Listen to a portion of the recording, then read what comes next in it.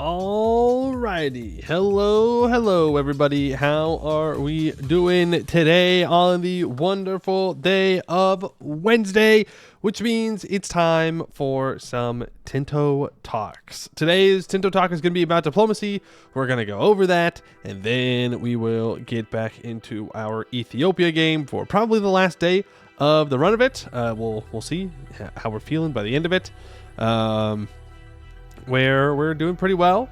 I do see some lovers of evil Italy in the chat, but it's gonna get annexed. Okay, we no longer need our vassals. We have a large enough military, and I think we can get decent control over most of the lands that our vassals own, and so it will be time for them to go goodbye, because I want more direct control over their resources. That's just kind of the way it is. Hello, Max, Dylan, Blackout. Hope you're both doing well today. We'll give people a couple minutes to get in here, and then we will go over the Tinto Talks, which I have not read yet. But I do know that it's about diplomacy because we looked. Hey, Nim, how you doing? Of course, a couple days ago, we went over a bunch of the past Tinto Talks, but this one's going to be about today's. Actively October 16th. We'll see how they're going to approach diplomacy. I'm hoping that it can be in depth, and that we see some interesting evolutions of some diplomacy mechanics from other Paradox titles. But we'll see. Why we haven't stolen the spice trade yet and the Holy Land? I mean, that's true. We have not taken the spice trade. We have not taken the Holy Land. But like, it's not going to take us long to get a hold of the holy cities of our religion. At least some of them. Isn't there one in Armenia for us? That might be a little bit of a longer trip. But, I mean, it's also very far away from us. Very far away from us. And I don't know. We have a pretty centralized state. But, I mean, if we went and grabbed the spice, maybe we could do some spice trade stuff. I'm not sure. Hey, Ionic Naga, how you doing? Al-Quds will hold the Holy Land. Yep, we do have that vassal in our Ethiopia game that we can definitely do some reconquesting from and loot the hell out of the Mamluks and make a bunch of money so we can build more roads and harbors and invest into industry, and it will be fantastic. I hope we make lots of money from it, and we'll do that. I mean, I was poking around the Ethiopia save a little bit before stream started, and I think we can get Egypt under control, like the Delta. I think that it is possible. We will have okay autonomy there. I think we can get our communication efficiency up there, but anything beyond that is going to be very, very difficult for us to do. We actually maxed out on farmland everywhere south of the Nile. We have not. That's another thing that I want to do, is invest heavily into the farmlands of the Nile Delta. It already makes a ton of food. We can make even more, and then we can export it, most likely. We can export to India, and we can export to Europe, depending on what people need. It's the time to conquer the lands of Mamluk and Yemen and release our Yemeni vassal there. Yeah, we definitely do want to go across the the Red Sea, the ocean, and take out Yemen. It's time. We probably should have done it a long time ago, but now we can build up a navy. We can just land over there. We can take it. It'll be good. Need the Suez ready better sea, but our sea actually goes through the Nile. It's very difficult for us to get communication efficiency to the ports, unfortunately. The Red Sea River is navigable. Believe it or not, yes, you can send ships through the Red Sea River. Yep. We can, in fact, do that. No way. Yeah, it's almost like it's kind of an important place that ships go through now. It's kind of weird. I got my tea here that I'm letting steep still. I put more water in it. I never know how much water to put in the mug for the tea. So I put in more this time. I'm assuming that means I need to let it seep for a little bit longer than usual. It's very hot though. Very, very hot. But how are we doing today? How goes things?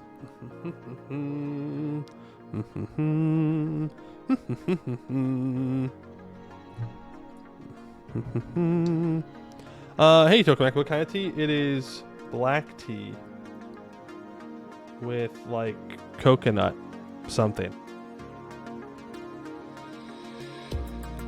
I forgot already, but it was on the box. It's like one of those things where you just have like tea hanging around from some random time, and so I just picked up and I've been liking it. Your parents keep loose tea for a couple loads of water before having to change it out. Oh, interesting. Mine's just a little bag. You should add 200 milliliters of water in Pakistani tea when you make tea for your boyfriend. Okay. I'm not like a tea guy usually, so you're speaking tongues to me right now. I don't know the differences between tea or anything like that. But maybe one day I'll get really into tea and I'll nerd out about tea. But I just kind of like the way it tastes, and it keeps me from drinking soda and stuff like that. So it's a good middle ground between just wanting to drink water and wanting to drink something a little bit sweeter.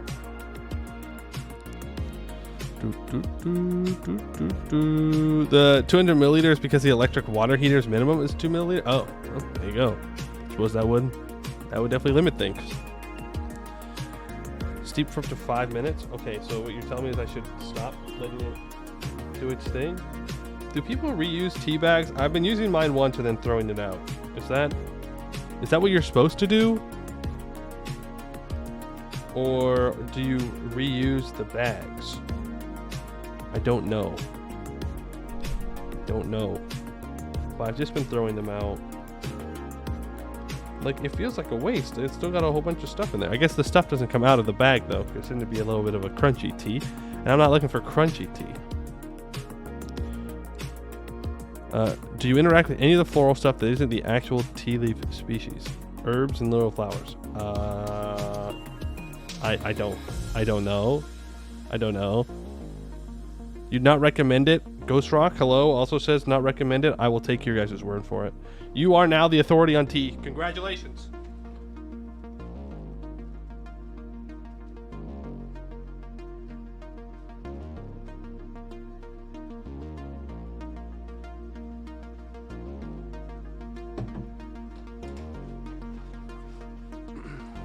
What's everybody's favorite kind of tea? Maybe I should expand my horizons and actually think about the kind of tea that I'm drinking. What's from chamomile? Very good at night. Okay, what's like a gaming tea? Well, what is the gaming brand of tea? Pakistani tea is the best for you. Okay, well, like what's the difference? Like what's the big pull of Pakistani tea compared to other teas? Very easy to grow yourself, and fresh chamomile tea is amazing. Interesting. You actually make it yourself. Okay. It's hot though. It fogs up my glasses. Hey Mark, how you doing? I probably could let it go for another 30 seconds, but good enough. Good enough.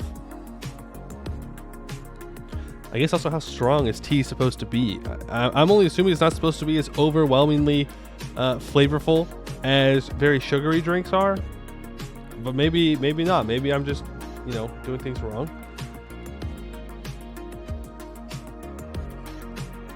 It's very possible.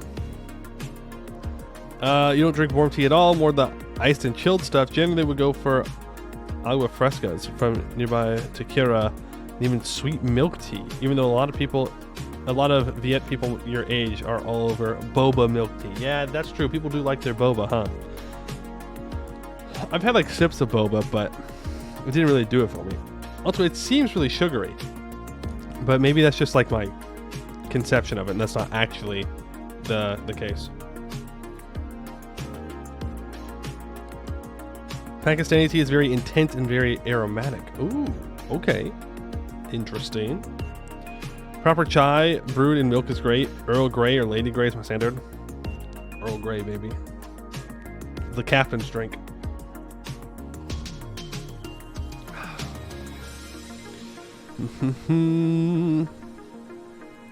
You're doing all right. You've been making more of your old person crackers. What do you mean by that? What are old person crackers compared to young person crackers? I didn't realize there was a category, a hierarchy of age when it comes to crackers.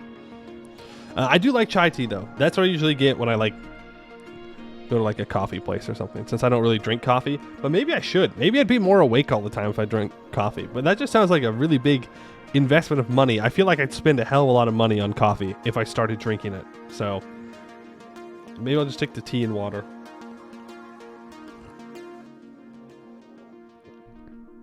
You called them unless you mentioned them in the season stuff. Oh, yeah, no, you're right. You're right. Those are old people crackers. True.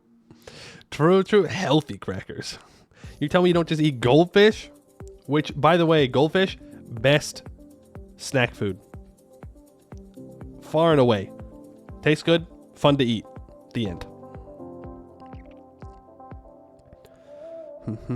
The one you drink is sold by a native Pakistani, and he adds, among other things, a little cinnamon and cloves. And the truth is, you like it a lot. That sounds kind of nice. A little cinnamon, little cloves, add a little flavor. Also, about goldfish. The rainbow goldfish are better than regular goldfish. They're better.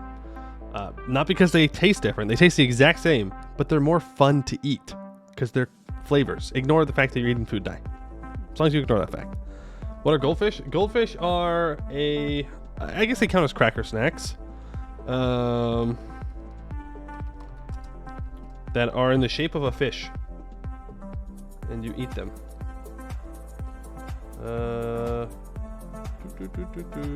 Open the image in a new tab.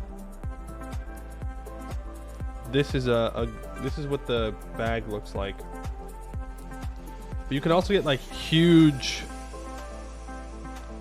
They look like these little guys down here. You can also get them in like huge cartons and of the rainbow ones. That's what I like to get. And you just eat them over time. And I'll be honest with you, I prefer goldfish when they're a little bit stale. And maybe that's crazy for me. Maybe I'm being weird, but I think they taste better.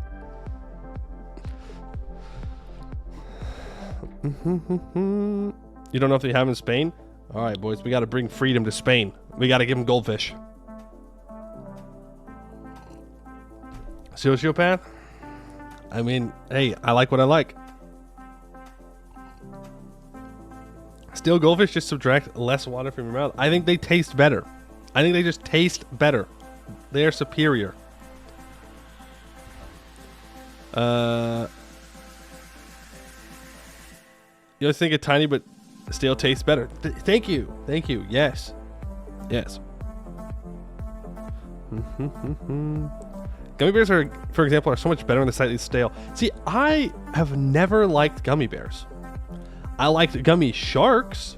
Gummy sharks were my go-to snack when I was a kid. When we went on road trips. Gummy sharks. Yeah, these bad boys right here. Look at these. Look at these things. I can't really eat them anymore. They're way too sugary. They hurt my teeth when I eat them. But these, oh, dude, come on. These were the go-to. They're good. They're fun to eat. Fun to eat is a really important thing to me. I'm realizing. You go to the gummy frogs. Gummy frogs also slap.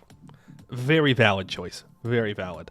I would say they're less of a commitment to the gummy lifestyle, right?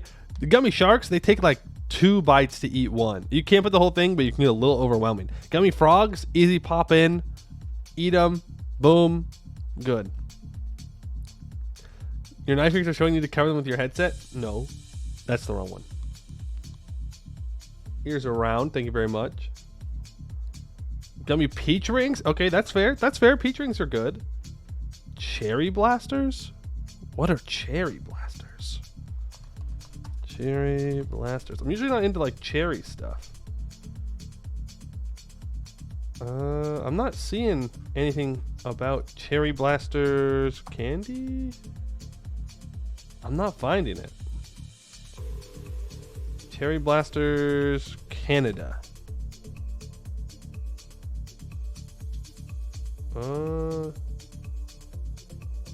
Is it Maynard's? Canadian Sweets. Yeah, I mean that seems to be on brand. Is it this? These right here? This is what you're talking about? You just cast your daily disguise self? Yeah, true. That's it? Nice. I'm assuming they're like a hard candy that you suck on? Yeah? Hamburger speck? That doesn't sound like a candy.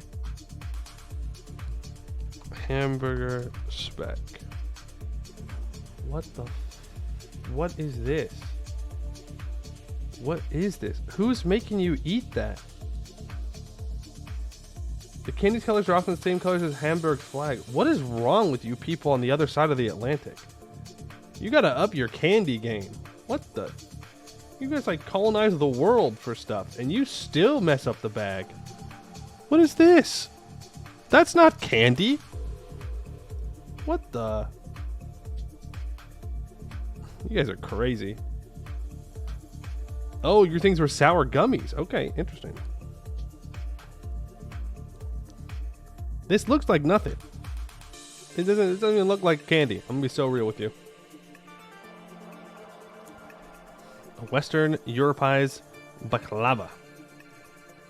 I'll take your word for it.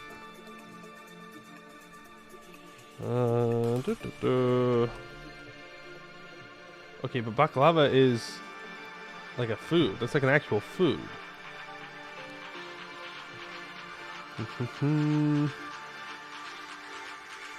You've had those and they were good? They're basically like Sour Patch Gummies, but in a block? Bad news. I don't really like sour gummies. Sorry. I think sour gummies are kind of bad. You like candy corn? I can eat 2 pieces of candy corn. That's it. 2 whole pieces. Any updates on meal prepping? Yeah, I'm still trying to do it. I kind of fell off after the first one, but it's not about the failures along the path. It's about getting back up onto the path and staying walking. So I have a couple of recipes that I want to try out. There's oh god, what's it called? I mean, it's technically a salad, but it's not like a green salad. I can't remember the name of it, but that's what I want to make next. It's very vegetable heavy and it looked really good. We're checking in the apps. No, I forgot. Shoot. What's the app that you talked about? I remember you talking about it. I'm gonna write it down right now so I don't forget. I'm gonna write it down on my little notepad. Bada bing, bada boom, and then I'll remember to actually look it up. You like cookies more than candy? That's fair. Meal lime. Meal lime. Meal prep. Boom. I'll even put an underline over it. I will look into that. Appreciate it. But yeah, I completely forgot. Average Poe moment. Free version stuff to get started. I mean, that's all I need. I like free things. You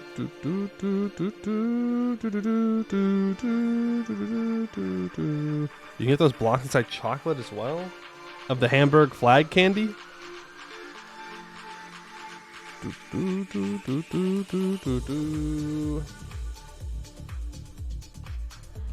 Risotto? Oh, that's another... Oh, for you're talking about for the meal. Italian? You want me to eat Italian food? Who do you think I am? Who do you think I am? Hey, Edelbeck.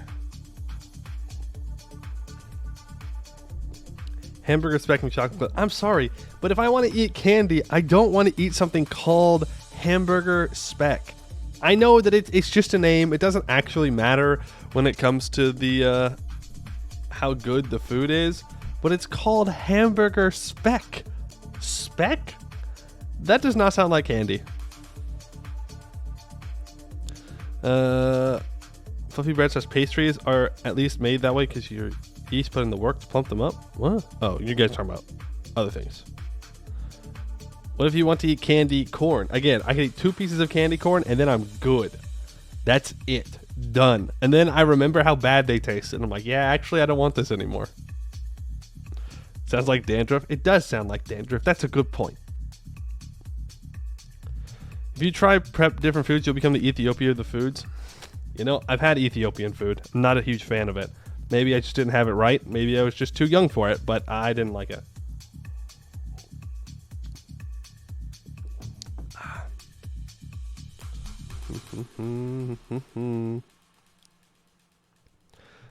Bad, your flavor is off, man. I don't know what to say for candies. No, my flavor is on point. I have never been more correct about anything than my sense of flavor. Sorry. Objectively, I am the most correct person in the world. People eat goobers, right? It sounds disgusting. What's a... I'm a goofy goober. Rock. What's a goober? Goober candy. Oh. Wait, is it just like a chocolate covered peanut? But I get, yeah, the name does sound bad. Chocolate covered peanut sounds kind of good though. I'm just saying. Opinion on matcha Kit Kat. I've never had matcha, and I've never had a matcha Kit Kat. But I will say that the correct way to eat a Kit Kat is layer by layer. You do not eat it like a hot dog, right? You don't put the stick in your mouth and then bite it off. You eat it layer by layer. First, you like nibble off all the chocolate around the outside, and then you tear it apart piece by piece like a psychopath. I understand that that's like weird beyond all imagination, but that is the correct way to eat a Kit Kat.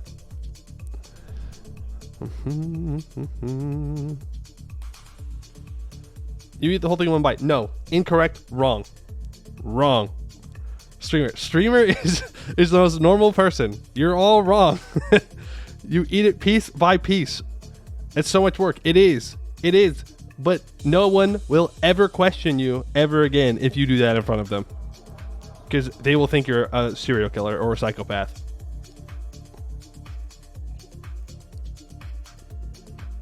That's how you eat a Kvik Lunge. That's my best bet. Best try. A Norwegian Kit Kat that survived multiple lawsuits by Nestle. Honestly, I respect them just for that. Like eating Kit Kats from the side? No, that should be illegal. You should not be able to bite into it like a hamburger. That's crazy. But you should eat it layer by layer. I'm going to butcher your name no matter how I attempt this. But thank you for the follow. Is there a nickname you'd like me to refer to you by? Because I will not do well, and then I will feel very bad. Have you heard of the cube rule for candy? Don't you dare. Don't you dare pull us into a cube rule for the candy. It's not real. You're lying. Okay? No, no, no. The cube rule for the sandwich was bad. It didn't work, and so it won't work for candy either. Hydrate, hydrate. I've been hydrating or dehydrating. Unless you want water. I can do that too.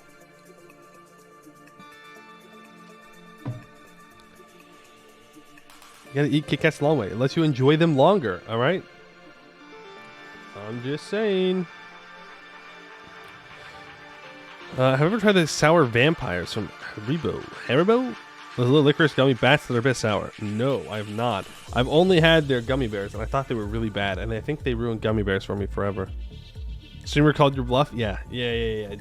Don't try and bring another cube rule to me. Come on. Come on. I'm too smart. I'm too quick on my feet. Too ready. Speaking of ready, we should probably go over the dev diary, right? Maybe be a good idea.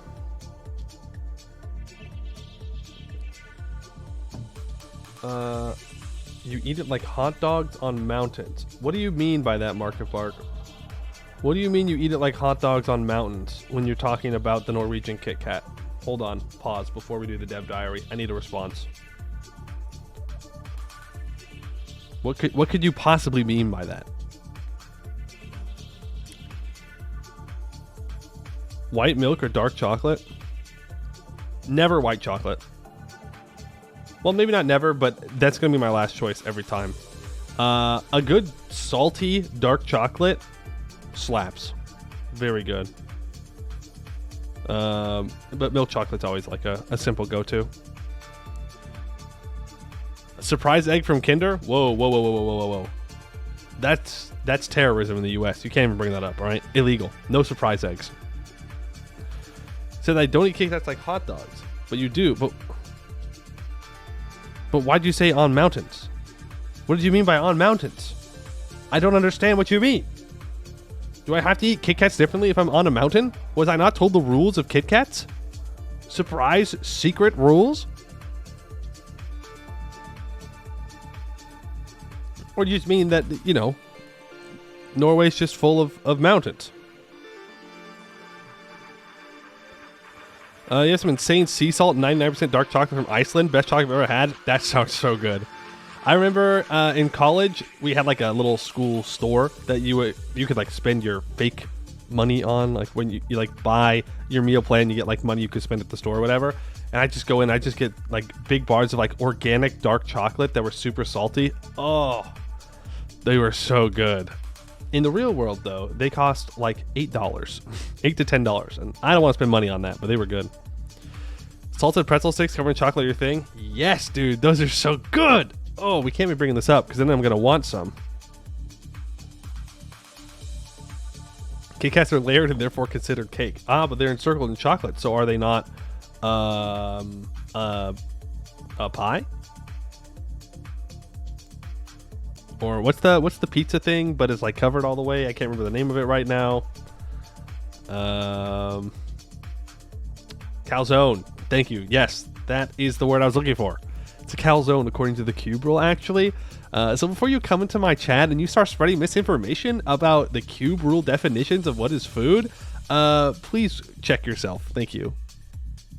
You guys are weird. We like map games. We're all weird. None of us avoid the weird allegations. Translation is Quick Lunch is in partnership with the Norwegian Tourist Association, so it has trail maps, etc. in the wrappers, meant to take on hikes. That's actually kind of cool. That's kind of cool. It's like popsicles, and they used to have jokes on them. I don't know, maybe they still do. Do they still have jokes on popsicle sticks? Or has society just gotten worse?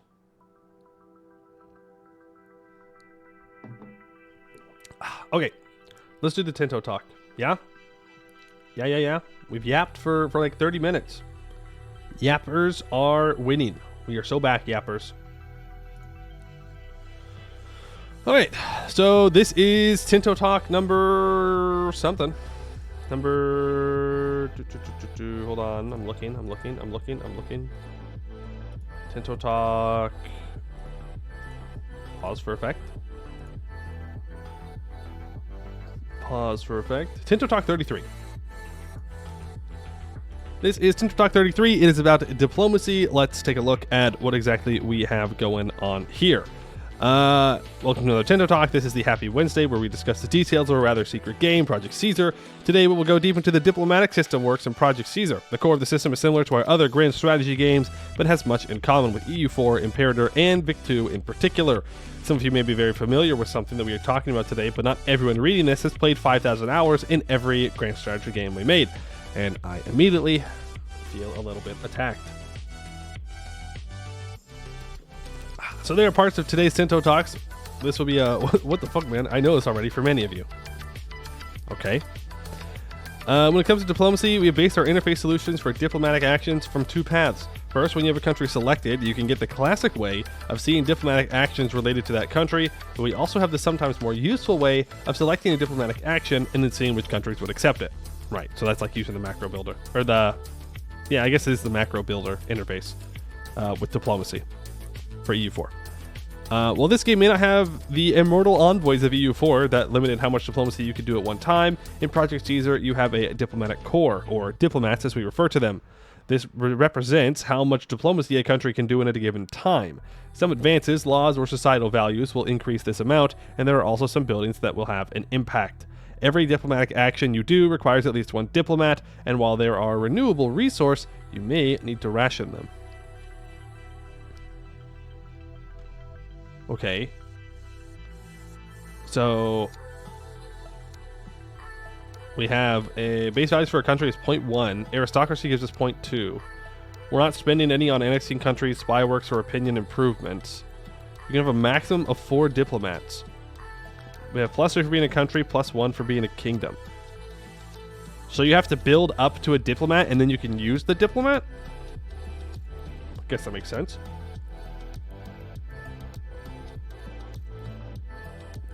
I haven't played Vic 3. I have played Vic 3. I just have not put in a lot of time to Vic 3. Well. Oops. Sorry. Yeah. I'm going to be playing Overwatch 2 again, guys. I'm so sorry. One of my homies was playing Overwatch 2, and I can't let him play on his own, right? You can't send someone into hell alone. You have to go with them.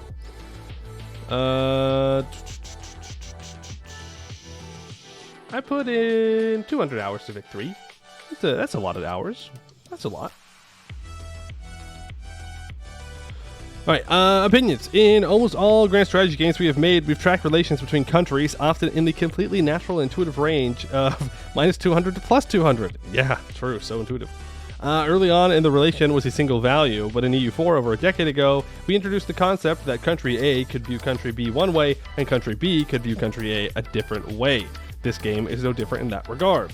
These opinions are calculated depending on the various states between the countries, like religion, culture, diplomacy, and much more, and it can have temporary impacts from actions.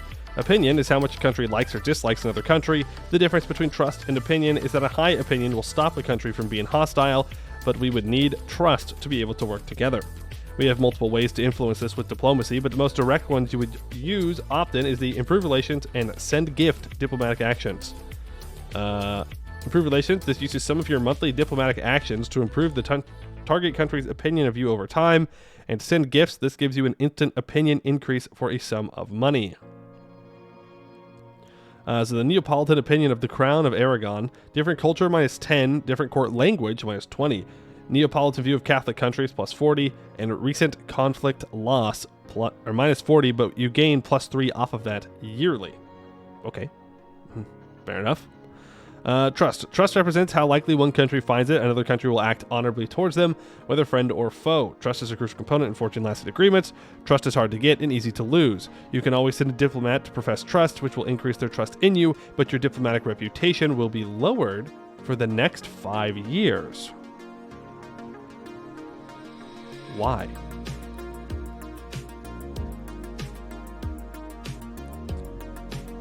Why though? Why would it lower your diplo rep? That's weird. You gain favors by helping your allies and supporting them at need. You can also use some of your diplomats on currying favors. This will reduce the monthly diplomats you gain each month, but at the same time, grant your country favors on the target country and they get favors on you. Again, I've already said it before, I don't really like how favors work in EU4, but I don't know how else I would do it. Because you're weak, trust no one? True. Trust no one, just annex them. Currying favors with the Crown of Castile. The favors they always change by 0.5 a month. Base value of 0.5. The Catalan cultural influence versus the Castilian cultural tradition. 0.0%. Yes, the numbers feel 100% perfectly balanced. Yeah. Maybe not. 0.5 a month is a lot. I would assume that you have that you're much bigger, at least in EU4, but this might mean that it's not actually correct in the numbers.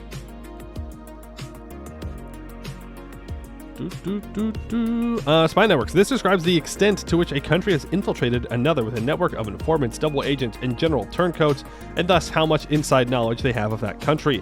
It can be used to perform a variety of insidious diplomatic actions. You need to use a diplomat to start building a spy network, and while it is then active, you will gain less diplomats each month. The speed with which your spy network is built up depends on your spy network construction capacity, and the target country's counter-espionage reduces it. The size of your spy network in a country impacts your siege ability and how much aggressive expansion you get from treating them badly. Okay, so this is literally just EU4. This is all just EU4. As he said at the top, we're going to know what this is. Active spy network gains 1.04 a month. Our construction is at -29%. Their counter-espionage is at 33%. Why is their spy network construction so bad, and why is Portugal's counter-espionage so bad? We're not very good at being sneaky. Diplo Rep, this represents how highly regarded a country is in international relations. There are advances that will increase it, but it is also increased by your country's prestige and decreased by your aggressive expansion. Interesting. AI countries look very much at diplomatic reputation when it comes to accepting diplomatic offers. So our Diplo Rep is 4.25 in Aragon. Prestige is increasing it by 1.01. Nobles of primary or accepted culture ratio plus 0.17. Base values for our country is plus 3. Wow, okay. Belligerent lowers it by 0.5, and clergy estate satisfaction increases it by 0.57. If we went really belligerent, we would have no reputation. Okay, interesting though. Nobles of primary or accepted culture ratio compared to what? Like ratio compared to the total number of nobles in your country, to the total population of your country, to the total population of your primary culture?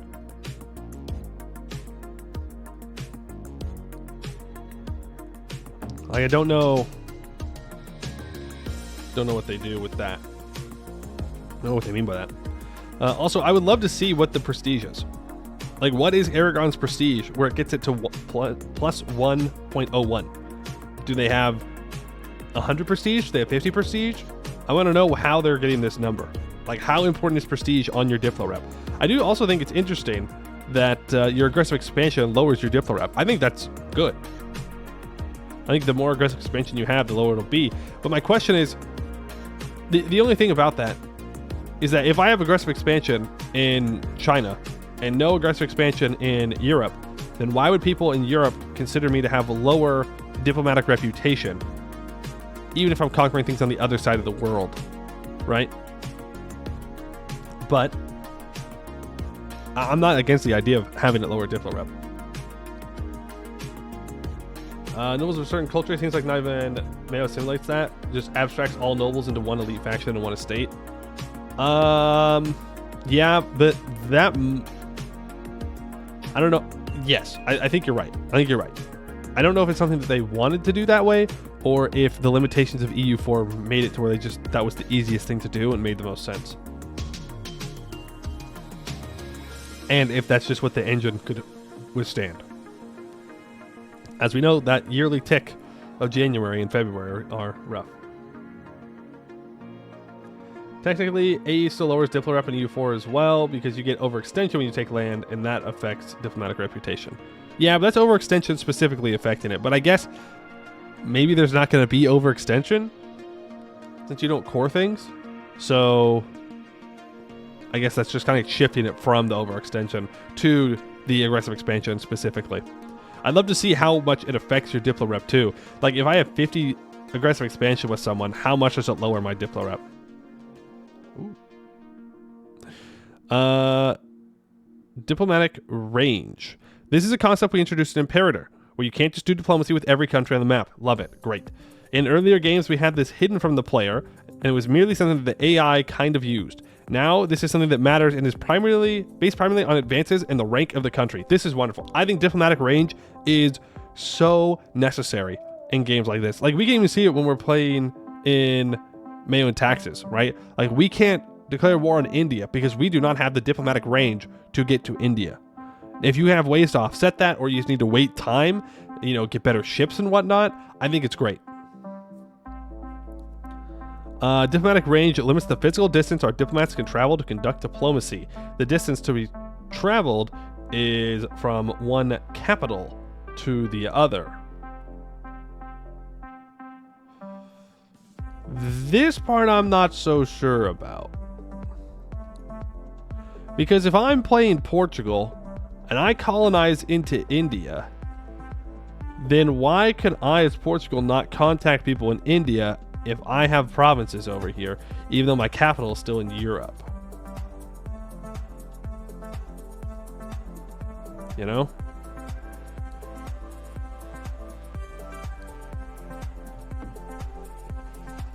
The dark gray is where Aragon cannot send diplomats in 1337 as they are out of range.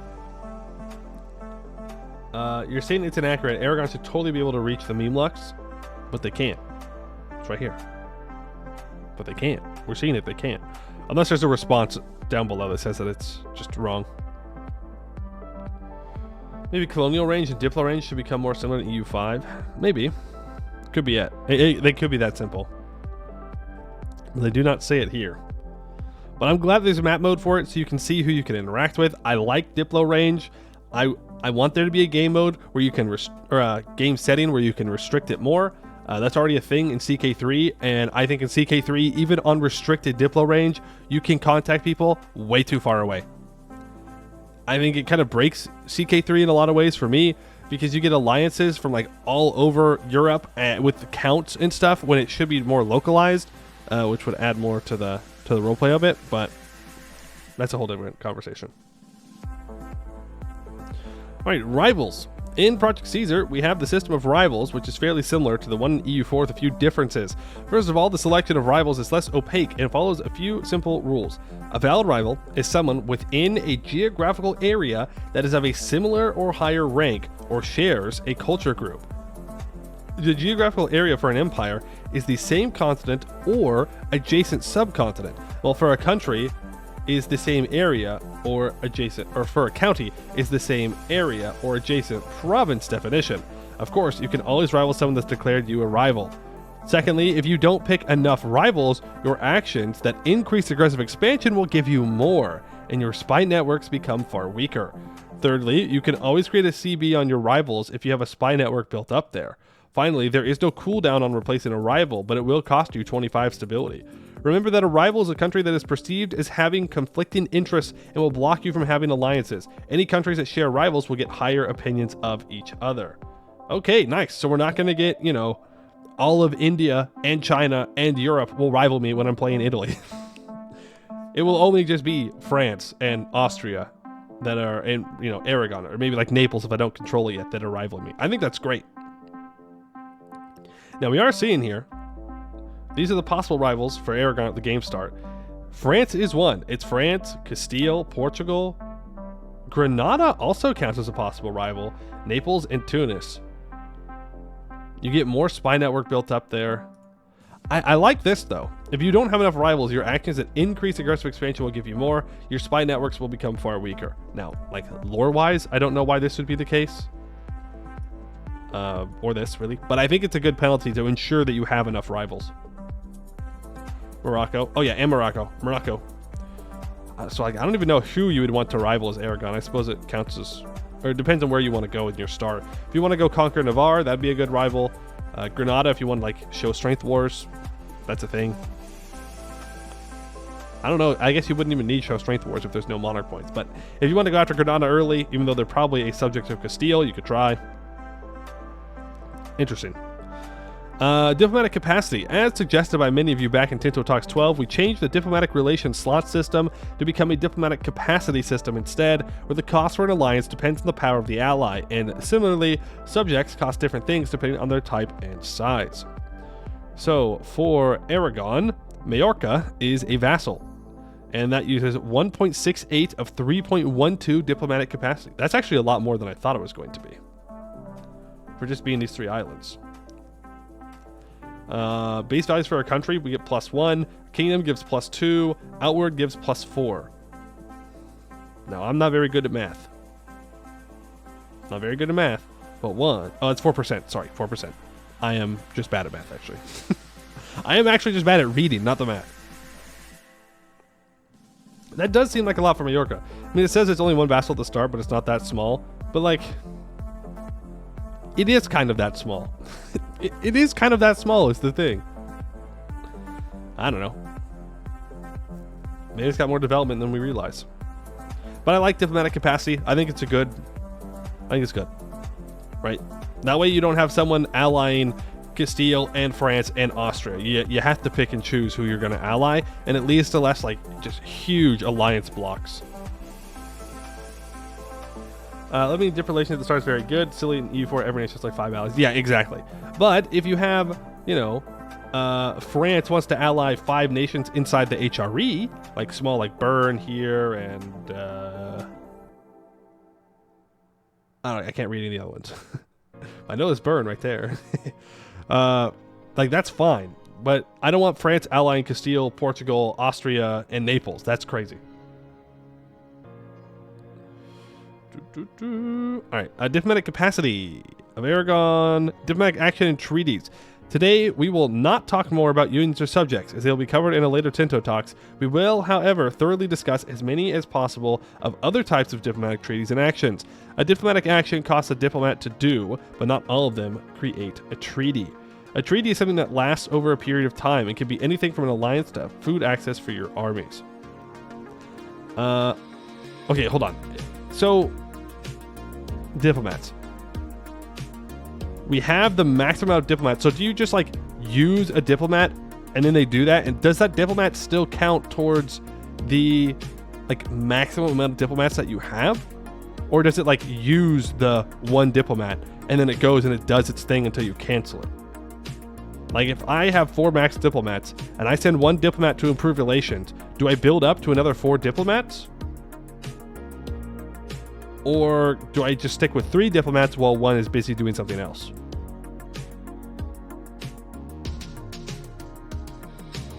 It's Diplo points? What do you mean it's Diplo points? There's no like Diplo points here. I guess that's one thing that I'm kind of confused about still. You spent them. Okay. But does the spent point still count towards the maximum? Maybe not. Where were we? Okay. A treaty is something that lasts over a period of time and can be anything from an alliance to food access for your armies. From the actions. This category of actions also includes some of the ones mentioned above, like improving opinions, professing trust, curry favors. Some of the other friendly actions include the following. Defensive League. Some of you may recognize this from Imperative, but it's basically a defensive alliance. Love that. Guarantees. In this game, you can also ask a more powerful country to guarantee you. Interesting. Proposed ruler. If you got adults of your dynasty that are not your current ruler, you can propose that they become the ruler of another monarchy if they are in a regency without any valid heir. That seems crazy strong.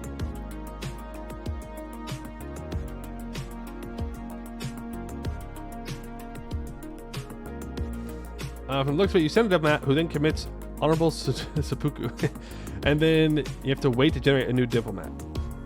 Okay.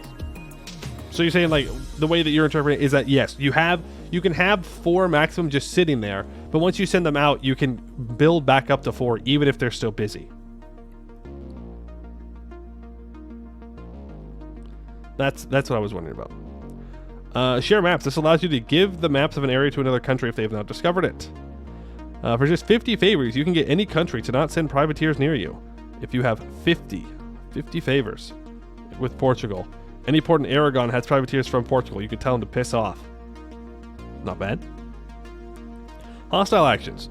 These are the hostile actions that tend to be rather offensive to the receiving part and damages in the opinion and trust. Some of these include intervene in war. Any empire can join in on the defender's side in a war if the opinion that that country has of you is high enough. So this is like enforce peace, but you don't have to enforce peace. You just get to join. Okay. Isolate from allies. This will make them break an alliance they have, but this will cost you a fair amount of favors. Send insult reduces their opinion of you, but they will get a CB. Threaten war. If you have a CB for a province, you can use this to threaten with a war. They have a chance of accepting. Only kingdoms and empires can do this. Covert actions. These are the actions that you can use a spy network to build. Corrupt officials. Reduces the effectiveness of their cabinet. Infiltrate administration. Remove the fog of war over their country for a set period of time. Steal maps for when you really want that map of the Caribbean. Support rebels. This is something that unlocks in the age of Renaissance that can help you truly weaken your enemies. Are these locked behind tech, or are these here at the beginning of the game? I mean, support rebels is something that unlocks in the age of Renaissance, specifically. But like infiltrate administration, removing the fog of war, can I do that from the start, or do we also have to wait? Economy actions. These tend to be actions that are more of a gray zone between totally friendly and totally hostile, and are more or less related to the economy part of the game. Some of these actions include block building and country. This will block them from building buildings in your locations, which can be useful when you don't want some English trade offices in your cities. Embargo nation. This will reduce the market attraction of their markets on your locations, making them more likely to trade in other markets. Their trades will no longer be allowed to enter your territory as well. Request a loan. This is something you usually send to a banking country so you can get money from them. Access actions. There are 3 types of access. Middle access, where you can march your armies. Food access, where you can have your armies supplied on another country's territory. And fleet basing rights. You're allowed to base your ships in their ports. All of them have the option to offer it to another country and request it from them, while military access can now be requested to be bought. You can pay for middle access now. Okay. Of course, there are many country-specific diplomatic actions, but they will be talked about after Christmas when we start with the flavor talk after Christmas. Okay. And the subject actions will be talked about in the Tinto Talks About Subjects. Stay tuned. Next week will be something completely different. Ooh, a surprise. I mean, yeah, it just seems like EU4 with a couple of tweaks. It is what it is, right? It works, so don't fix it if it ain't broke, I suppose. And let's see here. At the dev responses. With diplomats, when a diplomat is in one country, any way for that diplomat to do more than one action with the country, especially when you use improved relations or increasing trust and favors that make use of the one diplomat. No, they do one action. So you can send multiple diplomats, but they only do one thing. Fair enough. Diplomat mana is a good description. Yeah, so much for avoiding mana. Banking country, you roleplay the Honorable Bank of the Netherlands, loaning out cash to folks they had to pay back or else? Then you can actually do that? Oh, yeah, you must have missed that dev diary. They are landless tags. So you don't own provinces as a banking country. You just, like, own banks. And people can take loans out from you. But yeah, there's countries in the game that don't own, like, locations. But you can build buildings in other people's locations.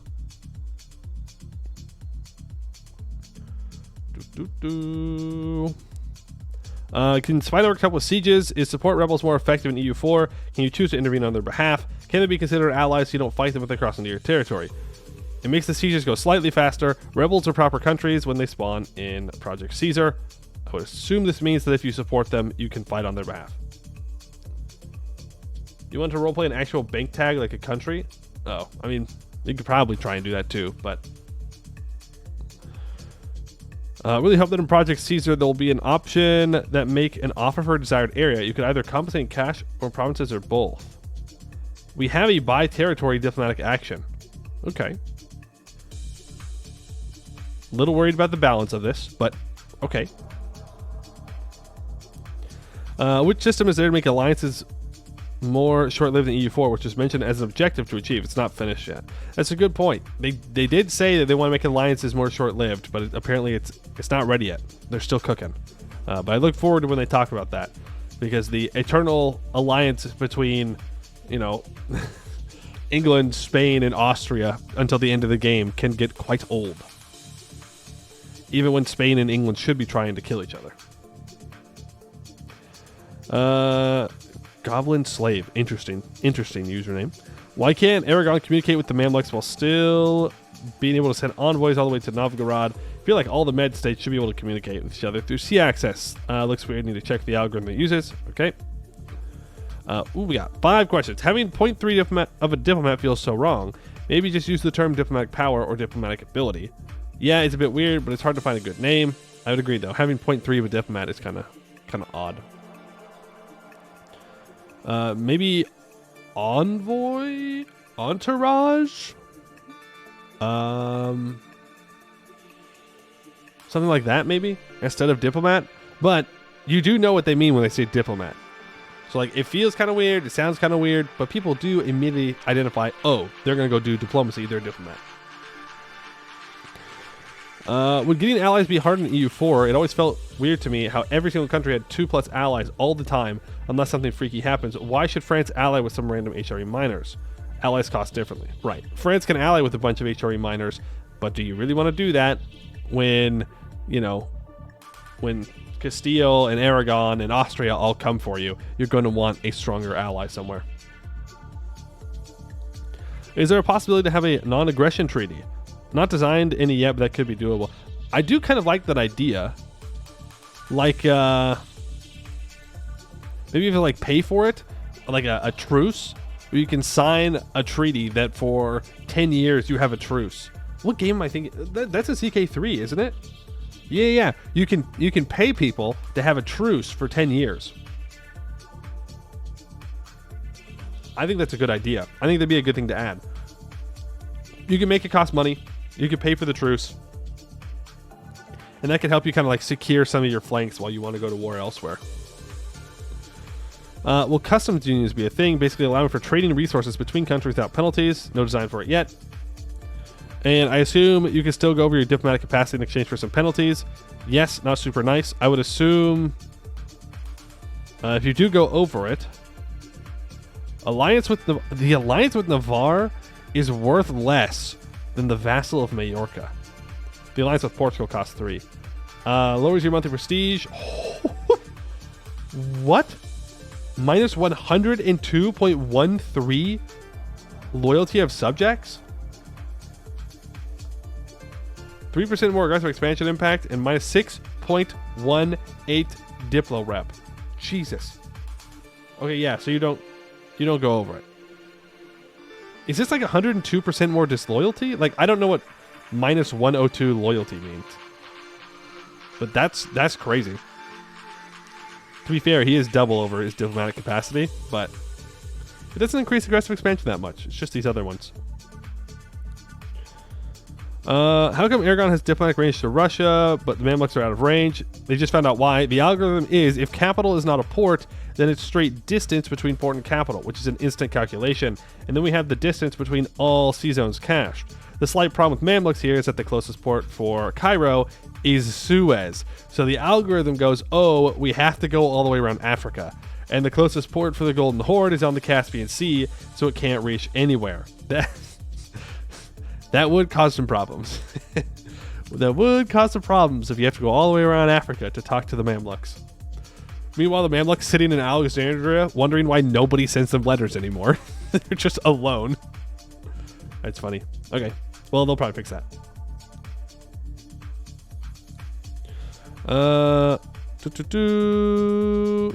Okay. Is conditional military access gone? Yes. Conditional meaning like because you're at war together, you get military access. Okay. I think that's what that means. Okay, we've already figured out the communication, and there's only one page of responses.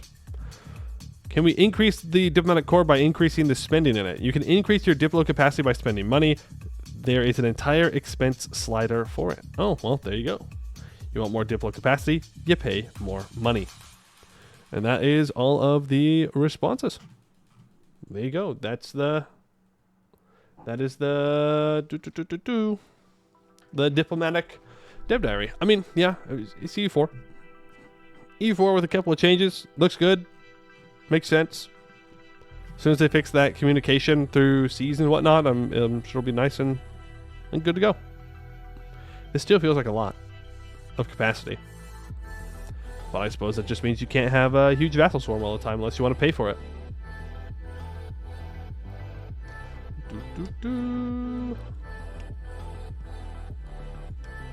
Any thoughts? Any questions? Seems pretty straightforward for us EU4 gamers. For everyone else, it might be a little bit much, but for us, it was that's pretty par for the course. And you know what that means? It's time for building roads. It's time for Ethiopia. That's my excited sound. Hope you enjoyed it.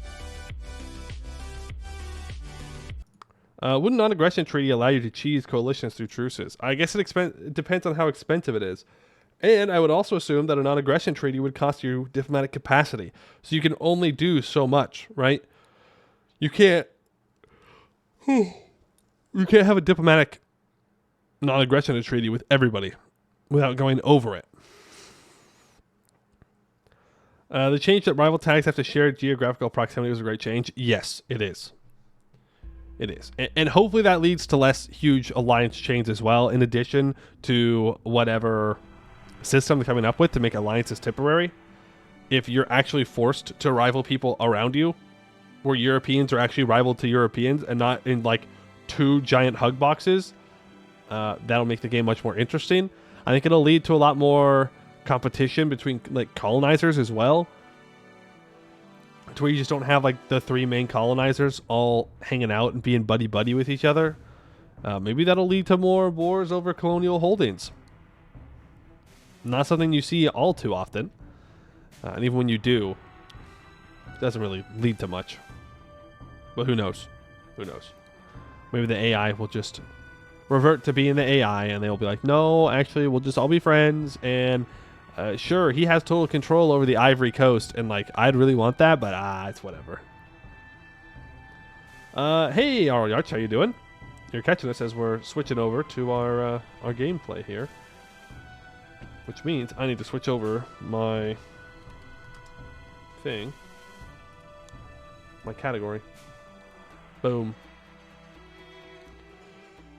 Do you think Diplo range should be greater or colonial range? I like a more restricted Diplo range.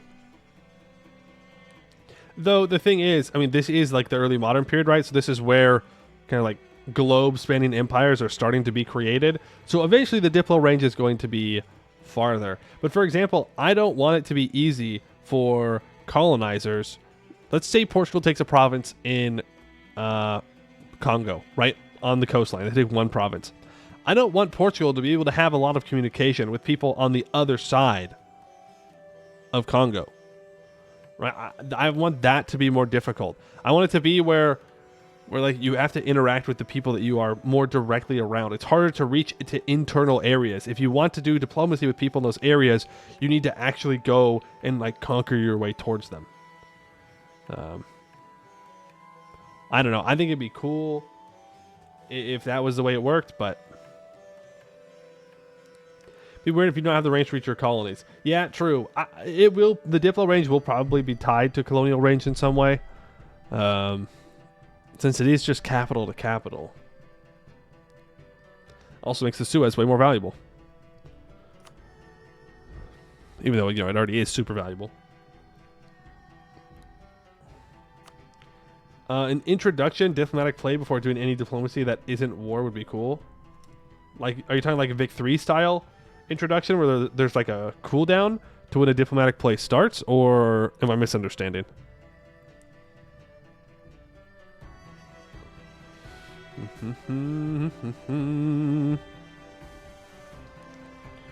I saw last VOD we got academia and meritocracy.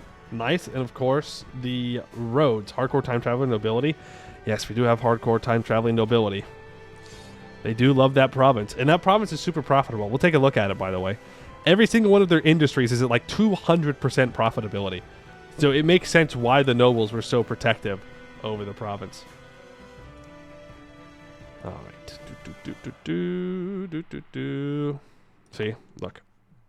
If we look at the profitability here of everything, again, it's bugged. But you can see profitability, 200%, 200%, 175%, 209%, 160%. So they are doing quite well. The academic property, there is no academic property. Oh, it's timber. Timber is at 160%. And if you look, all of their stuff is maxed out. So that is why it's very profitable. The farmlands is actually the least profitable thing, and I think, sorry, it's the least amount of income. I think the reason for that is, number one, there's not a lot of farmlands here, right? It's only 17. Number two, I think it's counting the irrigation as part of the farmland's profitability for upkeep, and that is increasing the upkeep by quite a bit. That's the little noble house. That's where they're hanging out. But yes, we did embrace 2 institutions yesterday. We were able to grab meritocracy finally, and we were able to grab academia. We are working on getting the Colombian imports into our capital. It is currently spreading into our capital area from the north.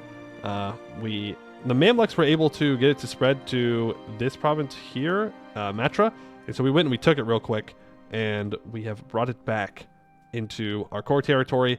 And then, because Al Iskandaria has it in the province, and it is the major center of trade and the center of our sector in the Lower Nile trade node.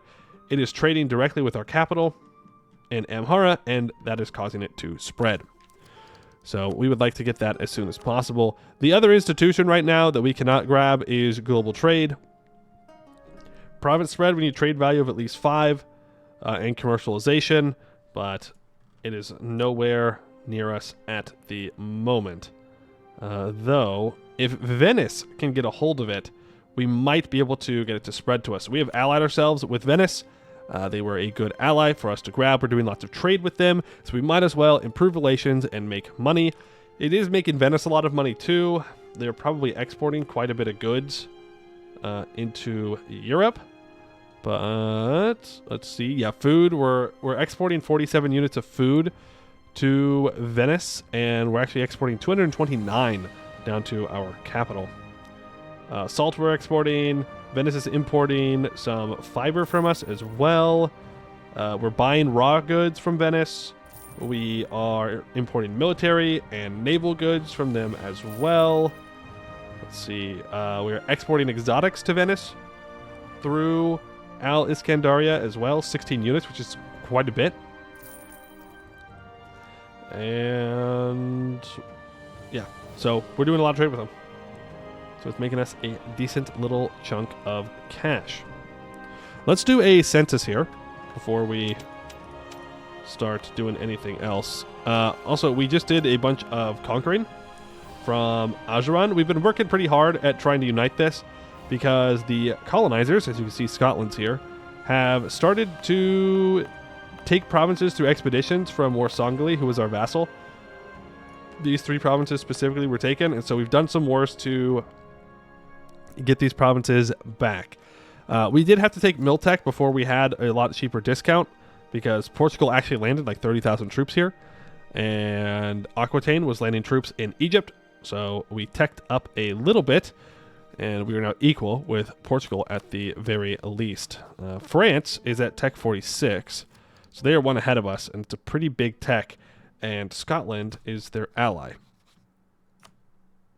So that's going to suck. But we are going to be declaring this war for Scotland here, probably now. So that way we can get control of it once our troops are back up north a bit. As you can see, we have a much larger force limit now. Our force limit is currently 118,000. We took 50% of the farmland that the nobles owned throughout the country and put it under the control of the state, and then we gave 20% of the farmland the state controls to the peasants. And we tax directly the peasants and the state-controlled lands that we own for troops. So that is why we have a much larger force limit now. We now have one of the largest militaries in the world. 1, 2, 3, 4, 5. Yeah, we have the 6th largest military in the world. Of course, the 2 Chinas are going to have a hell of a lot of troops. Rwanda and Congo both have a shit ton. These guys are going crazy. I believe they are both tribal still, though. Yes, they are sedentary tribes, and so that means that they can get a lot of force limit, but they do fall behind on tech. Rwanda is tech 37, but Congo has kept up a decent amount, even without the institutions. Clearly, these are not people that we want to fight. I mean, it'd be good, right? There's a lot of good resources that we could grab down in here, especially in this area. Lots of exotics. If we look at the game output here, they are creating 7 exotics and 37 food from this province out of the ivory trade. Game 6 things of exotics here, and their forestries are nowhere near maxed out. Nowhere near it. So we can get some really good resources. But that's a lot of troops to fight and beyond where I think we want to control.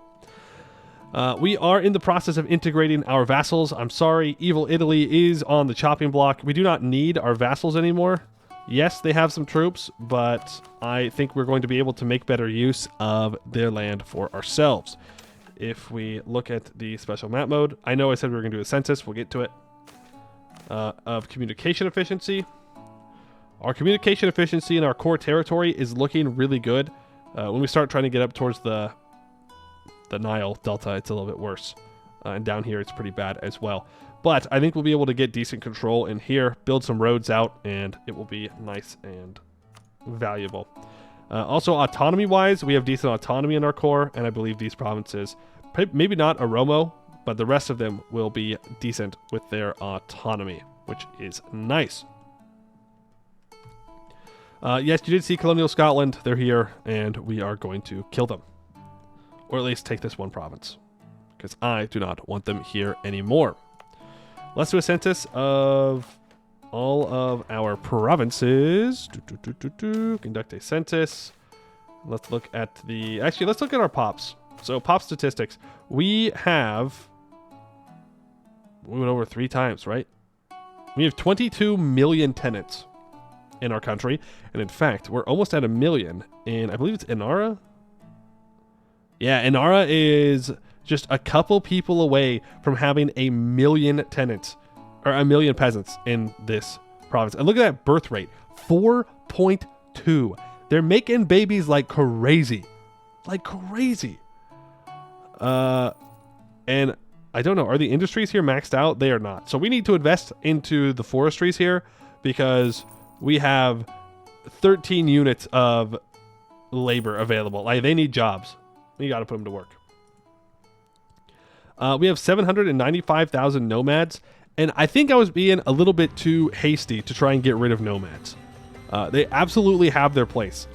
So if we look at somewhere like Ras Gharib here, and we look at the property, there's 23 units of farmlands filled out here, and it's mostly with nomadism. There's a little bit of pasture as well. And if we look, the nomadism is actually really profitable. And if we look at the actual terrain, this is desert, so of course the suitability for crops is absolutely asinine. But if we look at the actual goods that nomadism produces, it gives us a little bit of food, a little bit of salt, a little bit of fiber, fuel, raw timber. So it gives us a little bit of everything, but in these provinces where suitability is really bad, it's actually kind of good, I think. Like, even though we could build dates here, I think it's fine that we have nomadism. Is that 4,000 monthly or yearly births? I believe it's yearly. I think it's a yearly modifier. So they will hit over 1 million on the year tick. We can check. I mean, we just look back in a year and see where they're at.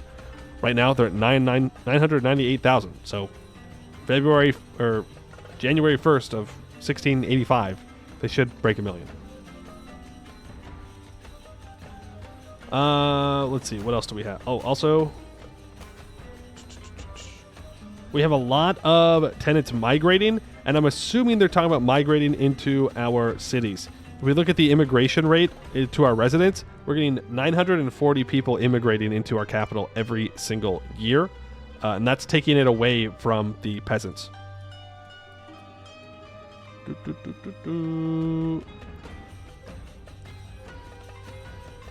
Kind of crazy. Also, the debt is pretty low for such a large city in Africa in the 1700s. Yeah, I mean, I haven't been investing into as much industry as I probably should have been. But I mean, it's 92. It's not too bad.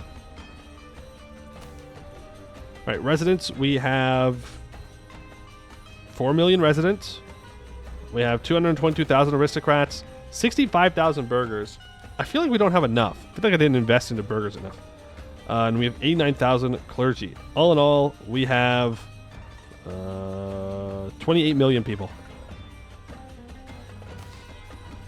28 million people. As for the industry, we are 200 units below on our food production, 100 units below on our salt, 200 units below on fiber, which is not bad. We were much farther behind on our fiber production, so that's good that we've gotten it back up.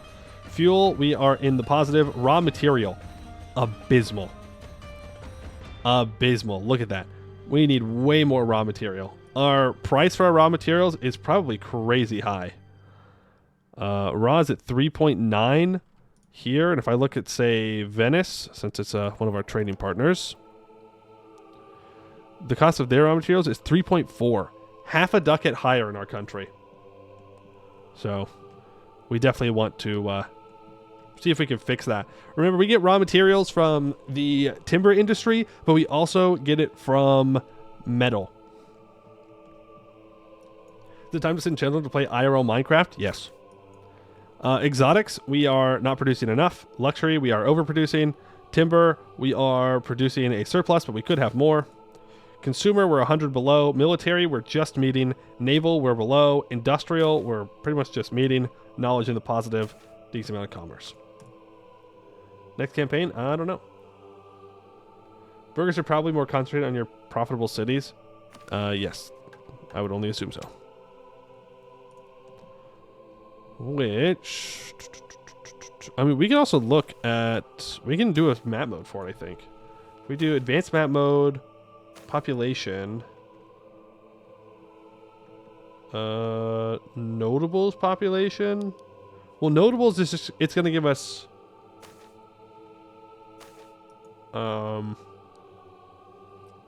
Notables is going to give us the population of, like, nobles, too. How hard is it to unify Italy? It's not very hard. Depending on who you start as. If you start as Milan, it's fairly easy. It just takes a while because the aggressive expansion is so bad. The aggressive expansion is worse than it is in base game in Italy. It's crazy. There was a burgers option. Where? I'm seeing burger power, burger loyalty, but I'm not seeing burger pops.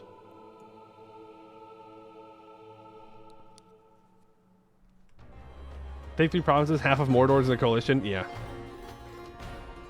But I mean, urban population will give us a decent idea at least of where they're at. We would like to go in all provinces that I do own. Value range? I don't know. Values up evenly will logarithmic scale, shift the scale, switch higher values together. We'd want to do exponential then, right? Surely? We wouldn't want linear here? That wouldn't make any sense. What if I just go exponential regular? Red, yellow to green. 33 colors. We can get a map mode for global total population. For total population? I don't know if we can do a map mode for that. Are you asking, like, can we see where the highest amount of population is? Because, I mean, it's China. And then it's India. And then it might be us. Yeah, okay. So this is where our urban population is. Where our main cities are. Soba, Sennar, Amhara, Shua, Begemder, Lasta, Tembian, Zila, and Tajura. Ooh, they should probably be more green down here. There's one that selects all provinces in the globe. Yeah, but like, okay, what do you want to see? What is it that you want to see?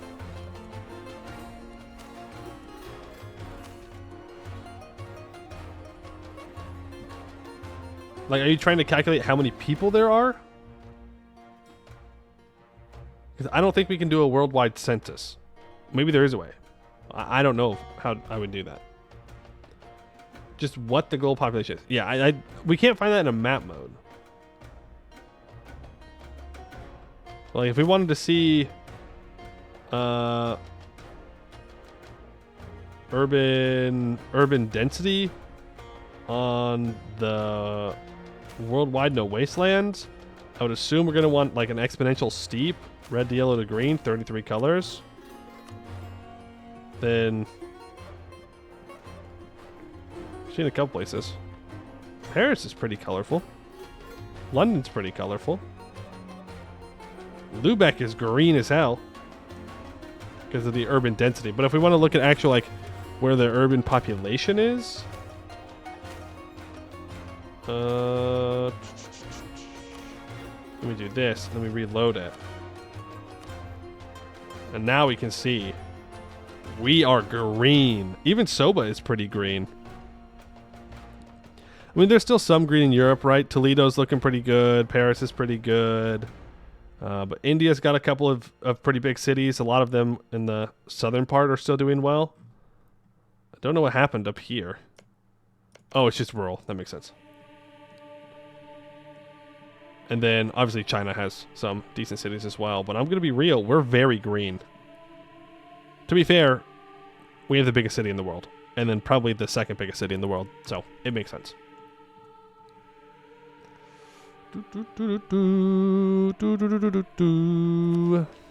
All right. I think that's enough we need to do for... Oh, right. The goal for today. So, the goal for today is to try and get control over the Nile Delta. Control being the actual autonomy lowered and the communication efficiency to be a little bit better than this, which is doable, I think. Is doable. What we need to do is upgrade our communication path along the Nile. And that's going to happen in two ways. Number one, we have a port in Sennar that connects to the port in Dongola. Then from Dongola, they get off the river, because this is not a navigable river province. They walk through Dotabo, Kasir Ibram, and into Aswan, where they get on a harbor again, and then they take it down to wherever they need to go. And here, everywhere down here has a harbor, I guess except for Al Bahira, so they would just get out somewhere along the Nile. They could even go to Al Kira, because that is where there is a rank 2 capital infrastructure. So, we need to increase the port levels around this intersection where they walk across, and we need to increase the road level in this overland route. And I think that will help us with this up here. Yeah? And we're going to annex our vassals. That is our plan. Also, I think we're probably going to go into Yemen. I don't know if we'll take the land directly or if we'll feed it to a vassal. But it is time for Yemen to go bye-bye. They are not strong enough to defend themselves, and I'm tired of sitting there and semi-defending them when I could just annex them. Also, we do have this vassal here in Al-Quds, which I do want to go take a bunch of money from the Mamluks. In order to do that, though, I'm going to need a little bit of free time. But first, I want to take this province off of Scotland, and then we'll go after the Mamluks. Yeah. Is that intersection just due to a waterfall along the Nile? I don't know if they're waterfalls, but they are cataracts, so they're like rapids. So they're not navigable by boat. And it does show that on the special map mode, other ancient passes. Well, I guess actually the ancient passes doesn't necessarily show it, because it also goes through where the river is. But these two areas are not navigable by river. You got to get out. Get out, get off the water, and walk. Gross. Imagine walking. Should do a horde next time, like maybe the golden horde? But wouldn't the horde be kind of similar to what we're doing here? A little bit? Well, I guess it depends on how much you want to modernize your horde. Who is jumping on Tunis to the west of me? That is a good question. They might be rebels. But it might be Igboland? Igboland? Something like that? Something like that? Tall Korea? Tall, you mean as in we take all of China and Japan? Yeah, it's Igboland. Are they at war with the Mamluks? They are. I mean, to be fair, it's not like Tunis can really stop them, but Tunis is close to not joining the Mamluks.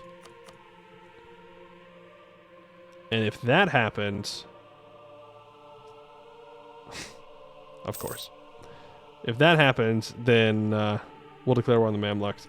Remember, England and Brittany both got these provinces in the middle of our war. Like, we were going to take some of this stuff, but the way the exploration works, they were just able to get it for free, and now they're going to immediately declare war on Ajuran, which means we're going to lose control over this trade node completely. Like, we already have. Portugal already owns it. So it's fine. We've isolated the parts of Ajuran that we want. Can't have everything. Any major reforms that you missed? I don't know how many reforms we actually did yesterday. I think we got our taxes up to level 3. But other than that, not really. Not really. We have just been kind of smacking down the nobility quite a bit. There are still some things from the nobles that I would like to take more of. Like these moderate obligations, I'd like to get more money from the aristocrats. But at the same time, if I just get their loyalty up, I'll also be able to tax them. So, 1 mill reform? Did we do a mill reform? I don't think we did a mill reform. Maybe we did. Maybe I forgot. Also, our provincial corruption is currently at 47.67. So I do want to reduce that by some more. If we look at the sources of corruption, the aristocrats are giving us 11%. So they're just a little bit more than laws. So I would like to fix that if at all possible. If we increase living wage, that would help. Because then it would cost more, but it would cost less corruption because people are getting paid enough money. But means of recruitment, I believe it requires 80 state reach, right? Yeah. We're not far from that kind of state reach, to be fair. I do have the 2 reforms, bureaucratic things that I haven't written down, or haven't done yet. Institutional oversight and bureaucratic politicization. The one that I keep saying wrong, but never finish. Which does give us faster on stab, but makes bureaucrats have less influence and 0.1 state corruption. Be nice to get rid of, but I'm more focused on the provincial corruption. So what about institutional oversight? We haven't even touched institutional oversight. It makes the administration costs go up, but that's probably our next one we want to do.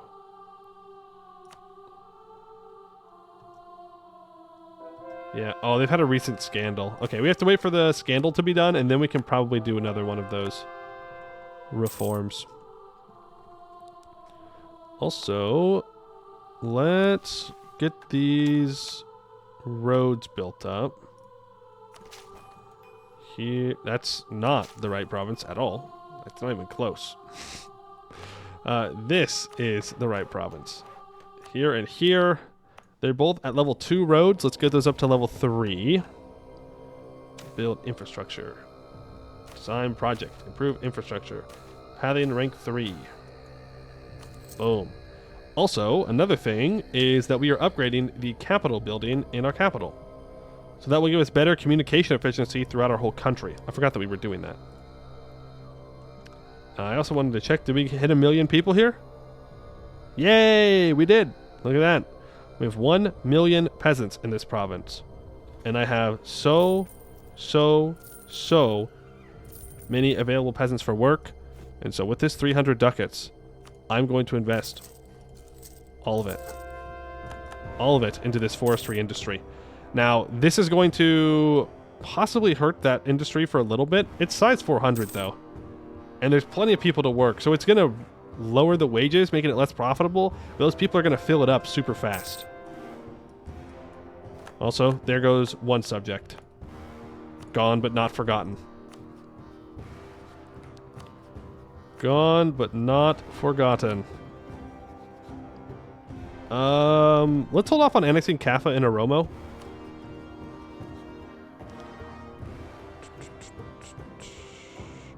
And then I want to improve relations with this guy. I want to see how my communication efficiency and autonomy looks here before I annex them. Venice is offering me knowledge sharing. It is a lot of money. It's 20 ducats a month, but... Oh, we're not even getting Colombian imports. What? What happened? What happened? Are we not trading with our capital anymore? We are. Huh? Huh?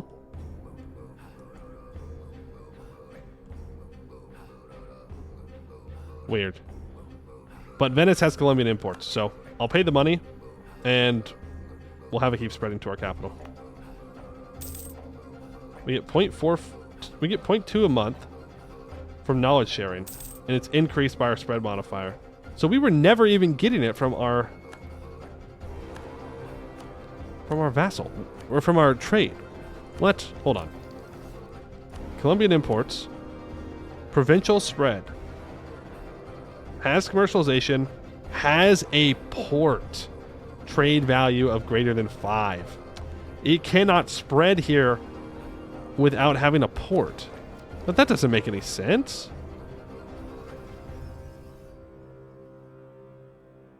Because this province doesn't have a port. Oh, it does. Navigable river. Navigable river. No navigable river. But Colombian imports is spreading. I don't know. It doesn't matter. As long as we get it in the end, I don't care. Can we cheese it by putting a port on a lake? No, because you're not allowed to build them there. A good idea, though. Very good idea. I like the way you're thinking. What was subject name? I don't know. I don't even remember their names. They just die. Build that spy network on Yemen. I will threaten war on Scotland. They will not accept it, and so therefore I will do conquest. We will occupy it. We will be prepared to deal with France landing up here. Will Tunis defend the Mamluks? Yes. Ooh, Russia. Why are you at war with Russia? Who has a giant coalition, including China in there, so I don't even know how this hasn't fired. Attacker against Khorshid, and the Mamluks are allied to Khorshid. How are the Russians attacking Khorshid? Oh, because Sarbadar is a division of Russia. Man, poor Persia. Gone but not forgotten. Gone but not forgotten. Obliterated by imperial powers before they even had a chance. So sad. So sad. Do you think China will ever explode? No. No. I don't even know if... I don't even know if countries can explode in this mod. But I guess China would be the exception. But like that China, green China is the... exists because China went boom. Administrative ideas? Ooh, I do love free admin points. I will always accept free admin points. Ooh. Lots of rebels. The Dulkadirids declare independence from the Mamluks. This is a good sign, everybody. This is a good sign. Let's bring all of the troops that I've gotten from annexing my vassals together. Everything is already stated up. Let's see. The autonomy is currently 48. It's not going down. Hadia, the autonomy is 30, but I would only assume that that's going to update, and it's going to go... Actually, it might just go down. Either way, let's take a look at our roads. Number 1, owned pathing ranks. So this gray is level 4 roads. We actually need one in Gadabursi. Don't have one here. The wasteland is also gray though, so it looks a little weird, but whatever. But putting a road through Shua and Wage would be nice. I do want to know, where do you get your connection? So they actually get their connection through Damat. So we need Damat to get up to a level 2 road. Design, infrastructure, pathing, rank 2. Go ahead and get that built. So that way we can get control over all of this out here. Yeah, see, Gabal is going up to a higher autonomy. So is Bale. Yeah, so let's leave Oromo as a vassal. I just think we're going to have a hard time actually getting control of it for now. Getting rid of some of the smaller ones is good. Oh, look who actually built up some troops. Shilluk. Well, it doesn't matter. Shilluk still dies. When we're not at war anymore. Oh, I forgot about the retreating rebels. The retreating rebels. Then we have to come deal with this. We have the war goal occupied. Tunis is very close to not joining. We'll give 40 ducats for a little bit of loyalty there. In fact, we should probably get the nobles to be loyal. Okay, we don't have any options available for that. And how is that influence looking? Do we have all bureaucratic advisors? Yep. We just have to wait for that scandal to pass to get up to the influence we need. Alright, send these troops north towards the Mamluks. This 15k stack can be adjusted to combat with, which is 24. So 18, 6, 3. I can do math. I'm good at math. This one's a little bit more scuffed. That's 25, so that's fine. And then build 10,000 cannons for this stack. We have the force limit. We have the money. It's time to have the power projection. On top of that, I want to build more galleys. Our naval force limit is 106. So I want a galley fleet for the Red Sea, and I'd like to have a galley fleet for the Med as well. At least a semi-decent one. You know? We're going to have some more rebels down here, and that's fine. This stack is very big. I have not discovered the Colombians yet, no. The Colombians are still in hiding. We will find them. Don't worry. They're sneaking around somewhere.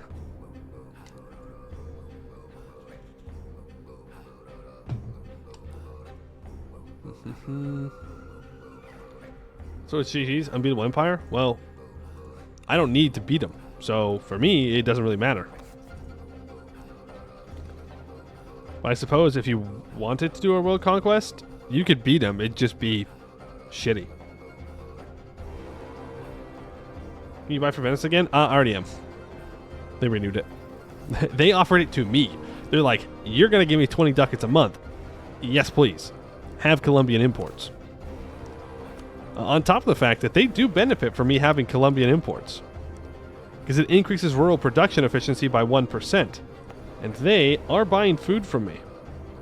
Into Venice, 51 units. So if they want to buy more food, they need to increase my rural production. Giving me that institution helps them out. It's a win-win-win situation for everyone involved. It'll also upgrade in forestry. 1% WoW. It is WoW. Okay? It is actually WoW.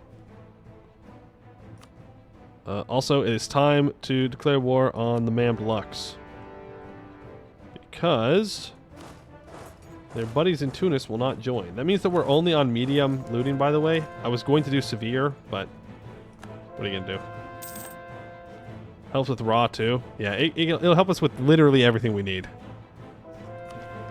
Which is why we took economic ideas as well.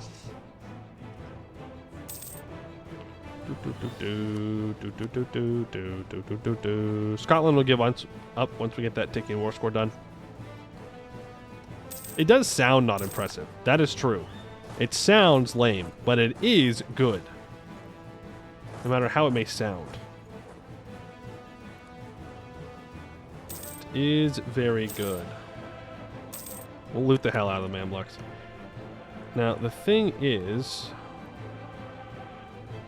Who declared independence? Oof, it's Sojover. Yemen!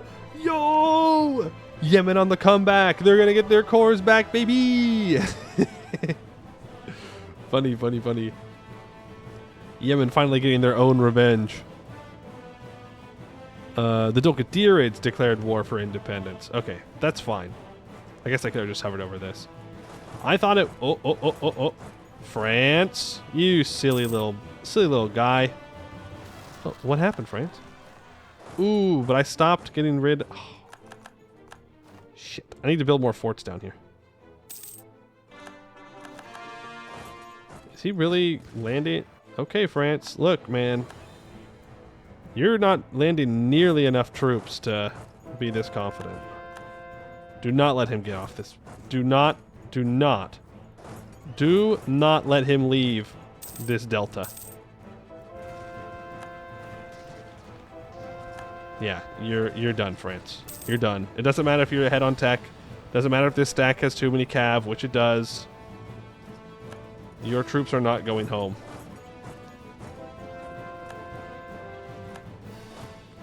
Okay. Let them sit here and recover for a bit. You're going to move up here. Igboland has taken control of Sirte. I wouldn't mind taking Cyrensinia in this war.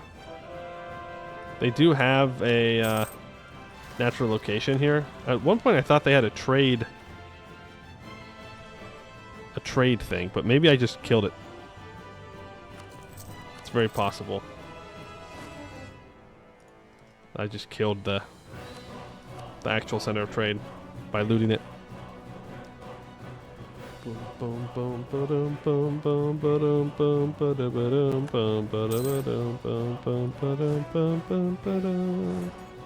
can go loot along the river.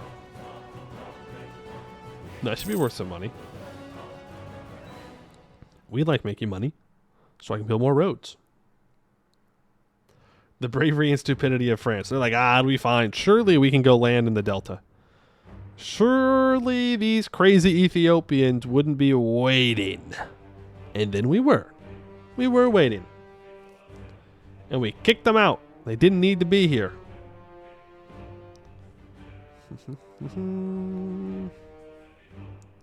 Now their bodies fertilize our grain. Well, there weren't that many of them, but yeah. I suppose so.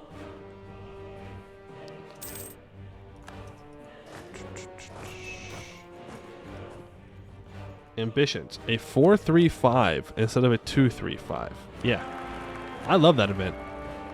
That event's great. They just give me better rulers. Also, how is this province doing? The timber has gone down to 92% throughput. Their gold is at 315% profitability. The timber's at 46% profitability. Used up a bunch of that peasantry labor demand. I'm going to be so totally honest with you. I think we just throw another 300 ducats into it. It's a lot. It's definitely almost an overinvestment, but there's just so many people here that can be working. So many. Now, if we look at the timber, it's producing 40... what could produce 40 units of fuel. It's currently producing 35. I think that's because the throughput is a little bit lower. But if we just invest a whole bunch and more people will work, the throughput will recover within a couple of years, and then we'll be in a very, very good spot. I need to build a spy network. Well, no, I don't need a spy network. I can just do Holy Wars. God gives us the only CB we need. The you are a heathen CB, therefore you die. Works well enough.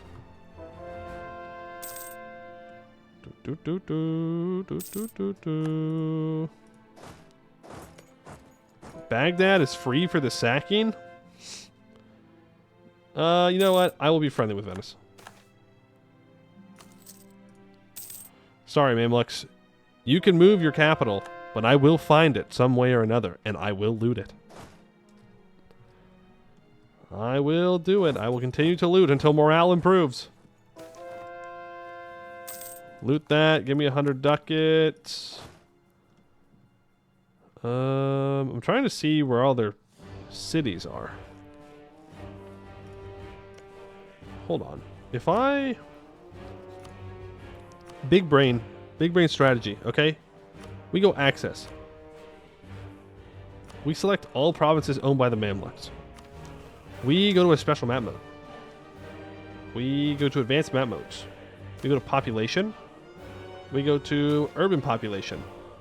On selected provinces, I'd like it to be exponential regular, red to yellow to green, 33 individual colors. I turn this on. No, it didn't work. Scammed. Scammed. I wanted to see where all of his cities were.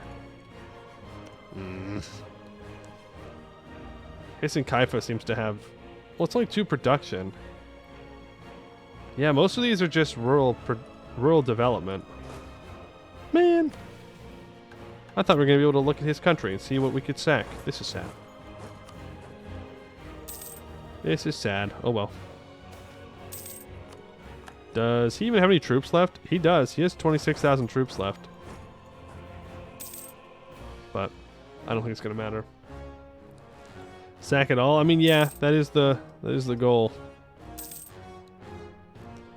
So from the Mamluks, I'd like to get my vassals' cores back. I can't select them at the moment. Oh, I want to take all of these for good borders. Man. Man. Loot Mosul, make some money. Maybe it needs to include my capital. I don't know why that would be.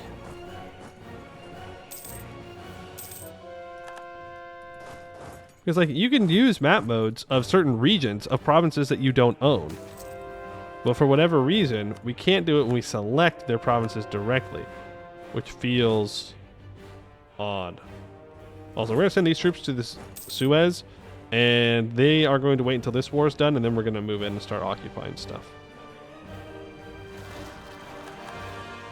Scotland, are you ready to give up this one province that you have absolutely no use for? No. No, he says. I refuse. I will hold on to it to the bitter end.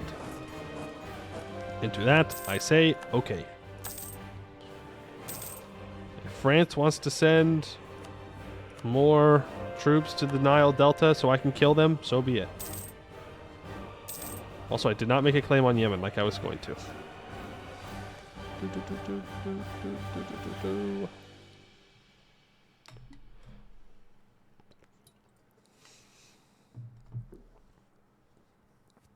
Just came back from a reunion at work. See, we were taxing the Mamluks again. Oh yeah.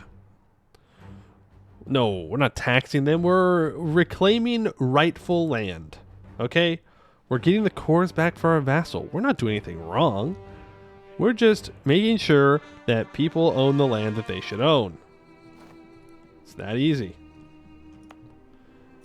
Also, we do want to state up as much of this as possible. No reason to have non-states in the mod. Not that I've seen. Yeah, we just take all these provinces as well. It's just more loot. The bureaucrats are now in charge. They do have 34 influence, so we should be good to do the institutional oversight. Ooh. Organized bureaucracy, though? 80 state reach average? Let's get to that. Regular examination. No, institutional oversight is here. Right now it's on neglect. And if we enforce basic oversight, we lose 25 elite loyalty. We gain 15 bureaucracy corruption and 20 state corruption, but it lowers that provincial and state corruption. So let's go ahead and do it. I will then provide grain for the commoners, full provisions, and I will provide tax relief to the burghers. That might cost us a lot of money, though, but it's only for 3 years. I will promote and support commerce. That works. The nobles are just mad at me, and I don't care what the clergy thinks. Ooh, but we can leverage the tribes and expand our authority to gain more state reach. Nice. Did you enforce religion? So the debuff on enforced religion may be reduced by return core so we can preach the true faith. No. I did not. because I almost never enforce religion. Ever. Because I never really see the point. Like, we're still converting our provinces, so I won't be able to convert my subjects. Long current Amber got a new mission tree in the Bit Bucket build. First time trying it before the first month passed on your first try. The leader is the main draw of it. Dies. Skill issue. Skill issue. Simply don't die. Simply live. All your problems are solved. That's what chat would say to me, so. How's it feel? How's it feel? But that does sound like something that would happen to me, so I do feel for you. Core up all that. Oh, I can't make Socotra into a core because I'm at war with this guy. There we go. Now I can core it up again. He does start as a general? Oh, okay. How old was he? Like, did you just get, like, extremely unlucky and he's, like, 22 years old? You don't say things like that? I know. I know. You caught a stray there. I'm sorry. Van loot. Loot the van. There's like not a lot of development up in there, but could be an easy source of just a little bit of loot. Just a tiny bit of loot. And no one's there to defend it. So this is Durban. This is a different tag. Like, yeah, there is some loot there, but not for me. I'm not even at war with that tag. Different tag altogether. Different tag.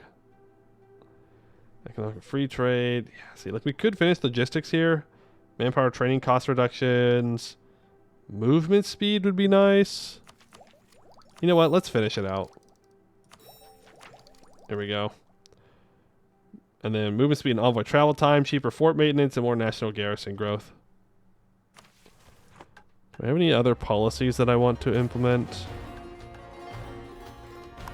Oh, I know what I do want to implement. I want to go to variable. So that way we can get more centralism.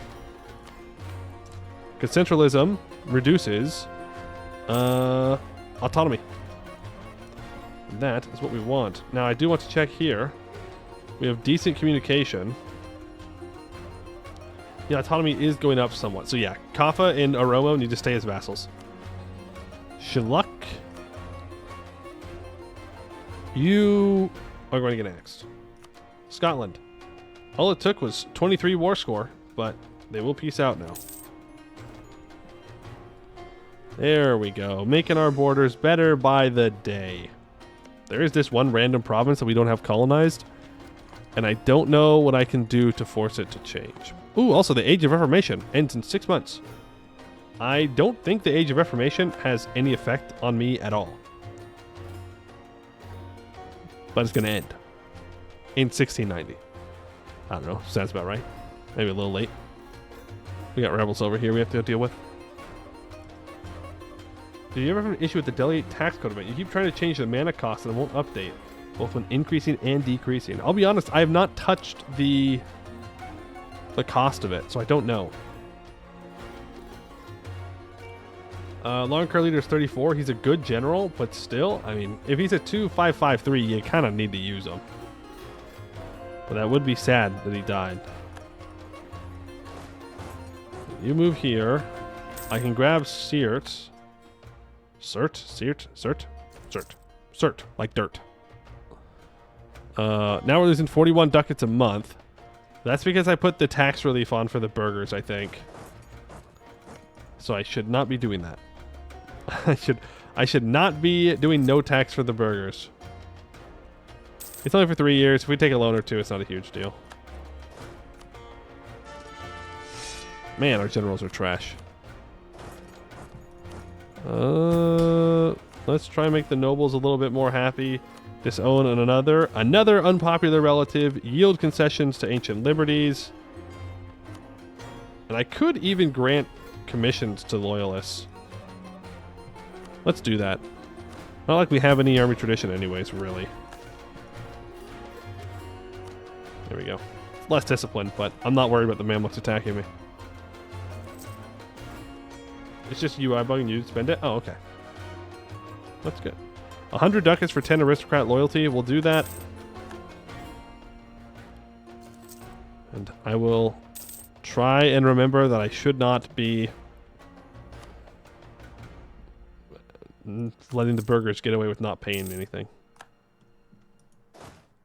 Oh. The reconquest is here. We can go grab the war goal. Forget the dirt. We go for the holy city.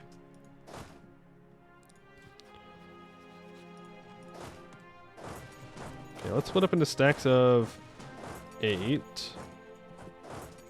Let's just loot everything around us.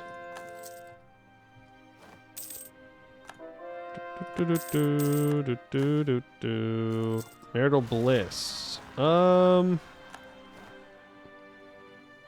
I'd rather not owe any noble family anything.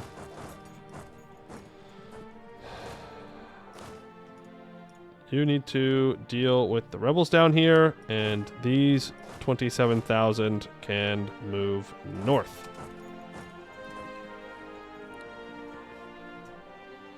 Middle East is the name of that wasteland? It is. And you want to know something? There's 2. Middle East 1, Middle East 2. It's the whole damn thing.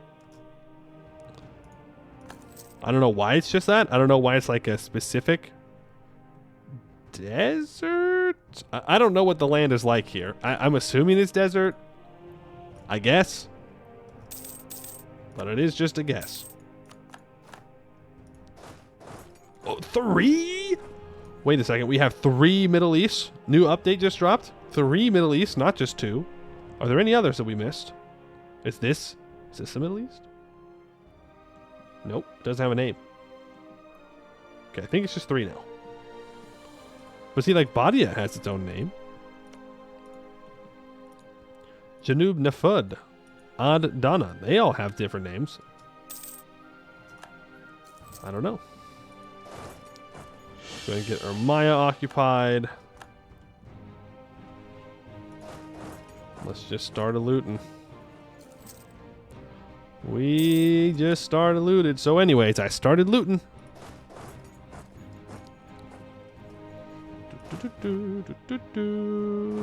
You can wait for the other troops. Mamluks shouldn't... Well, they are building up a little bit. +2 national unrest. Thank you. Appreciate +2 national unrest.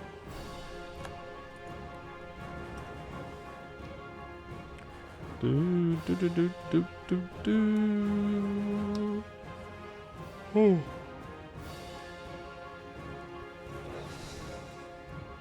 Man. Mount Lebanon? I mean, it's definitely a mountain. And it's in Lebanon. So, that makes sense to me. That tracks. Alright, all of you are ready to go. Thing is, I don't know where the Mamluk troops are. Also, I think my force limit just tanked. Yeah, it went down by quite a bit. I think it went down because I made it to where the burghers don't have to pay me any of their taxes, which includes the tax on troops. So that's why I'm losing money. It's because I'm way over my force limit now. Wait, did you not win your independence war?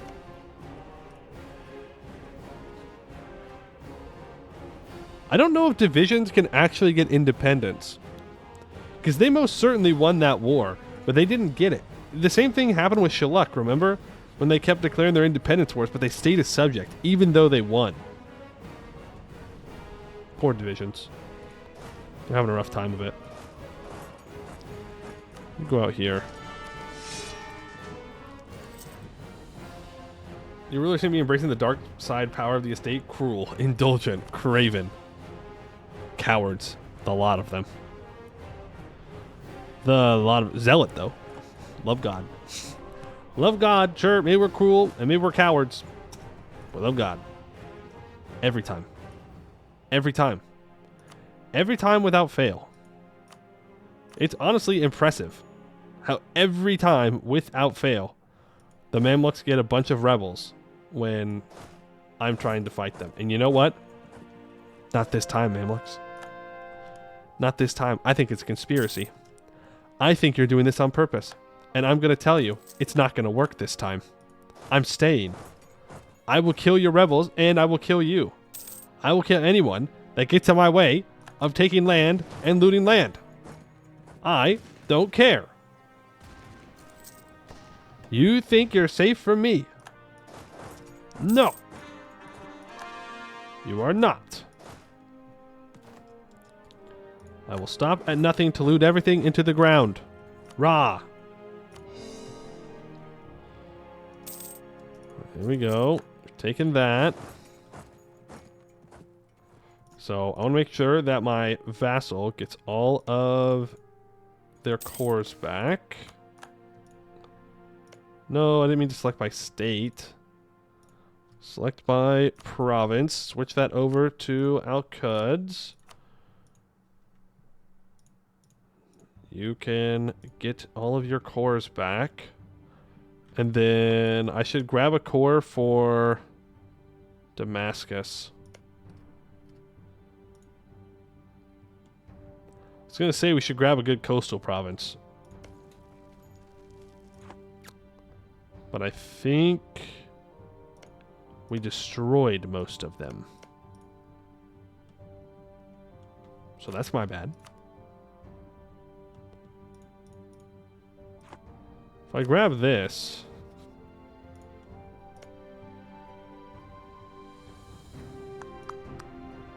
I could try and get Ramazan. Remember, this is one of our holy sites.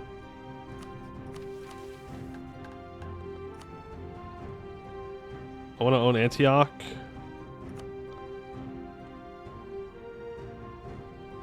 Well, actually, that's it. There's also Hayastan. I don't know if we're going to go all the way up to Hayastan. That feels like a bit much, you know?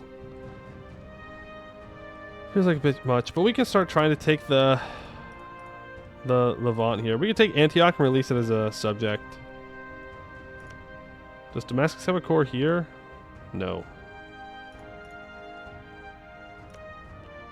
And how much development is this? 23 compared to 13? You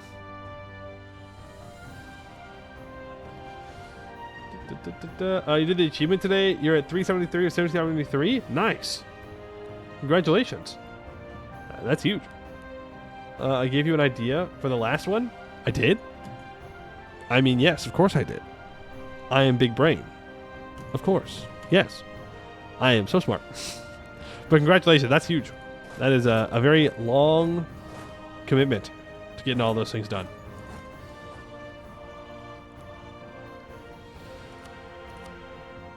I do want to release the vassal. I guess I would just grab Safad. It's closest. I have a connection with it. I can then release Damascus as a subject, and then we can get all of Damascus's cores back in a different war. And then I will take this oasis as well, and I will take Sirte, and I will kick the Mamluks out of this part of Africa. We could take Hajjaj? Haja? However you say this? And... oh, never mind. We waited too long. The cores for that vassal are gone. So if we want to take Yemen, we have to take it ourselves. No! Have I been working on the Nile CE? We did build 2 roads. One of which is done, the other one of which is building. But we're currently losing money because we're over our force limit. Which I can solve. I am taking Baraka without owning a fort. Am I? I am. We need to go take Sirte. Sirte. Sorry, Sirte. We take Sirte, and then we can take all that land, and hopefully we can take some cash money as well. Would love some cash money. What do you mean there's a disease? Disease in the Nile. Europe is once again spreading gross, dirty diseases to us. Those damn Europeans. That's what I get for doing trade. Obliterated. Destroyed.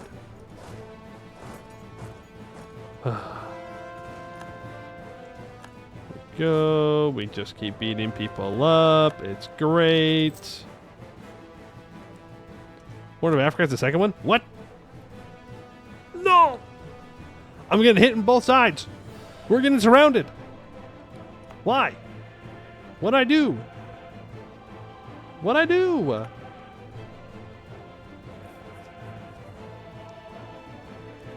Doesn't seem like it's killing many people, though. Maybe it just got here? Yeah, it's not killing that many. Okay. Is Sephard the primary culture of Damascus? No. Syrian is. Oh, you're saying the province? Yes. Yes. It is. We're good on that front.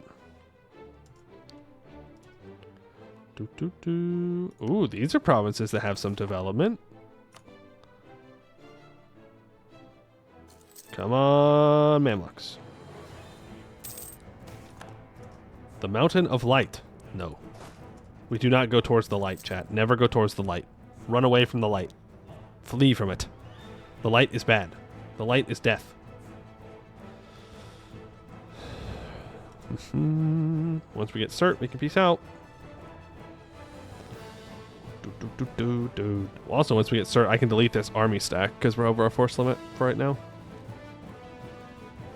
20 ducats to Venice, 20 ducats on being over force limit. The burgers don't pay us money. There's a lot of potential money that we are leaving on the table. Hungary, once again, rivals me.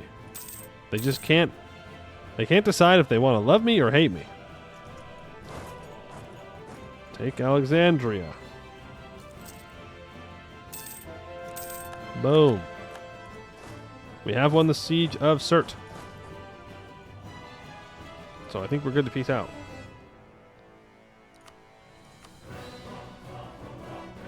Right, we take all this. Our vassal gets this. We release Safa. I get 943 ducats. Coalition doesn't matter. Thank you very much. Well, the other option would be to also get a border with K's if I wanted to come back down the other side here of the Red Sea.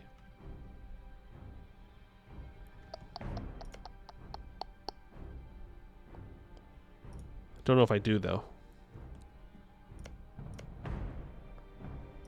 I'd have to take 2 provinces. Nah, that's fine. We can do it in a different war if we really want to.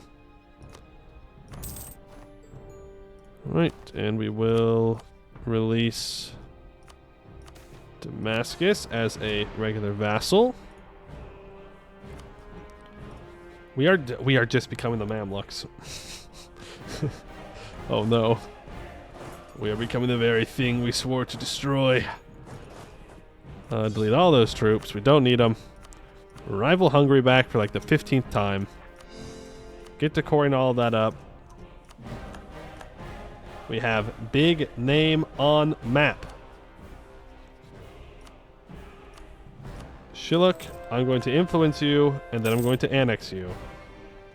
Because you are preventing me from having an even bigger name on the map. And yes, we are going to be going to war with Tunis here in a second.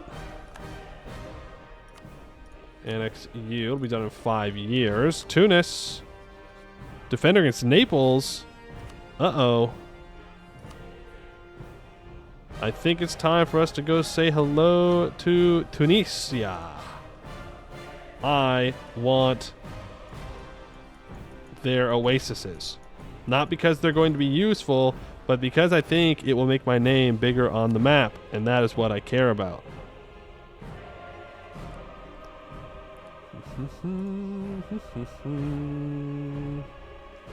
Like, but you had a fantastic pun, hot and ready, but you forgar? Happens to the best of us. Sometimes we get our bits lined up and then they're just not there. Happens. Would Igbo land make a good ally of ours? Honestly, yeah. They would not be a terrible ally. We can start to improve relations with them. Burgers can increase their power wherever they want. Doesn't matter to me. How are we doing on that spread? 59.61. 59.61. Oh, also, can I do anti-corruption measures? Let's do that. Brings our corruption back down. Which is nice. We are in the positive. So, Sennar is a level 3 port. Dongola is a level 2 port. Let's upgrade Dongola's port to level 3. Harborage, rank 3. Then we have road and road, which the 2 roads are done building now, so level 3. But now Aswan is the holdup because it's only a level 1 port. So let's upgrade this port to level 2. Awesome. Beautiful. And Al-Quds is also at a level 2 port. So let's upgrade this to a level 3. That's the wrong one. Approve. Harborage, rank 3. Prepare to construct. 29 ducats. Okay, so it's already almost there. Let's get it up. I do think you destroy infrastructure when you loot things during war. So that might be why it's so close, but not there yet.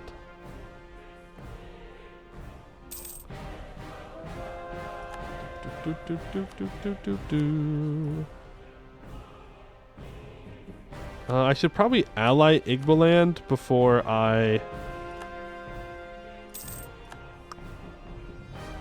So I need 65 relations with them. Man. So I can't even ally them unless they improve relations with me. Well, that's dumb.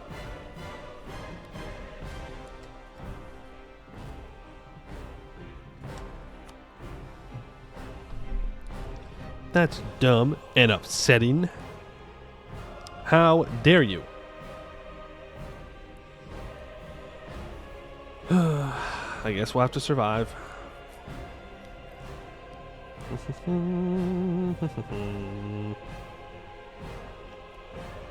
Oh. Pretty targeting friendly side neutral. I don't think that does anything. We can though.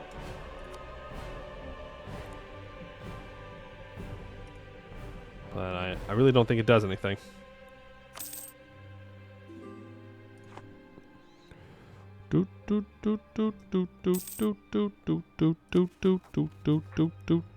Okay, when we have an army stack down here that's ready to deal with all the rebels, which is not bad. Anything besides getting meal access you can do to increase my opinion of them? No, I think they're improving relations with me.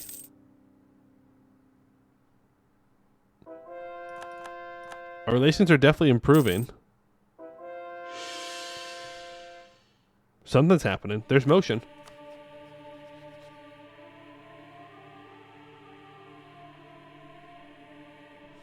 There's motion somewhere. Doing something. But it would be a good ally. It would also prevent the Europeans from messing with them.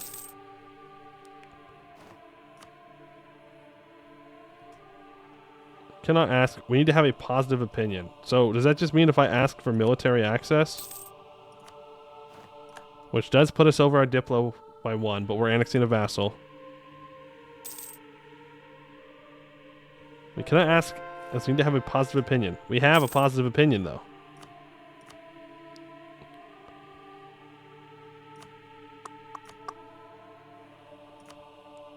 Sorry, I don't really want to pay your debt.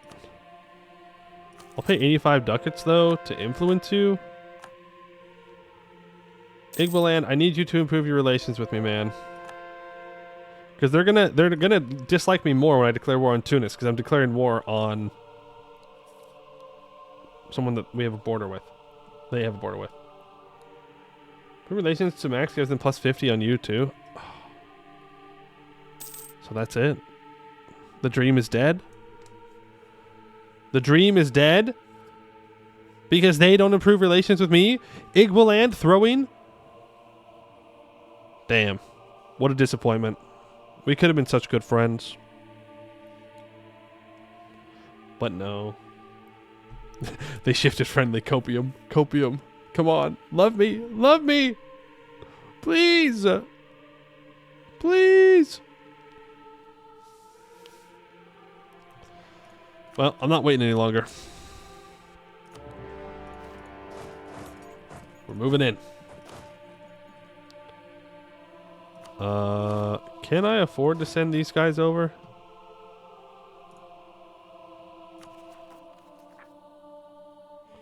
Just looking at these Mamluk separatists. Well, the Mamluk separatists are going to be in the dunes, so we'll make it work. But again, from Tunis, I don't even want their stuff that's down here necessarily. I'll go severe looting. I do need to increase my state reach. But I do want all of this.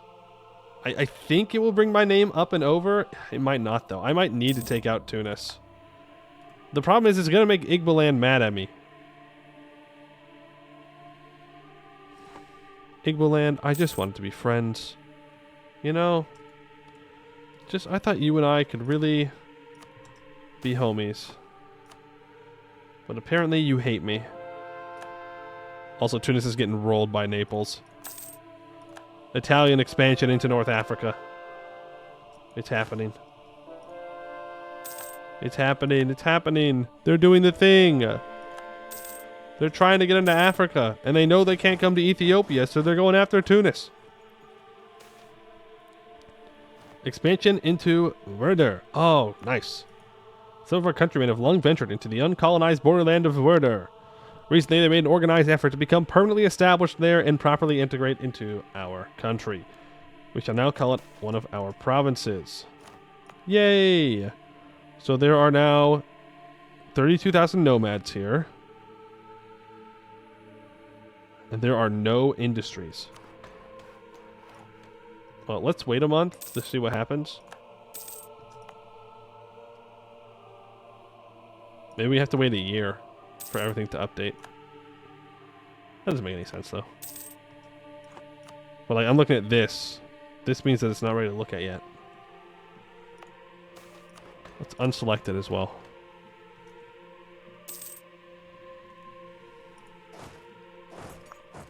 Dun dun dun dun dun dun dun dun dun dun dun dun dun dun dun. Yep, we'll cord up. Maybe that's what I need to do is cord up. I'll grab this little island as well. Come on, Tunis. Just give me what I want, and we can all go home happy. We don't have evil Italy to help us. I don't think we need evil Italy. That's right, I said it. We don't need them. Get the Yemen claim? Oh, did I have enough? Damn. My bad. I missed it. I missed it. Also, I have 1,200 ducats, so we could probably build roads. Werder. Okay, so things did open up. Cash crops, game, timber. I don't know why you opened up game. There's no ivory here, so you're just wasting my resources, which I don't appreciate. But we'll throw in... Oh, there's no state reach there. I can't invest. Okay. Well, then I will simply upgrade roads like a good road builder does. Design the project, improve pathing to rank 4, prepare to construct, do it. We love to see it. Now, Dongola also needs to have its road upgraded when this harbor is done building, because obviously they need to get off the harbor and onto a road and then onto these provinces. Same thing with Aswan. Same exact thing with Cairo.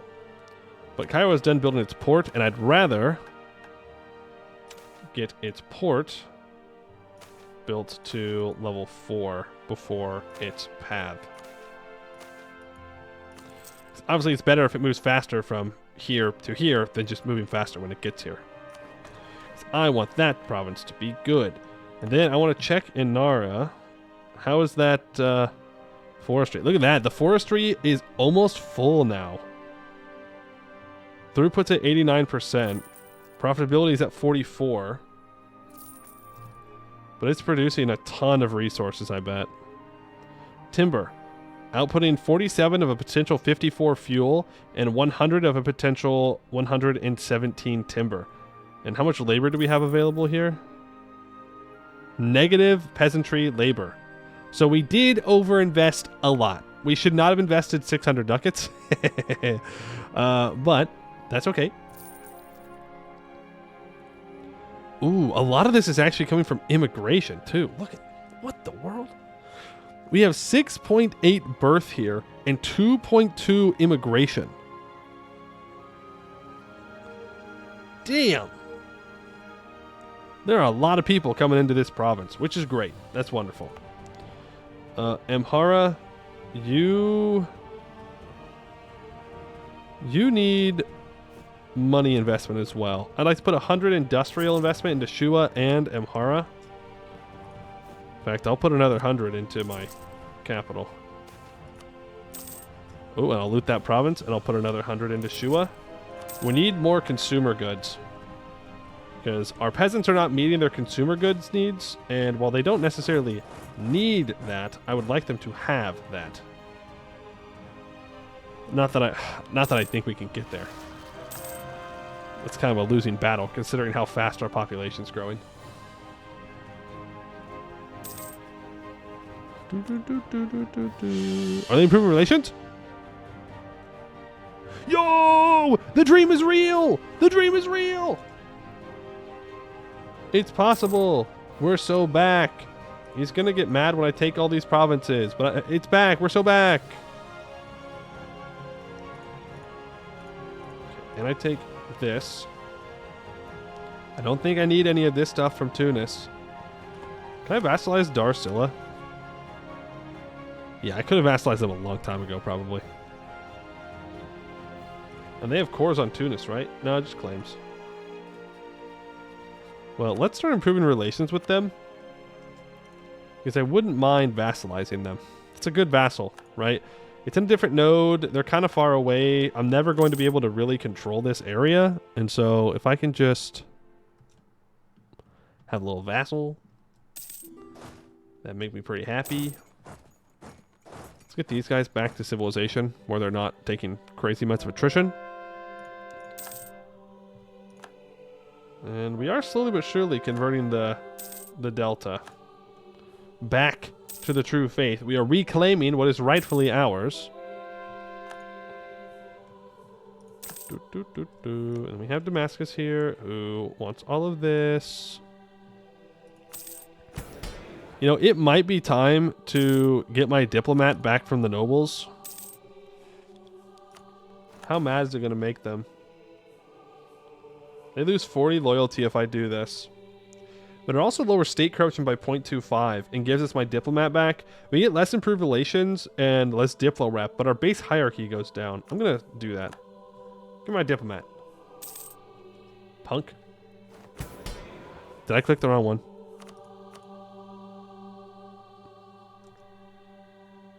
Did I click the wrong one?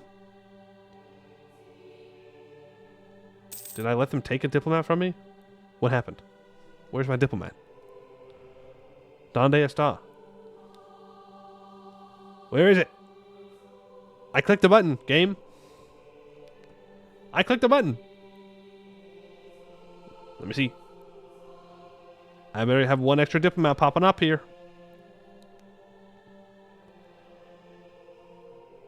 Eventually. One day. Possibly. Maybe. Where is it?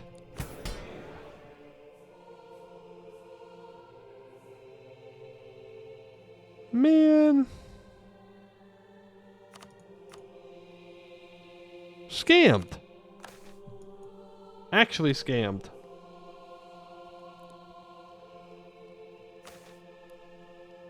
Unironically scammed.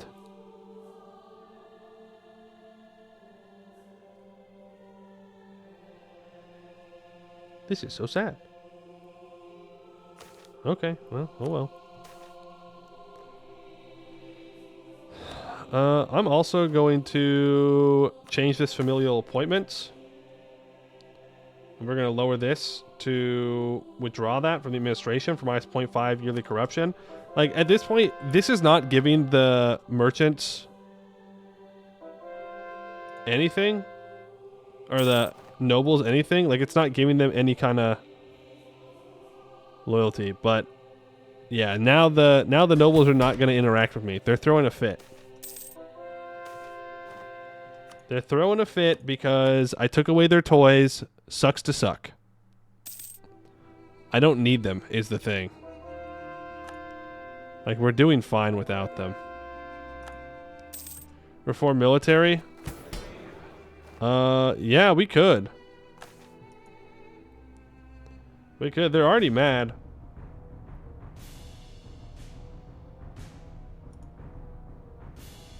So they don't give us any feudal levies, but they're not giving us any feudal levies right now anyways. 20% times aristocrat property based manpower from peasantry subject to feudal dues. I guess it'll actually give us access to more stuff, wouldn't it? Because it means that they're not taking manpower from me. Right? We got the diplomat. Huge! Frick you, nobles. You can be mad all you want. I don't need you anymore. You can keep your money. Nobles demand increased pension. Yeah, sure. Why not? Is Venice at war with Naples? It would seem so. Nope. It was a different person. Okay. Why am I losing a show superiority war? There's only one answer. Vassals. That's the only outcome. Vassals. Provide grain for the commoners. Try and get back up to positive stab. We do have the diplomat, which I want to put on to improving with my subjects here. And let's make sure that we are still at max relations with Igboland. Come on, man. Keep improving relations with me. No, why'd you stop improving relations? You fool. I need 65 opinion of you. No. You buffoon. Is this why I'm losing war score? I hate subjects. Have I already told you guys that? I hate vassals. Vassals are the worst.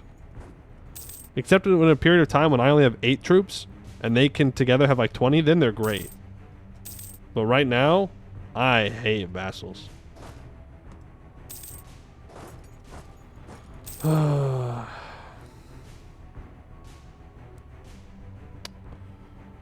Because now I'm at minus 32% war score against Tunis. Tunis. Who I should be dunking on. With no problems.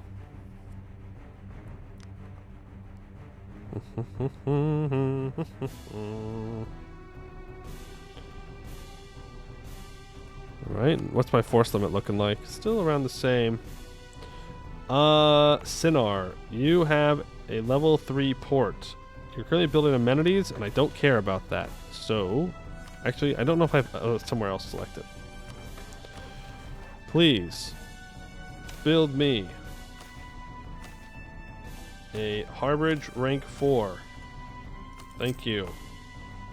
That will improve the communications efficiency between Sennar and Dongola. Remember, it's an average out between the two. So, I mean, the higher we have, though, the better. That's how averages work. Our heir is a naive enthusiast.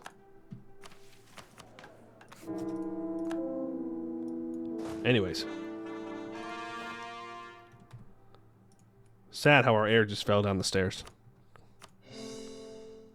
I see 2.5% all power cost increase. I kill them. I don't hesitate. No reason to hesitate. You are going to go deal with these Moroccan troops. Last we saw, Tunis had troops down here. He's deleted all of his troops, though. We have negative ticking war score because of battles. From 4 battles, minus 37. Oh my god. I am Bobo the Fool for thinking that we could do a show strength war when we have a bunch of subjects. Yeah, I should have set up the vassals to stay at home instead. Then I forgot about the rebels. It's alright. If I 100% him, it won't matter. He'll have to give up.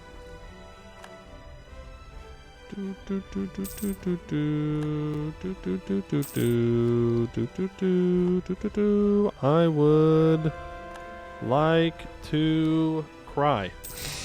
Like to cry about my war score, please. Like to cry to the refs. Refs, they're cheating. They're cheating. I can't prove it, but they're cheating. You are getting bigger. And our capital is building a garrison, which means we have level 4 capital. What if I built this to a level 5 capital? They're very expensive, but that's okay. It would cost me 1,300 ducats. I think that's well worth it. If we look at our communication efficiency, it's definitely better up here. This was all red, and now it's getting kind of orange.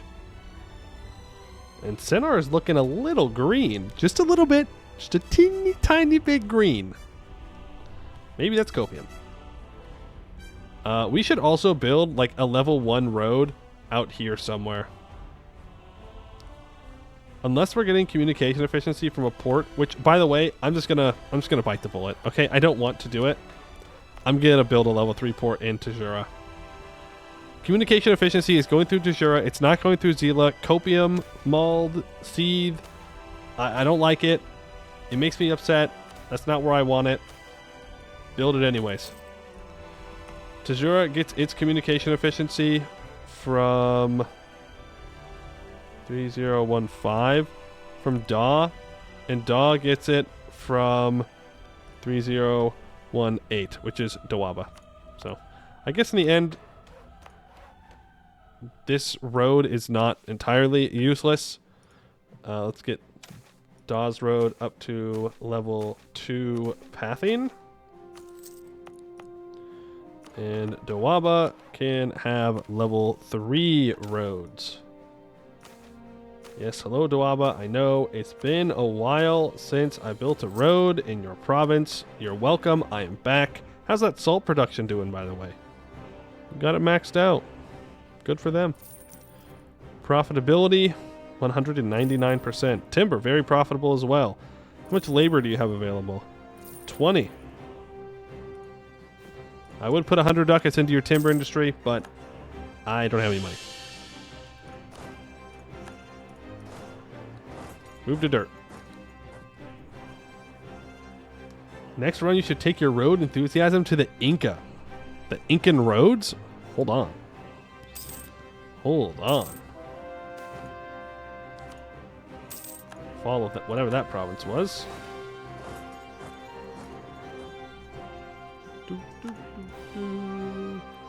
So build level 1 road in the entire horn. Oh, I wanted to check where are we getting the communication efficiency from? 3006. It's coming from Tajura, so we just need to upgrade Tajura. There's already a level 3 road here. Where are you getting your communication efficiency from? 3006. 3006. 3006. I'm assuming that it's like that all the way up. Yeah, it is. That doesn't mean that we shouldn't build a road there, but let's build that capital first.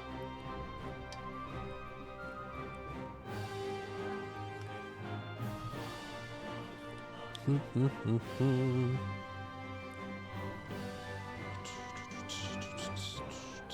can also build a road along this river. Even though it might not be the actual best place to put it. Makes sense in my mind. Roads on rivers, baby. Roads on rivers. At least big ones. Small rivers get a little difficult. Morocco is still very much interested in this war. I might need to just white peace this, to be honest with you. I don't know if we're going to be able to convince Tunis to peace out. Yemen claim? Yes. Thank you. There it is. We have the Yemen claim.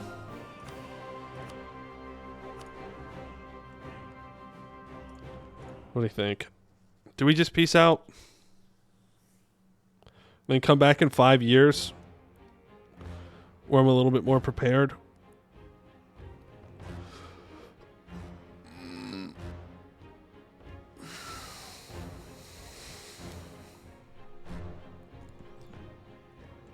Yeah.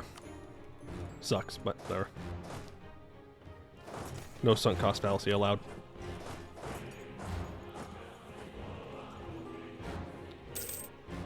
Then, I was going to build up a navy so I could invade Yemen easier. Would you give me access? Yeah, but you know who will not. Would you give me access? No. Shoot.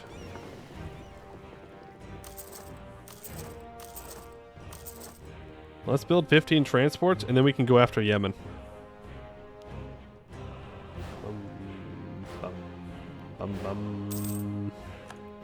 Yeah, I'll Royal Mary Kappa.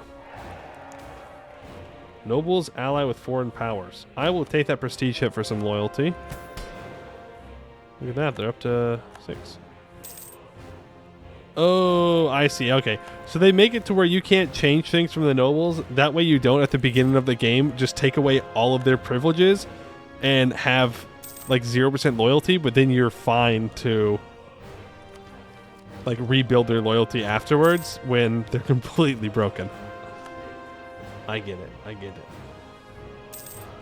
Yeah, if you guys want access to go fight Yemen, why not? Or Tunis.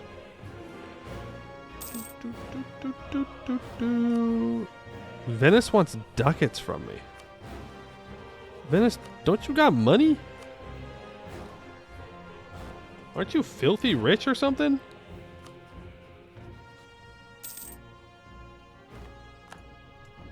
Alright, and then now we will ally Igbo land. Yay! Yippee! Venice wants knowledge sharing. You got it. I will gladly pay for the knowledge that you are sharing. Okay, so out here we have lots of rural pops. Farmlands are maxed out. The forests are not, though. So many forests. So many forests. The mines are open. The farmland is maxed out. There are no investments into the farmland, though. None. Zero. Nada. So let's hope that our estates do that. But I don't think our nobles are making money. I think when we took 50% of their land, we obliterated them. No, they're good. They're fine. They're still doing noble things, making money, stealing value. You know how it is. Uh-oh. EU Force says the game is not responding. No, I'll wait for it to respond. It'll work. Copium. It'll work. It's fine. See? Boom. They're finding their massive underground metro province. Yeah. They're just all holed up here, hanging out. They haven't built any harbors here, though, in the mountains. Kind of cringe. No lake boats. So, not even real dwarves. Okay, there goes the burger tax relief. So, next year, we'll start making taxes from the burgers again. We'll start making money. What do I need for this? I need less than 70 average aristocrat power. And then I can up to bureaucratic administration for my soldiery, which gives us even more movement speed. But I can't leverage them until they're not upset with me again. Provide grain for the commoners. How do the nobles have 71 power? Great question. Great question. I don't know. I would assume that they have a lot of wealth and they get a lot of power from wealth because of this government reform. So that's probably why. I would love to get the aristocrat average power down to 55 because then we can put them to gentry, which just absolutely obliterates them. But it's from that wealth. So I either need to take the wealth directly by taxing the shit out of them, or I need to leverage them a bunch to weaken them, which is probably what I'll end up doing. Reducing the autonomy will also help me, because then the nobles get less money, because I can tax them more efficiently. I could increase my taxes on the nobles, to be fair. And also, look at our name. It's getting pretty big. I'm just saying. If I did take this land from Tunis directly and from Darcilla, we might be able to get our name to cover this part of Africa, which would be huge. And then when I annex Ajuran, Kaffa, and Oromo, maybe we can get this wasteland filled in with my name too. And then it will be big Ethiopia. Big, big, big, big, big.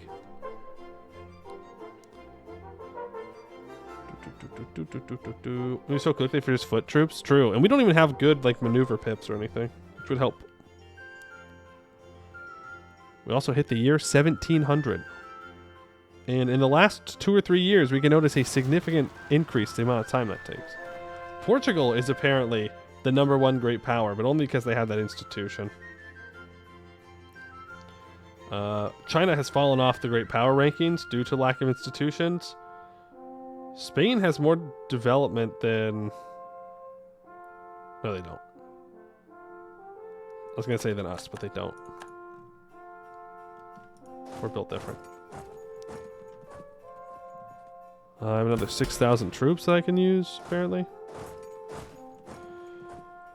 These 26,000 should get to the coast.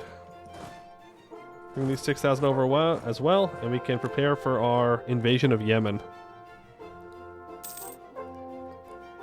Expand state reach. Did it go down? No, we're still doing it. We're good. There is this means of recruitment higher through examinations. This will also lower the elite power from autonomy a bunch, but we need less than...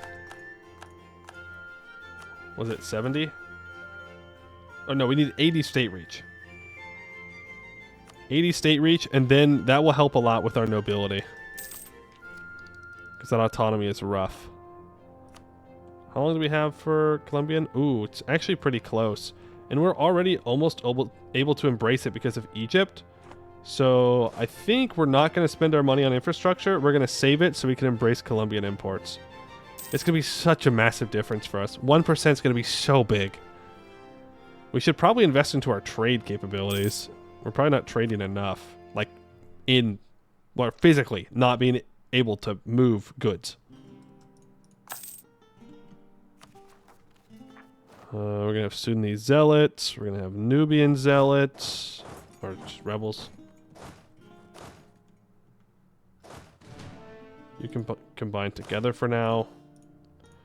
Can make these rebels disappear. Where are those Sunni rebels? Oh, they're out there. Did we already convert these? Nice. I suppose that's the easy part about provinces with almost no people in them. Easy to convert.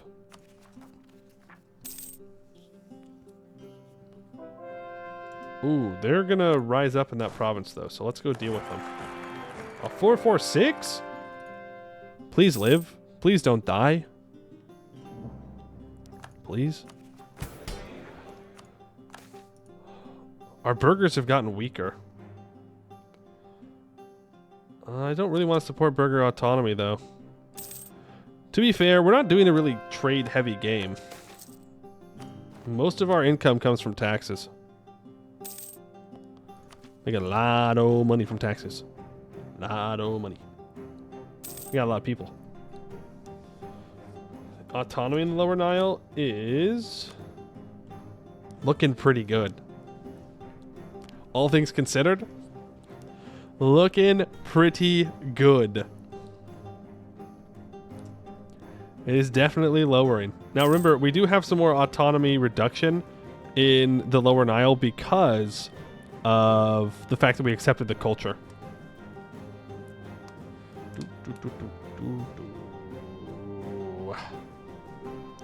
But once we get Colombian imports, that gives us 1% rural production. I think it's only in provinces that have it though, but whatever. But it will also put us back to number 1 on the great power list. Frick you, Portugal. Thinking you can roll up in here and be annoying. Claim that great power title that is rightfully mine.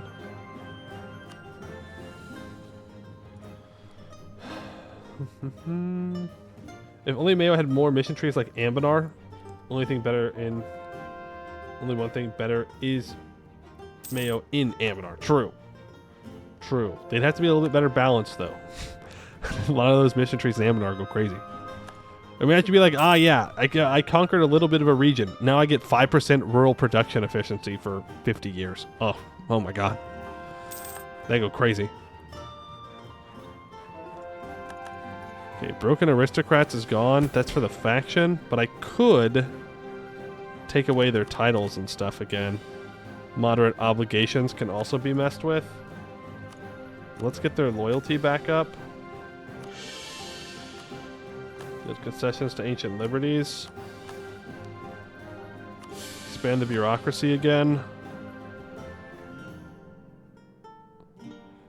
I could take a privilege away, or I can leverage them and demote greater aristocrats so they lose power yearly. Let's do that. Be hard to balance with a lot of missions like that. Yeah. Tuscany is preparing to attack Spain.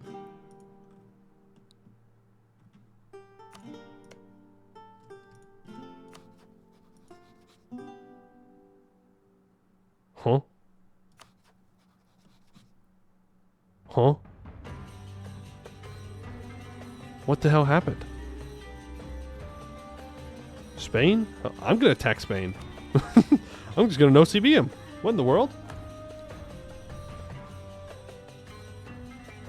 Minus 93 prestige? But he's at 0 stab. Did he go bankrupt and get his stab back immediately?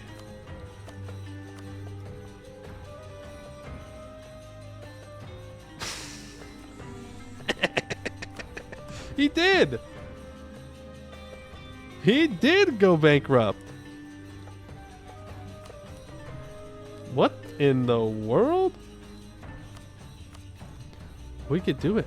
We could break into Europe. We could break into Europe off of that.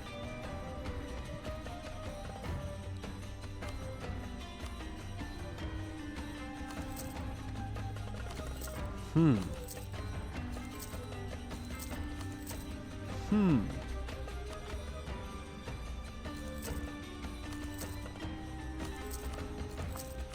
Interesting. Takes us like for the Euro province. Yeah. I don't know if we're gonna be there in time though. But if I declare war and call in Venice, Venice could fight it for me. Venice does not want Sicily. What province would I want up here? Probably Palermo. So if I set Palermo as vital interest, and Malta, I just need to make the claim. Also, Naples took a bunch of stuff down here. Then I can take this, and then I'm in Europe. Take a slice out of Gibraltar like a gentleman. Funny. Objectively, would be very funny to do that. But no, I don't think so. Crazy how he went bankrupt, though.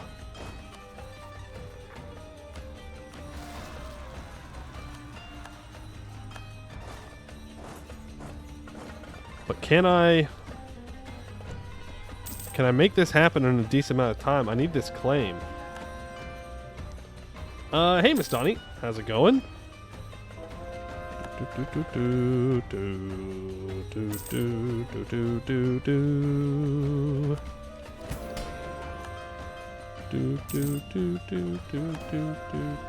Ooh, more aristocrat loyalty? Yes, please. Once their average power drops, then I can upgrade our army, which would be really nice. How much more for Columbus do I want to turn auto invest off? It still has to spread, right? And if I have to take loans to embrace it and then make the Mamluks pay for it, then I'll do that. Also, I don't want to declare war on Yemen now because I want to make sure that I can call Venice into a war against Spain. Don't we have to Diplo vassalize Darsa? Oh, Darsilia, yeah. True, we were going to do that. That's going to put us over our Diplo relation limit, though.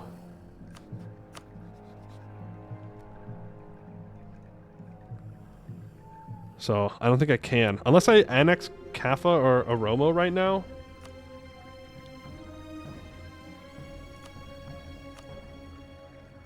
Which we could probably do. We can at least annex Kaffa. Oromo might just be too far away. Kaffa is gold. Kaffa does not have gold. You've been lied to by EU4. Big EU4 is lying to you. I'm going to take this level 3 prestige guy. Big EU4 is lying. Kaffa does not have a gold mine. There is a gold mine in Inara, though. Which is owned by the nobles, by the way. Mines are owned by the peasants and the nobles. What if I wanted to take away the mines? What if we said to the nobles, hey, it's time to get rid of the mines. If I do take 10% of the farmland from the nobles, it will lower my state corruption by 15. Which is kind of nice. Since we're still lowering it by 1, which means we have a way to go. But what if I go to the mines and I take away 20% of the mines in every province? This would lower state corruption by 5%. It would piss the nobles off pretty bad. But it would give me 335 mines. And most of those mines are going to be gold. Just saying. Have you come back? Can anyone give me some of the situation? And try to avoid speaking about evil Italy. We've allied Igboland. At least one African state will stand with us against the Europeans. Spain just went bankrupt. Oh, so Naples is occupying... No! That's okay. That's okay. I can take Sardinia.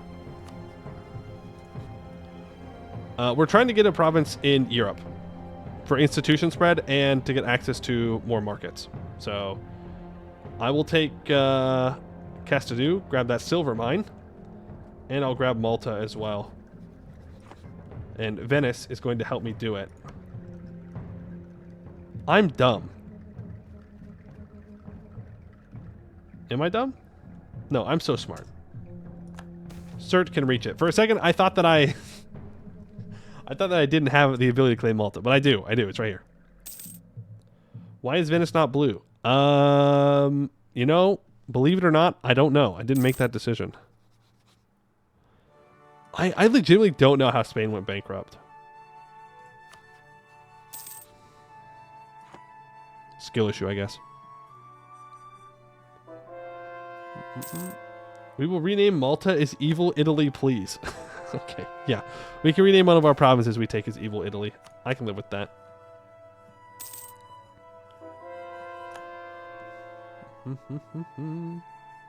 Spain had mega loans the entire game, just finally caught up. Well, I suppose they didn't colonize hard enough then. If you simply colonize hard enough, you'll be fine. Now, Spain does have 70 ships here.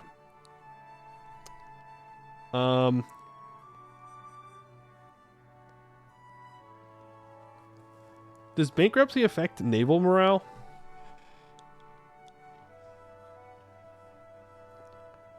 So with our income, are we overforce them again? By 1.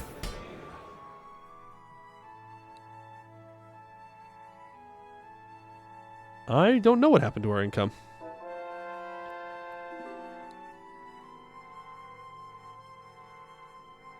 Oh, we did take... Did we take that farmland? Did we take the mines? Okay, there it is. It bounced back. It was just a year tick thing.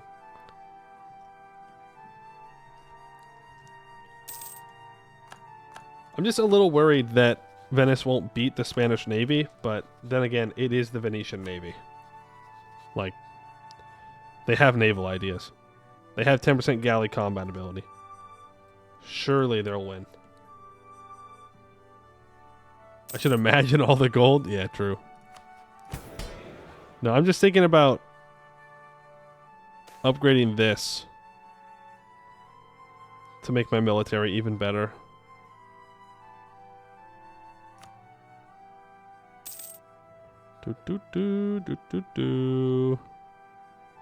Or I just keep weakening the nobles and hitting them here. That's the other option. Or I get to 80 state reach and then I can lower the means of recruitment and that will make it even better.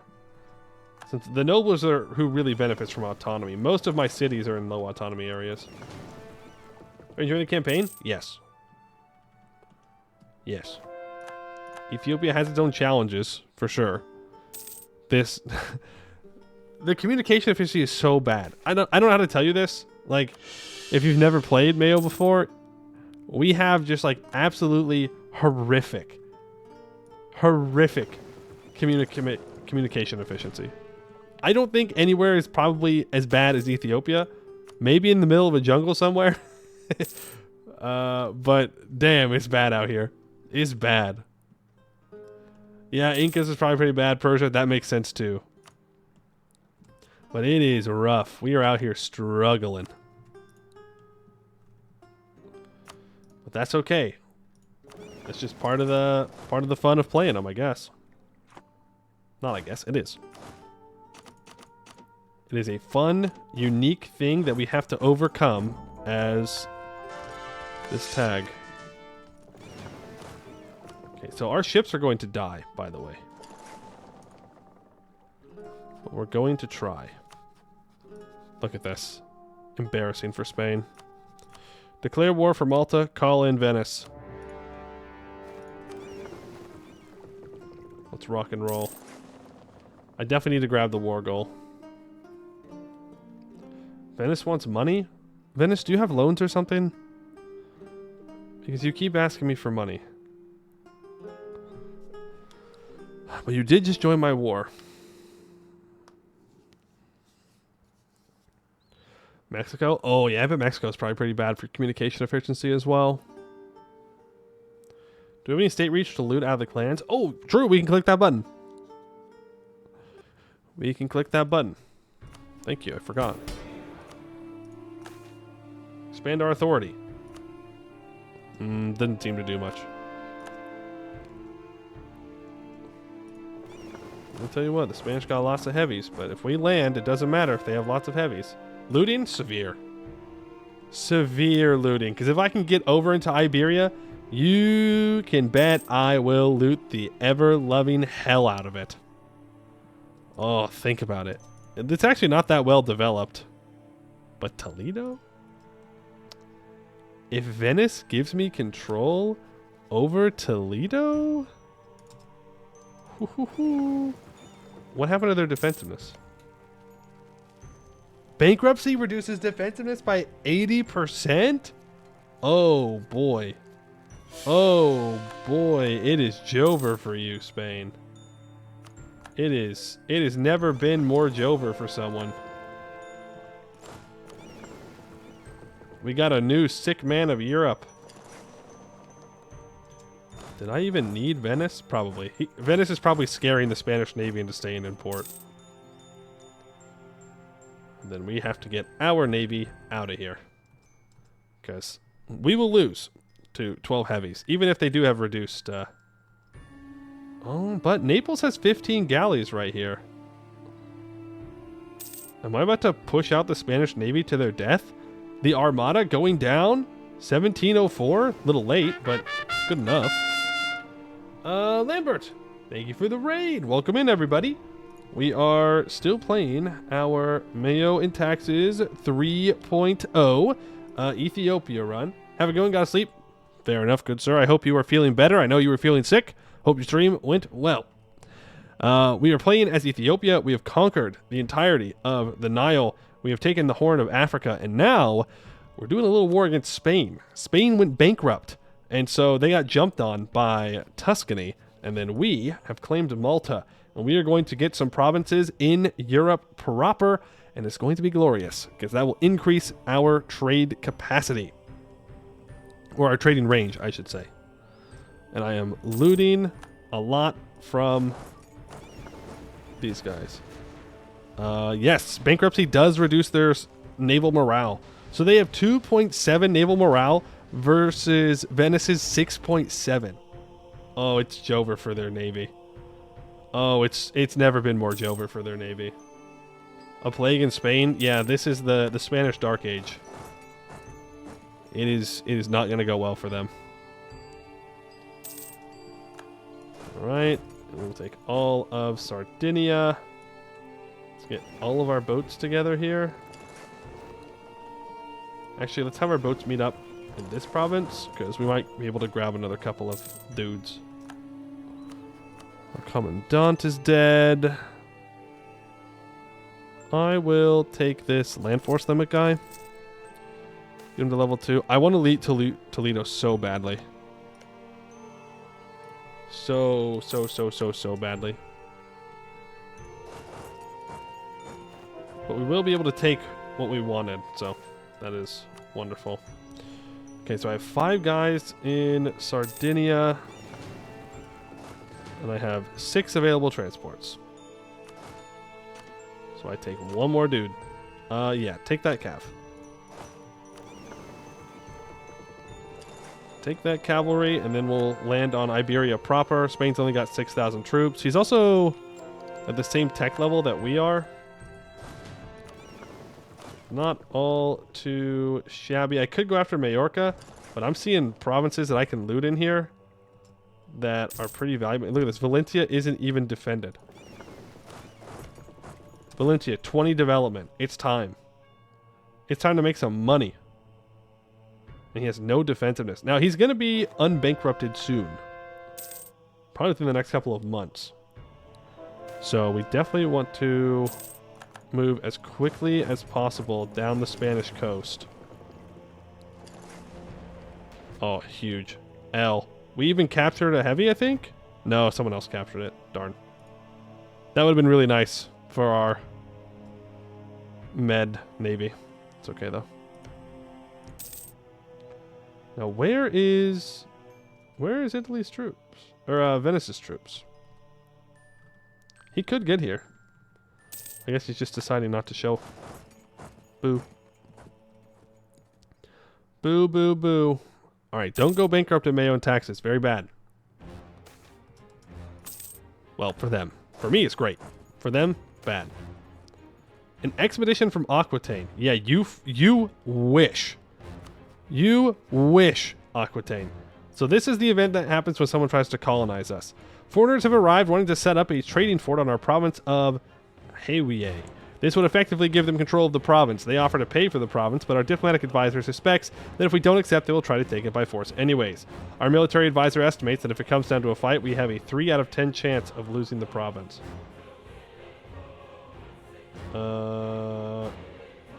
Fight them off. We don't accept. Yeah, piss off. That does tell me we need to take Miltech. But it's so damn expensive. Also, Colombian imports is 6,000 ducats. And we are going to take the loans to get those 6,000 ducats. We are going to embrace that institution. And I'm not going to get global trade anytime soon, so take that Miltech. Focus Mill. Let's take the Admin Tech, Admin Tech, Admin Tech, Admin Tech. Beautiful. We unlock another idea group. That idea group is going to be... There is an argument for Inno here to make my techs cheaper, and I'm going to do that. And we are going to spend the rest of our admin points as we can here. And that's going to make our Diplotech cheaper. And then I can take our Diplotechs for super, super cheap. And I can get all the way up to Diplotech 46. Catching up on Diplotech almost completely. Absolutely wonderful. Don't go bankrupt. Poe 2024. 2 seconds later, starts taking loans. Look, Spain will pay for it. It's fine. Spain will pay for it. It's good. It works. No problem.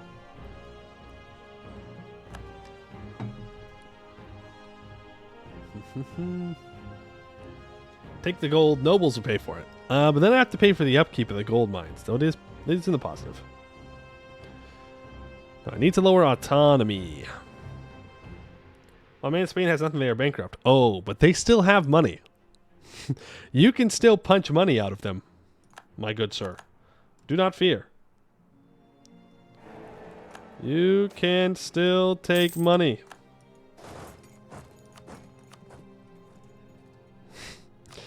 You can still take the cash. Do not worry about that. We can also take Majorca. Like, we could go crazy with it. And take a bunch of islands here. Or I could just take all of Sardinia. But that's going to make some of the Euros mad. We don't want to upset the Euro bros. We shall take the money from them, even if they don't have it.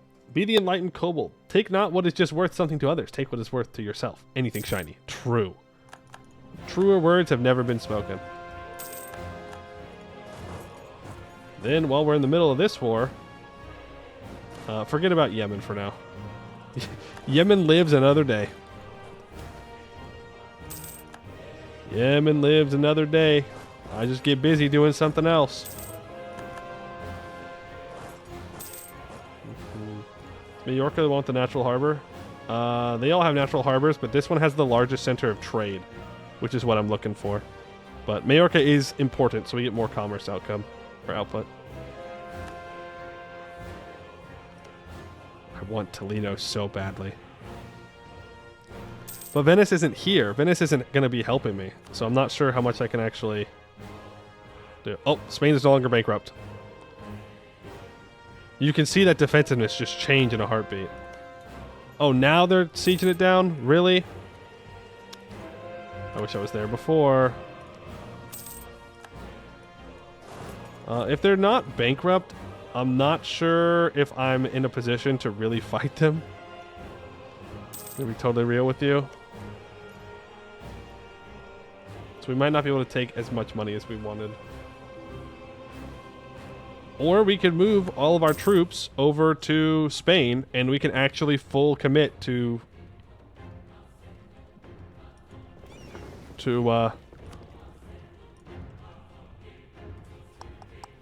looting them. That's probably the smarter idea. Let's do that. Spain does not currently have any ships. Or at least they're still scared of other people's ships. So let's move over there. And now I guess we just wait.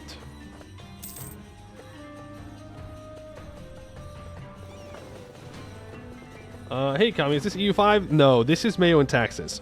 It is a mod for EU4. But some of the ideas of EU5 are present in this.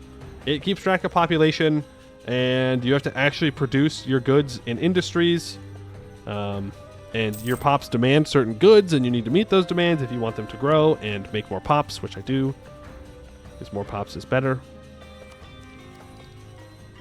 It's just global trade, so I'm taking that. If it's just global trade that's increasing the price, we have to take it. MEIOU Taxes? Yeah, MEIOU. If you type exclamation point MEIOU, it will take you to the Steam page. And it'll show you what's going on there.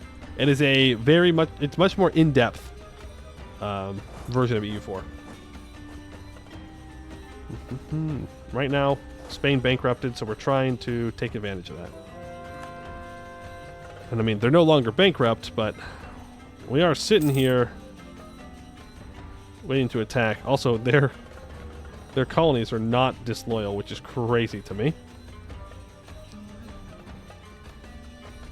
Toledo has been taken, and our ruler is a pacifist. Okay. Interesting.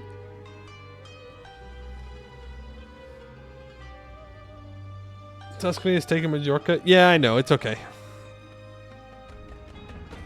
This does give us minus 5% commerce production efficiency, and it does lower our interest per annum, so that's good. Helps our loans not be so brutal. This war contains it will bankrupt again. That is definitely possible, because it's not like in base game where you're only paying for troops, really. Like here, you're paying for infrastructure as well. February 2nd. There we go.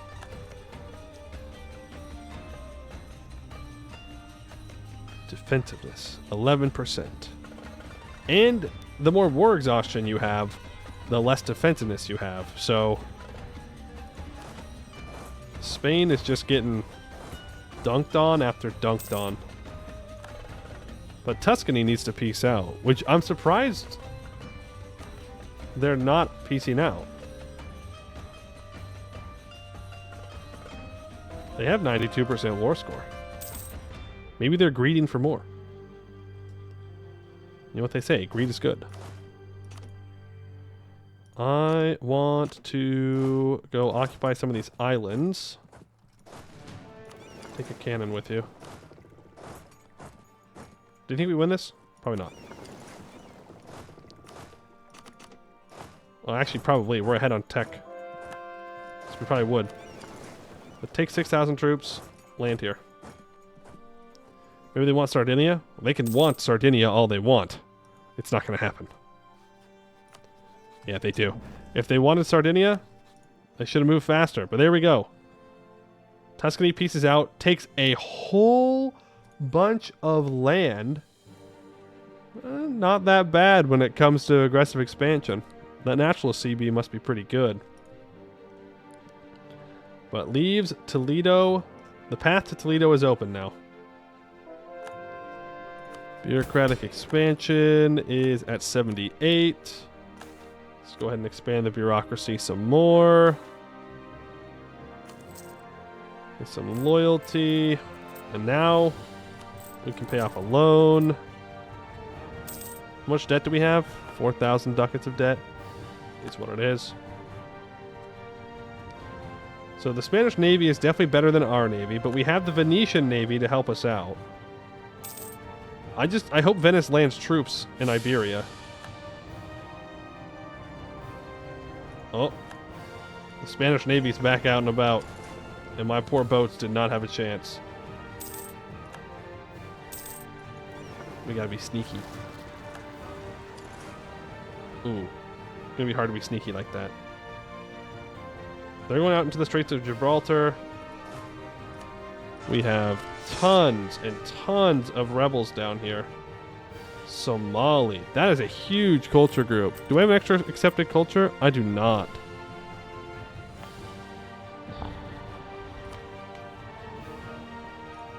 Wait.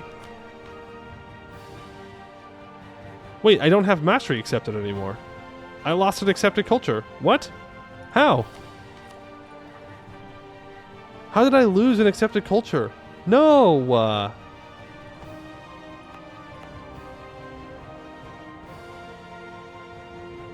Well, that's bad.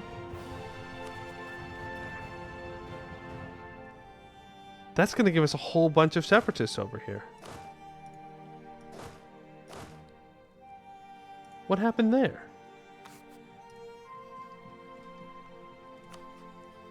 And Spain's up to 27,000 troops.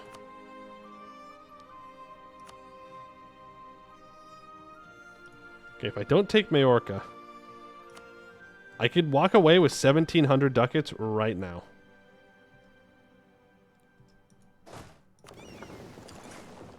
Oh, I'm so sneaky. Loot them. Let's bring our troops back together. And not have them so split up. And let's start the march towards Toledo. Now, if they start threatening to take Malta, we have to back out. Why is Venice not helping? Venice. Move. Thank you. Does Venice have no transports? What's going on? What are they doing? Okay, lots of Ajuran separatists, but our troops will deal with them.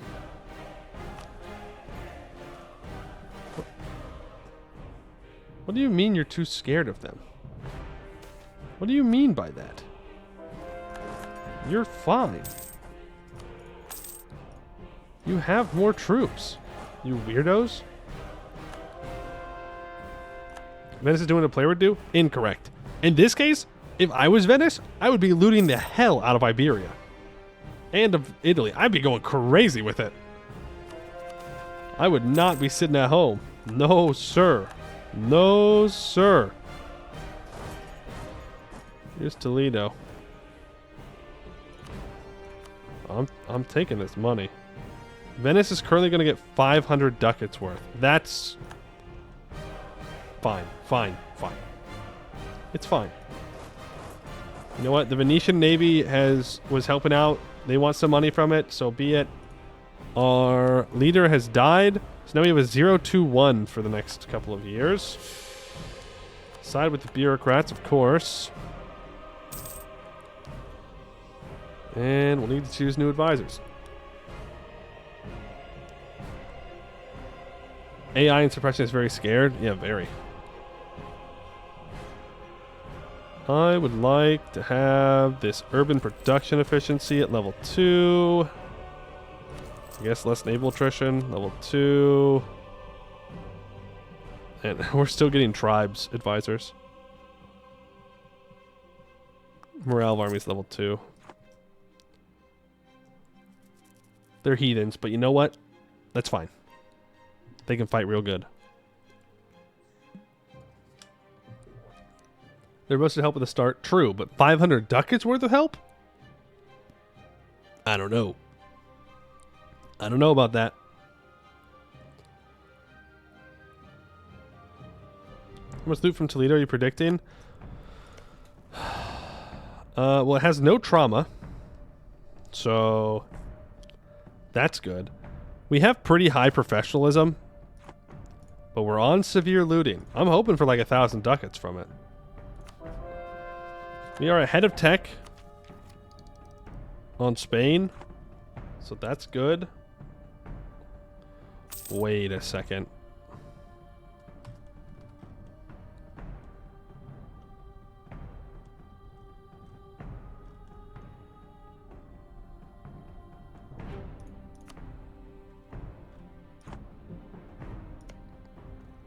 Spain. Oh, I can't core it. Damn. Can I core this from Ireland if I occupy it, though? Hold on. Hold on. Colonial range. No, no, no, no. That's regions. No, I need the range. Colonial. Am I being weird right now? Colonial. We can get into India. We can get into India. This might be a one-way trip, though. And if we run into any Spanish boats or Irish boats, they're gonna get sunk.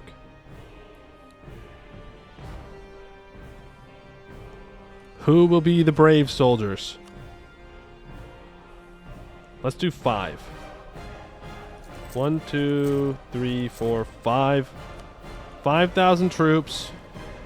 5 transports. Today is the day.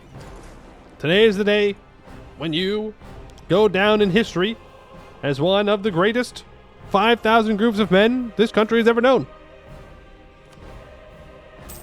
Ooh, that's 100 ducats from Italy. Leader? We can't afford leaders. I'll be so real with you. With all of our reforms and all the behind on tech we are struggling. You volunteer? Volunteer for what? You want to be an admiral or something? I'll let you be an admiral. I can waste Diplo points. I don't really care about them. Admiral of the Fleet. The Sparkly Wallflower. The traditional Ethiopian name. It's very traditional. The Sparkly Wallflower with 2 maneuver. Not bad. For 6.9 Navy tradition, that is actually kind of good. You need to move back up to deal with rebels. Toledo is so close. Okay, well, Venice could not... Oh, Milan's back too. Someone released Milan from Spain. They're too far away to ask for Diplo access. Okay, but Genoa's not. Alright, Venice is on his way.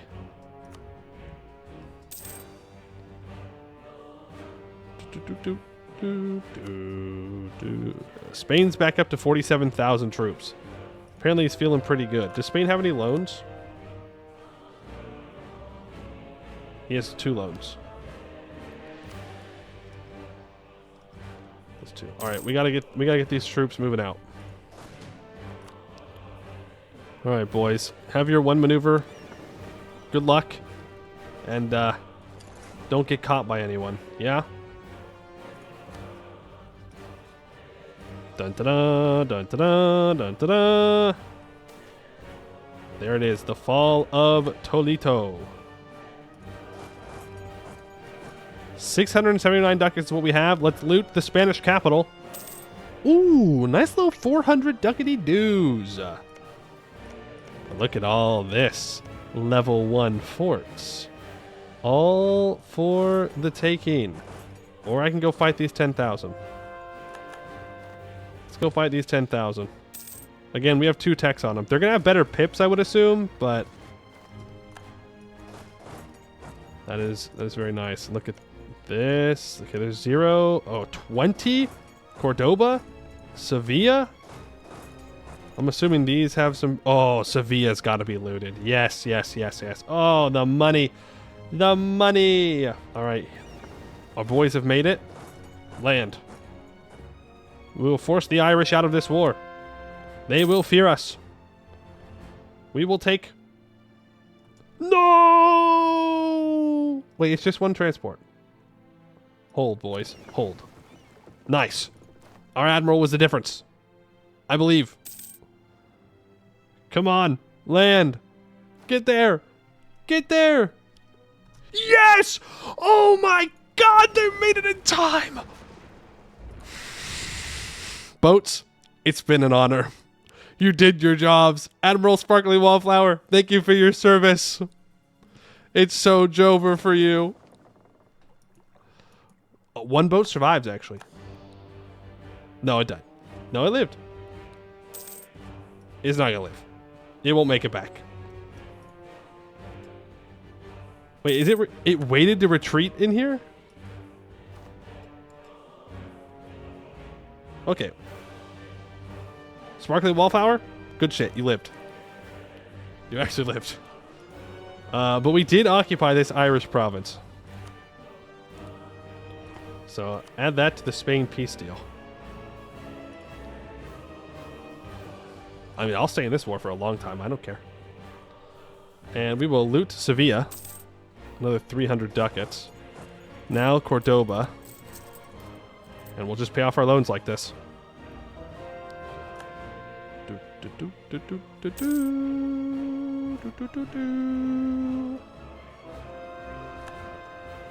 Well, now I'm just worried that someone's going to land over here. There's the fall of Cordoba. Bunch of loot from that bad boy. Barrios. Barrios. No. Jane. We should just occupy everything, to be honest. Loot Jane. That was a really fast siege. Cancel access. I'm over limit. True. Thank you.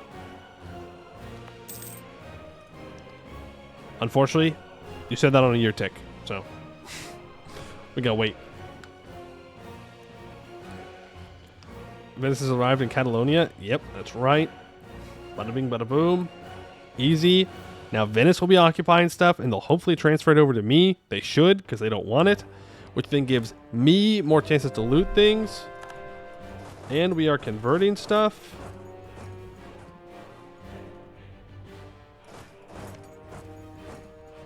This province apparently has 52% defensiveness. But against us, it only has 3.9. Massive. I forgot to cancel the access. That's another month of less Diplo. Throwing MEIOU. Why are we killing Spain? Spain went bankrupt. So Spain went bankrupt and Tuscany attacked them, and I saw it as a perfect opportunity to be able to grab some provinces here in Europe to help us get global trade. The institution. On top of that, we needed to get money to embrace the institution of Colombian imports. And in order to do that, it was 6,000 ducats. I have a bunch of loans. Who has money? Spain.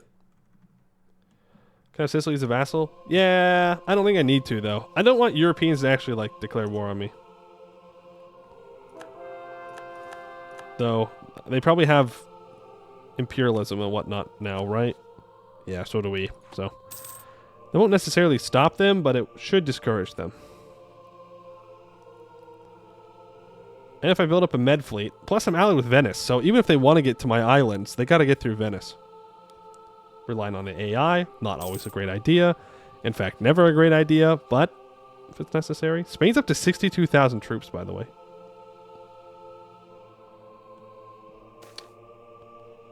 Merchants harassed? Yeah, frick you, Brittany.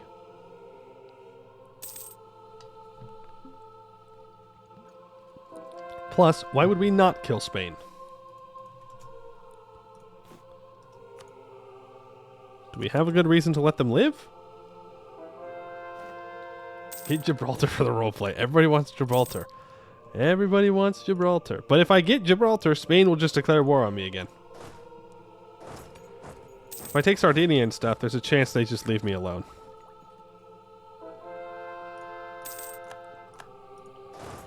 You can tell where there's only like level 1 garrisons compared to like level 2 even. Or no. No, this has a level 1 as well. Loot barrios. Well, Spain does have a lot of troops, but I don't know where he's building them. But it doesn't seem to be in Iberia.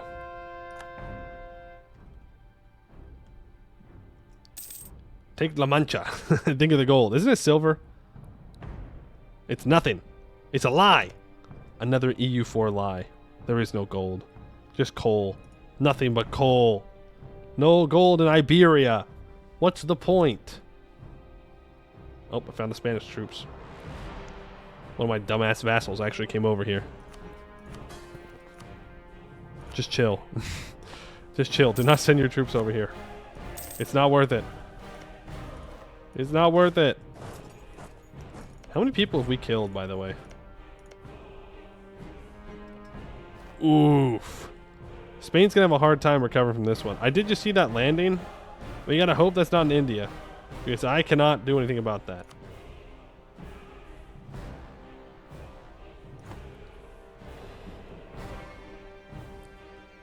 I do need this India province. That will give me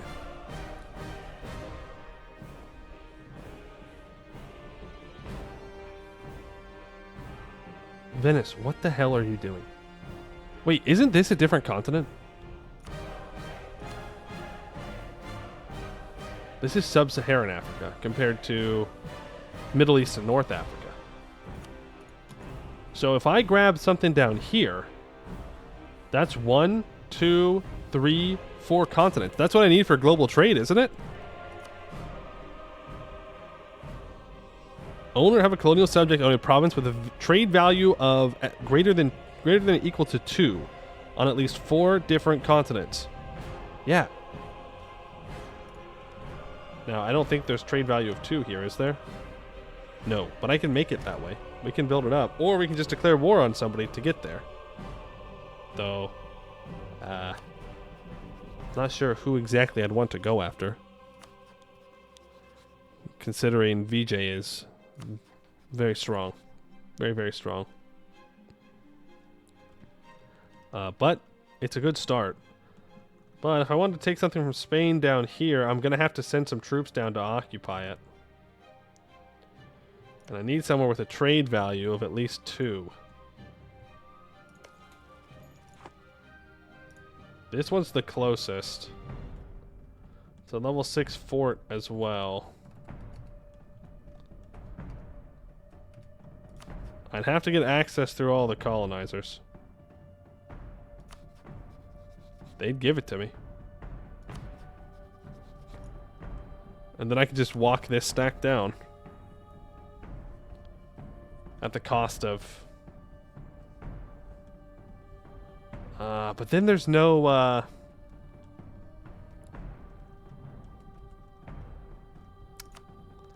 Hold on.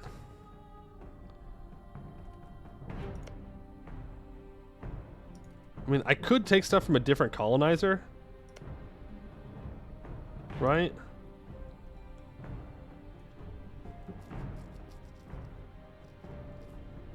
I mean, taking it from Portugal would be the best bet. But the Portuguese probably have ships around this part of the world that would make that very difficult. But if I can grab this province, it has a trade value of 8.9. It's also forted the hell out of this area. And I can't claim this, can I? No. I mean, I could declare war on Brittany. There's Aquitaine then, and there's also Portugal, but if I get a claim here on Cambuni, then I can use that to take this off of Portugal, maybe. Which would take most of this trade away from him. And then I could get it. By the way, I mean, that doesn't change our current peace deal. I'm just thinking. Can I not click on this province? Can't take it anyways. Oh, he'd accept the peace deal.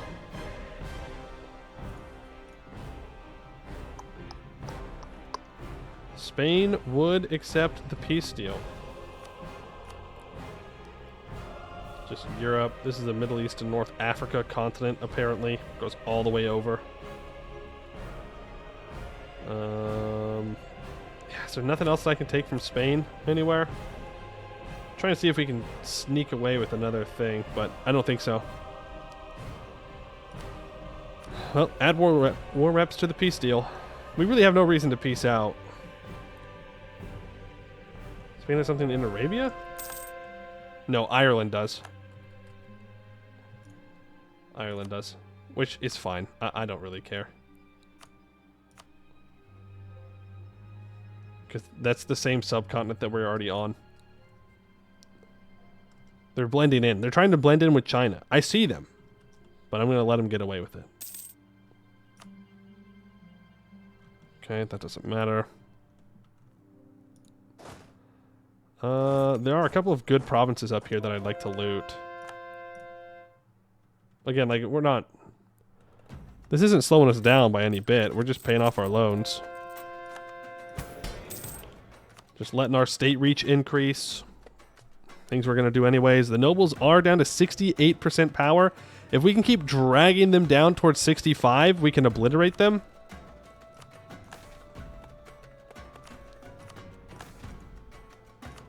Which is definitely something I'm interested in. But there's also reducing that noble power from autonomy. Elite power from autonomy. That I would like to change. But I need one more state reach.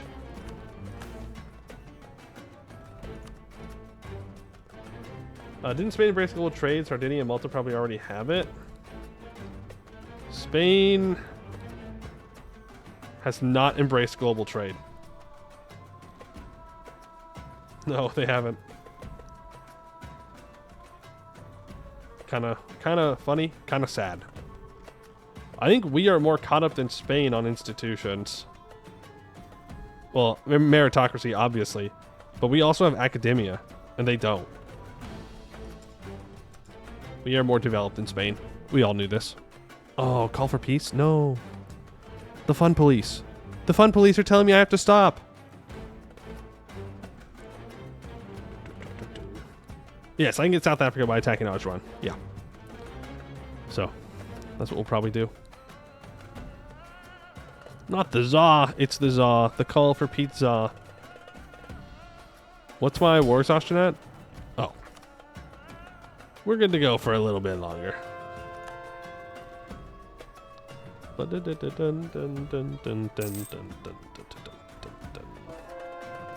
Now, I haven't really thought about how we're going to get these 34,000 troops home.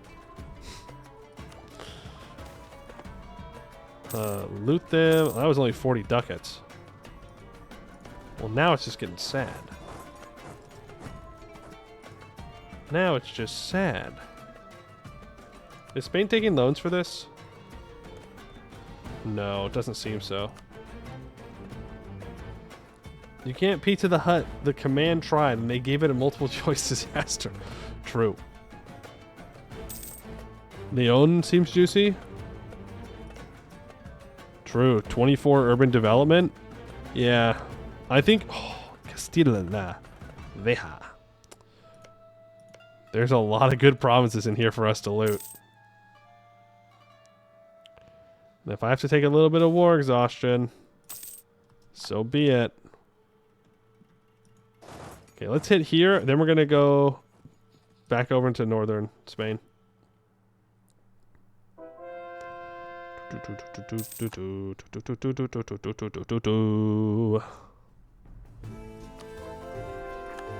Then we'll probably go after Azeron next. I mean, we could go after the Mamluks as well to get cores back and to get money. So where did Venice go? Oh, Castile's trying to siege him down. Gotcha. Kanze, thank you for the follow. Appreciate it. Castile, the ducat filled. Yes. The ducat filled and the ducat drain away. Loot them. How many people did we just kill? Damn. 57,000? 58,000? I feel no remorse. I feel nothing. It's just the natural way of things. Ooh, minus 10% institution embracement cost is kind of nice. What is class labor? Does that mean that more people can work the jobs out of my pops? And how much admin is this going to cost me? 83. This is 239. Yeah, that's fine. Just grinding thousands of human beings into corpse flour. We're not eating them. We're not eating the people. We're just killing them. We're just killing them and looting their provinces and stealing all their money, okay? It's different. We would never eat people. That's for weird people. That's crazy.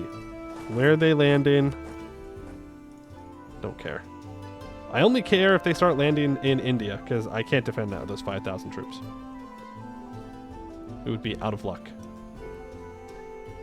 What is the worth of one's life? Well, if you take 250 gold and divide it by around 58,000, yeah, you'll more or less get the cost analysis of it. But the question is a noble's life worth more than a peasant's life? Because a resident's life is worth more because you get more loot out of urban provinces, I believe. So, therefore, you're worth more if you live in a city. Which means the nobles must be worth more. Well, no. Because they don't live in cities. A noble's life is worth less because they're annoying. You're right.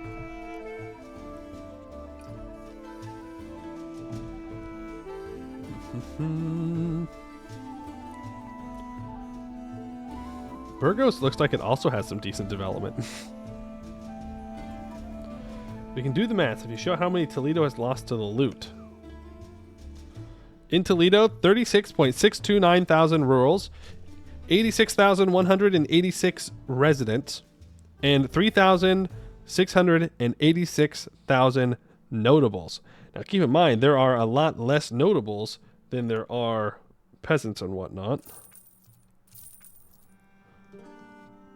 So we go back to Toledo. They have 9,600 nobles, 1,600 burghers, and 5,000 clergy. I don't know if that's the updated numbers. I would assume so. El Bozos? Again, I don't know where all Spain's troops are.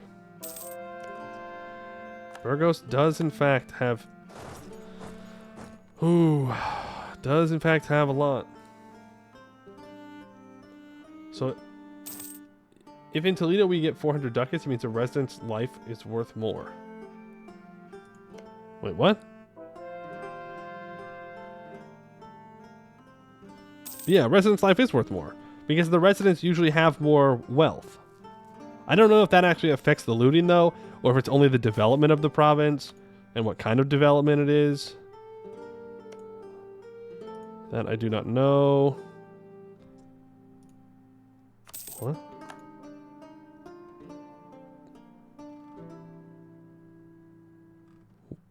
Huh? Why am I occupying things in the New World? What is Venice cooking? What is Venice doing?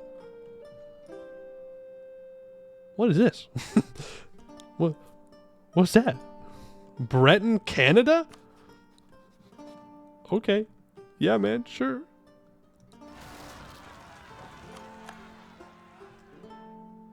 Hey, Ethiopia, hold this. What's this? What are you talking about?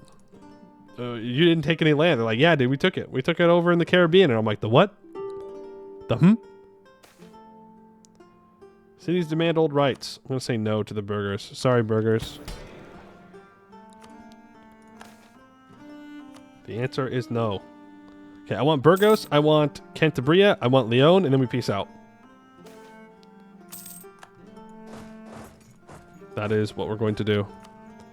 So I'm assuming our war exhaustion is going to start going up here. Yeah. Money, money, money, money, money. Spain taking any more loans? Hey, they took another loan.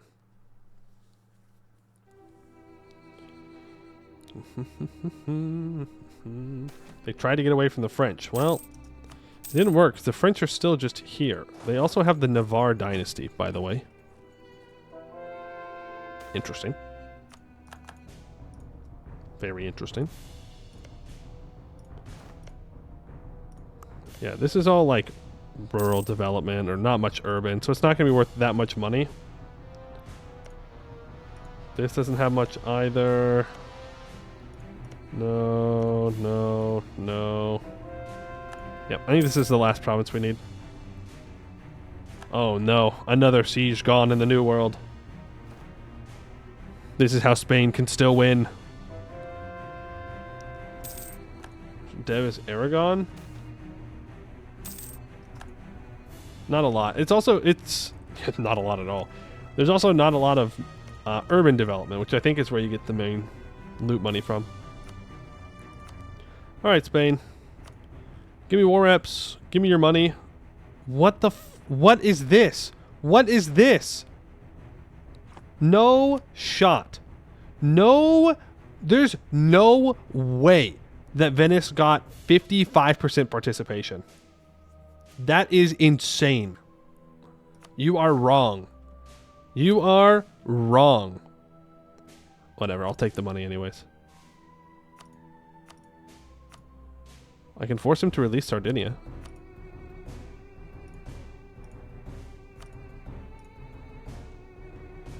It's based on casualties. It's based on battles and sieges. No, it's based on battles. It's not even based on sieges. It's based on battles. So when Venice was fighting over here a whole bunch, it gave him a bunch of war score. It doesn't matter. It's still money. Can you please give up your claims in... I don't care.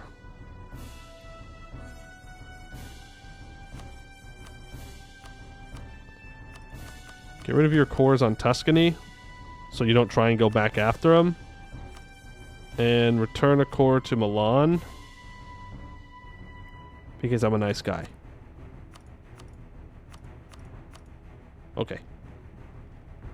There we go. Africa. We'll get a province in Africa, or like southern Africa, from Ashwan. Thank you. So now I can pay off my loans, just like that. We are free from our loans. And this should be added to the trade company, right?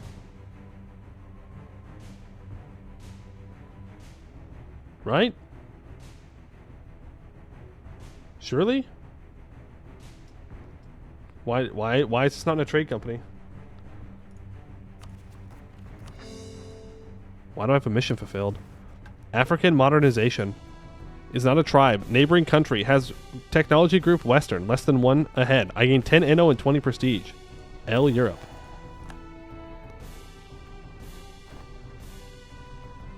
Gold producing provinces / religious tolerance to gold? At least 3. We are the leading producer of ivory. Ivory producing provinces. Religious tolerance of ivory. At least 7. Bro, we gotta tolerate that. We gotta tolerate that ivory. Well, yeah, of course we're losing our NO. We're behind on tech. By quite a bit, mind you. Compared to like Tuscany, who's on tech 51, 51, 52. We're on 46, 46, 47. We're trying, though. We're trying our best. It's just kind of how it works. But I could take this mill tech now. We're not going to get global trade for a long time, so I'm going to take it because it's better infantry. Gives us the Sofa Rifleman. Most slave traders offered outdated flintlock muskets to African nations, often by law. Canny African states could play off one European power against another in the hopes of gaining better weaponry, even modern rifles. A rich ruler might be able to secure several thousand rifled muskets and outfit regiments of slave soldiers with them. The rifles had the advantage of being accurate even at long ranges, even though they were still slow to reload. Very offensive focused. Dragoons are also fine. We upgrade to regimental guns. Release Sardinia, sell them their province back to bankrupt them, then declare on them because blank bankrupt. That sounds like a lot of work. I'll just fight the rebels. How does that sound? I'll build more boats. And then when rebels rise up, we'll deal with them.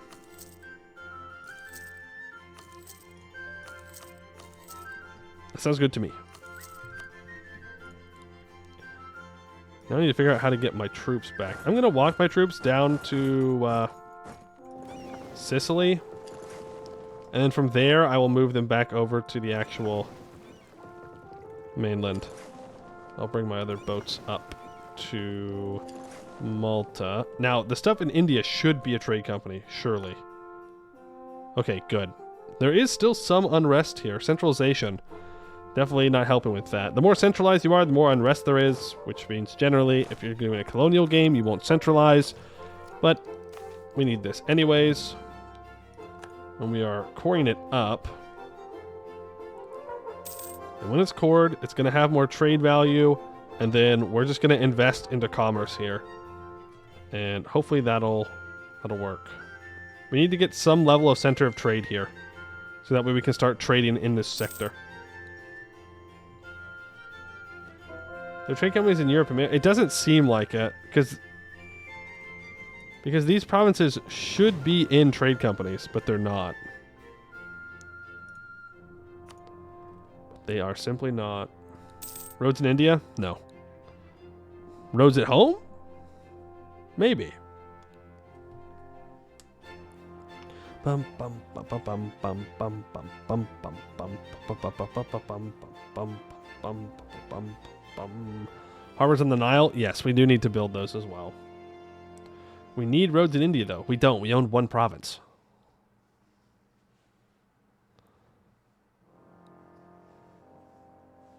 We need one singular province. Who is this? Who's this little green guy? Furbo. There's no. Fuck you, Venice. You do not get to ask for ducats from me after you just took all that money from me in that peace deal. You are my ally. I respect you. I appreciate your help in that war. Do not ever ask me for money again. Or I will kill you. Don't even think about it. Okay, let's bring these 10,000 troops down south. They're role-playing, bro. They're role-playing. My bad. They're like, I'm Venice. I need more money. Give me your money. We need it. We need it. We need the money. Think of the poor traders. True. Think of the poor traders in the Adriatic Sea. They're so poor with their 9.8 ducats of trade value. Which in base game, that would be terrible. But here, that's pretty damn good. Pretty good, pretty good, pretty good. I mean, England's up to 13.6. Iberia's up to 11.5. Sevilla, or Strait of Gibraltar's at 15.8. Those are colonizers. They're cheating. They just give free trade value.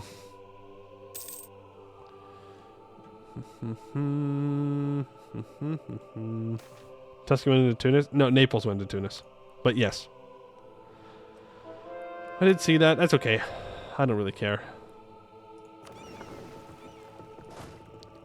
Right, let's get our boys back to Alexandria.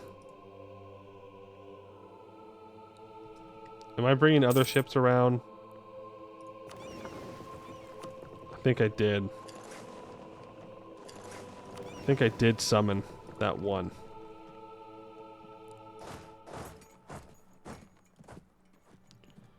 Well, if I do it this way. There we go. Now it should hopefully work. I can bring them across 8 at a time. Bureaucratic expansion is at 81%, so let's go ahead and reduce this elite power from autonomy.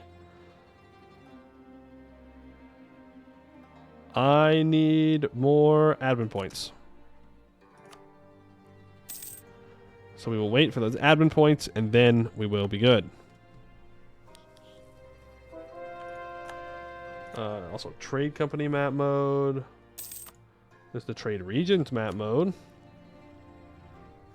Yeah, okay. Yeah, okay.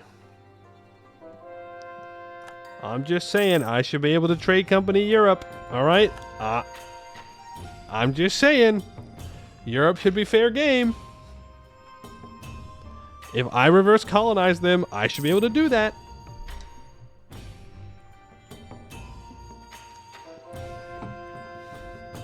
Europeans are no different. If they take the L, they get colonized. Just saying.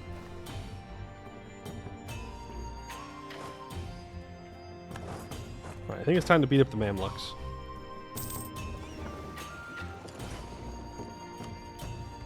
Who are allied to Shamar. The Mamluks have 0 troops. What a pathetic loser. Also, I think France is at war with Spain. No. France is at war with Morocco. Are you sure, France? France? France. Are you so totally sure you want to do that?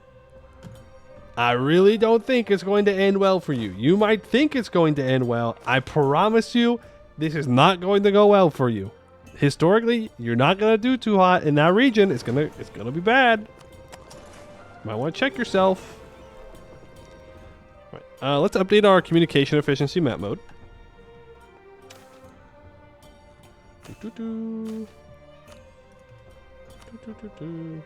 Yeah, colonies there? I know, that's what I'm referencing. That's what I'm referencing. I mean, it's yellow up here. We're gonna get there. We're gonna get there. What are you building? Amenities? Okay, you have a level 4 harbor. Congrats. You're gonna build a level 5 harbor. Improve. Harborage. 5. 589. Boom. Build. Then we go to Dongola. We see that has a level 3 harborage. That's great. That's not what I'm going to build, though.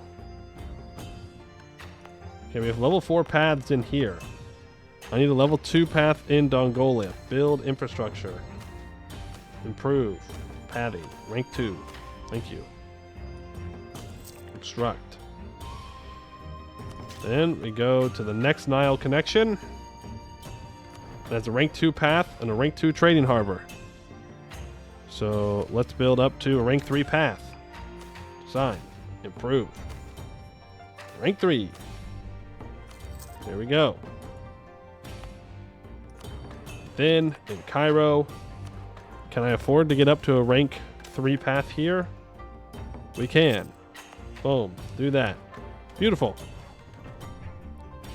Someday we'll be able to make railways going from Alexandria to whatever is our final reach in Africa, hopefully with us dominating the whole east of Africa. Well, I think today is going to be the last day of this. I think this is going to be it. We're going to get control over Egypt. We're going to lower the autonomy. Well, it is getting lower. It's pretty orange.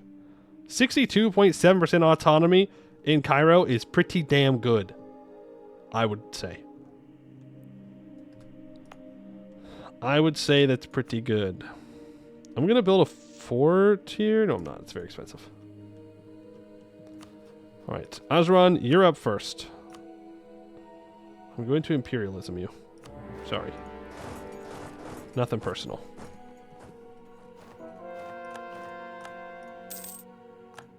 Nothing personal. I just need your provinces in the south.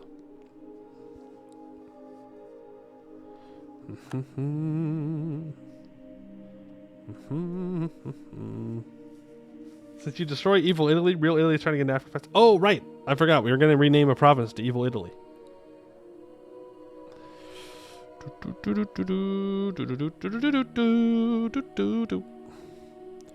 Let me in. Let me. Oh, we can also do that bureaucratic reform.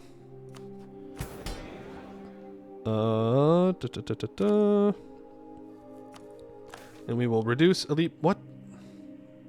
Frick. Need 150. 150. I also want to be improving with some neighbors. And then we'll rename this one. Wait, can I rename the top? That's what I want. Evil Italy. There you go.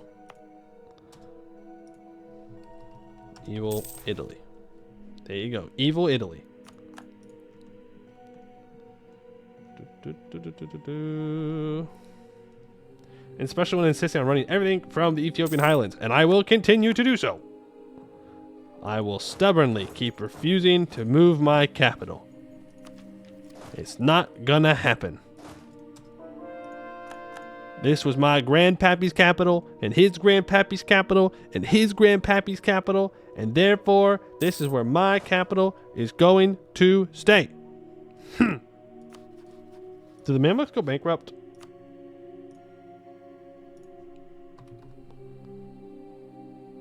Nope, they're going to. Let's do a reconquest war. Venice will not join me because for some reason they have really high war exhaustion.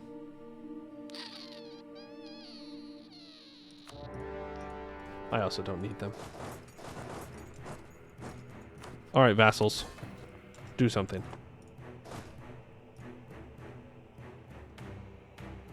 No defensiveness. Not good. Not good for these gamers. Alright, let's get rid of that elite power from autonomy. Our nobles currently have 67 power. Implement that. Boom. Then I need to get rid of that bureaucracy corruption that I just gained. Give grain for the commoners to get that back. Again, we're not giving up taxes, so sucks to suck. I will promote and support commerce to make sure my burghers stay loyal. I'll disown an unpopular relative. I will yield concessions to ancient liberties. Oh, I was going to offer up the military one, but we don't have it. And that puts my nobles at 28% loyalty. Let's see what happens on the Yurtik to the noble power. If it goes down below 65, then... Oh no, we need 55 average power. Never mind.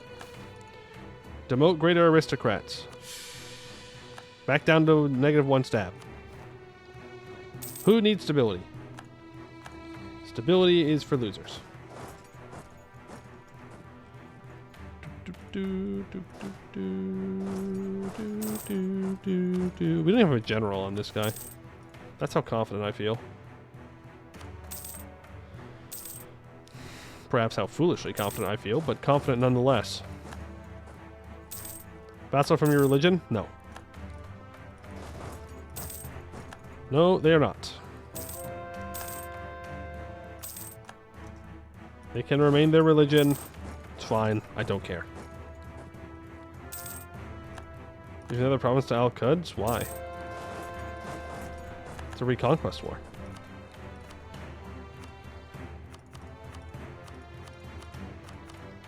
And you know what? Yemen? I'll give you these provinces back. I'll do it. Take max money. Take war reps.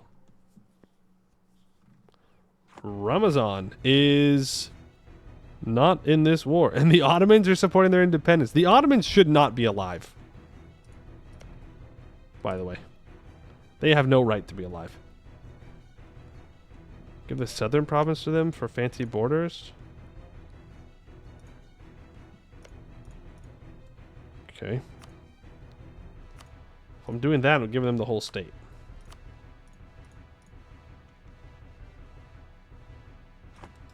'90 war score. Might be here for a bit.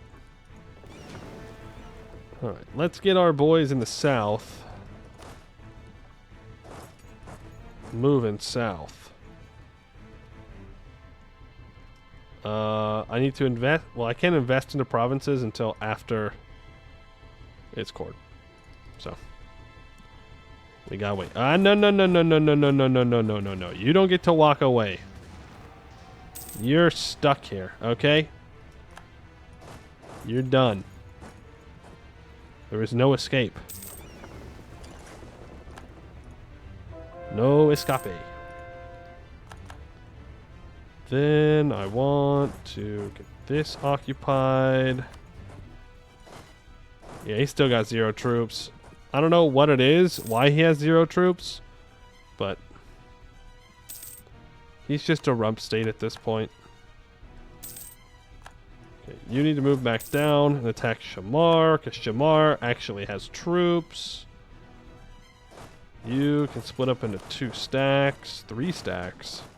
Occupy the rest of the northern provinces from Ajuran. Then I have to take one of these down here. Trade value of 0.7. At the very least, taking these provinces will let me get a claim on Portugal, which will probably be useful. So I should start building that spy network now, because he only has 39,000 troops.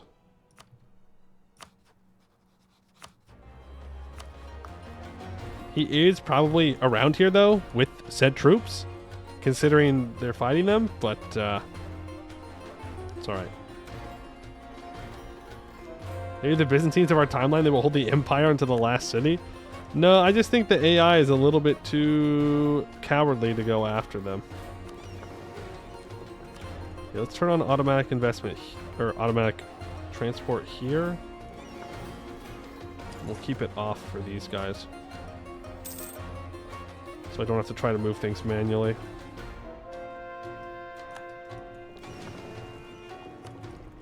Go, and now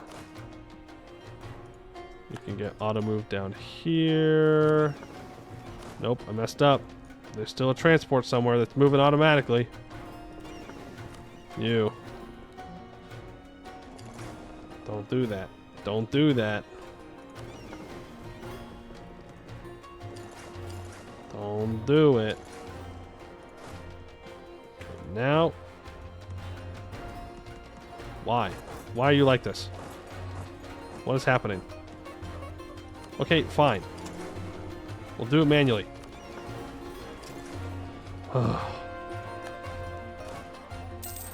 Did not want to do it manually. I just wanted to do it automatically. It's much faster that way. Is it not turned on? Ooh. Ooh, my bad. My bad then. First 100 years, invest here, road there. Last 100 years, well, Spain, I smell like bankrupt. I need looting. To build roads. That's the same thing we did. It's the same thing as fighting the Mamluks. Right? It's the same thing. How much power on the nobles? Oh, good point. 67%. It did not change. At all. Yippee. Woohoo.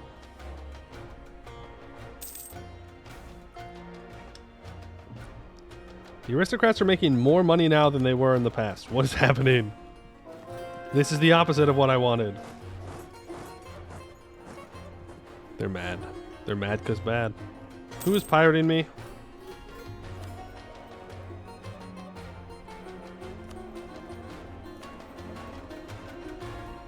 Yo, damn. Yemen, you think you might want to just protect trade in the Arabian Peninsula instead of pirating?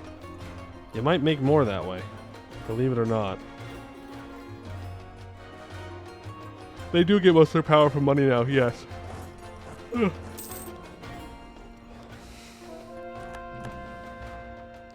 I was hoping that at least a little bit of that autonomy power would drop their stuff.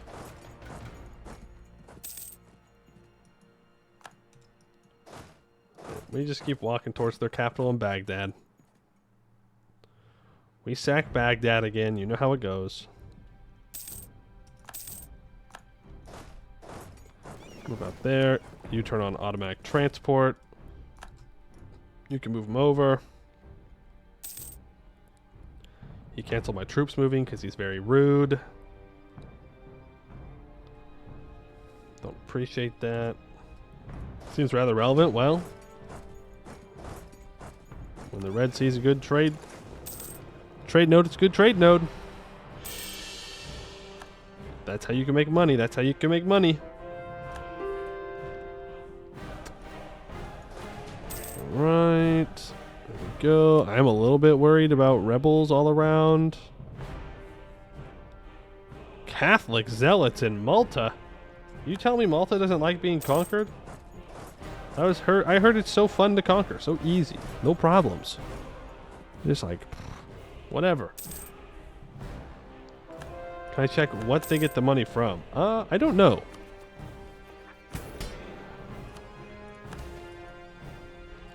Yes, from corruption. They get this money from provincial corruption. That's where they get most of it. Then they get 5,947 ducats from property.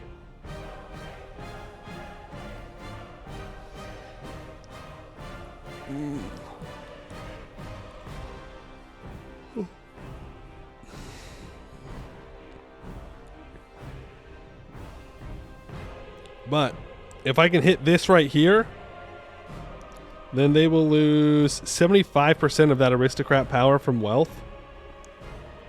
And it will get rid of all of the autonomy from the aristocrats as well. And get rid of aristocrat gravity. That's probably where our natural end is. Was our... for the run.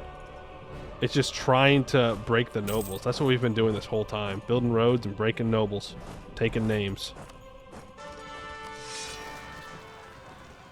I think I want my next run to be in Europe, where I don't have to spend so many monarch points all the time. On reforms and whatnot. Start with better reforms. Or at least different ones. To be fair though, you don't have to do the reforms. I just happen to do them.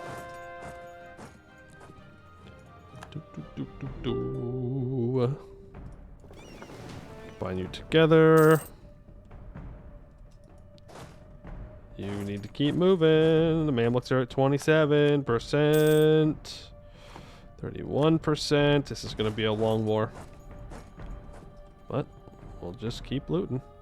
How much was the level 5 capital in our capital? Design project, infrastructure, capital, rank 5 was 1,200 ducats. I think that's the next thing we're going to go after. Loot them, wherever that is. Oh, was that down here? I should not have looted that. I should not have looted that. That was a mistake.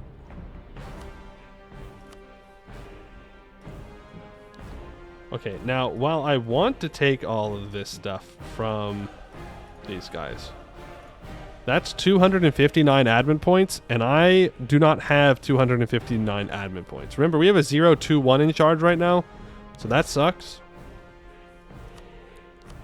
So I think we're just going to take what I need from this island, and I kind of want to take this fort. I don't even care about the fort. We'll take the island, and I'll take some money and war reps. And we'll go our separate ways. Okay, now is this in a trade company?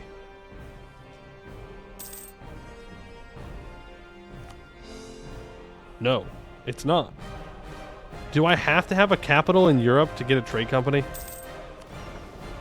Because that's going to be real sad if I do. We did not expropriate the nobles' gold mines, no. It'll be real sad if you have to have a capital in Europe to have a thing. I don't know. I guess we're also on Africa. Maybe that's the problem. Evil Italy capital incoming. Yeah. It'll work. It'll work. Trust me, bro. Look, I'm European, guys. See? I do have it in India. Yeah. Yeah, that's true.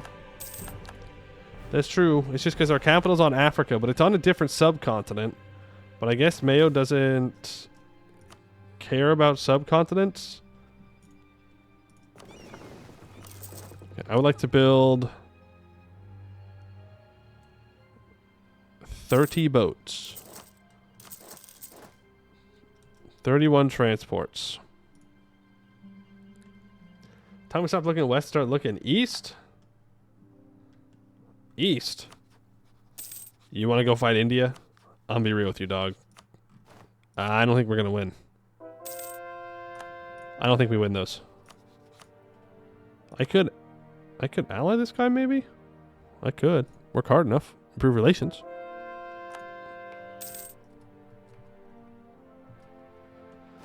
That being said, it would be nice to get a really valuable province in this node down here.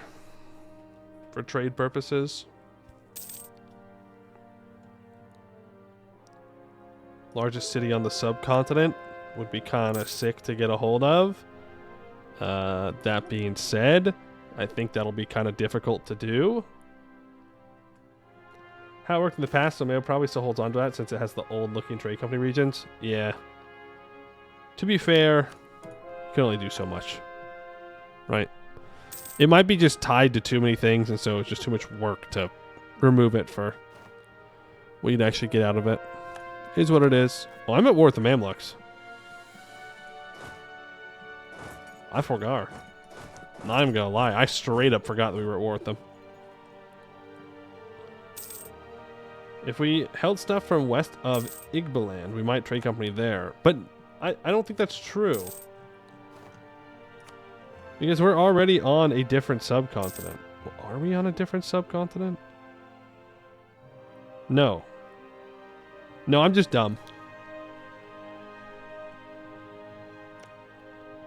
But like, I couldn't trade company stuff up here. So no, it's definitely that we're on Africa. It's definitely that we're in Africa. For sure. It's got to be on a different continent, I think.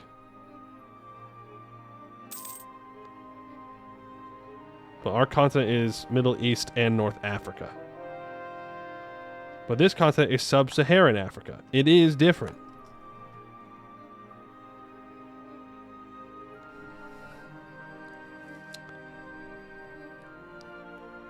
Charters, colonial and trade regions. This is the East African Charter.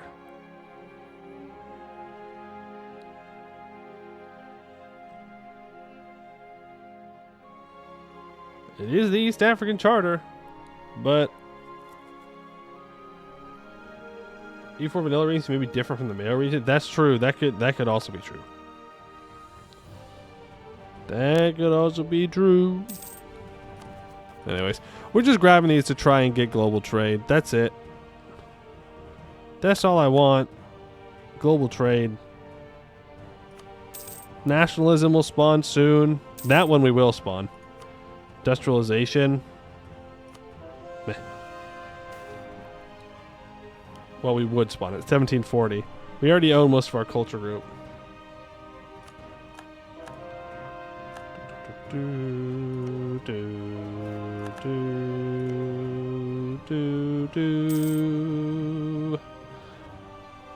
Yes, we can build that capital now. We'll go do that.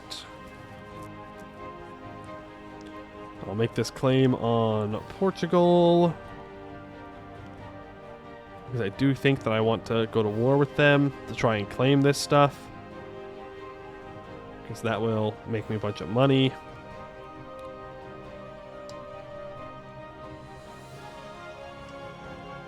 And I like making money. Fun fact. I don't like Portugal making money. Well, Osrun would even give me military access. I've got 30,000 troops down here. The problem is I don't have any cannons down there. I'm over my force limit as well. Let's get 6 cannons built up. Delete these 10,000 troops. I keep forgetting that I'm at war. I'm not actively doing anything in it. Let's build up that capital in our capital. Build infrastructure to tier 5. Beautiful. Okay. Move up here. There goes Shamar's troops. Now we need to liberate some stuff. 42% war. Shamar wants out of the war. Absolutely. That's just less people have to worry about sieging stuff down.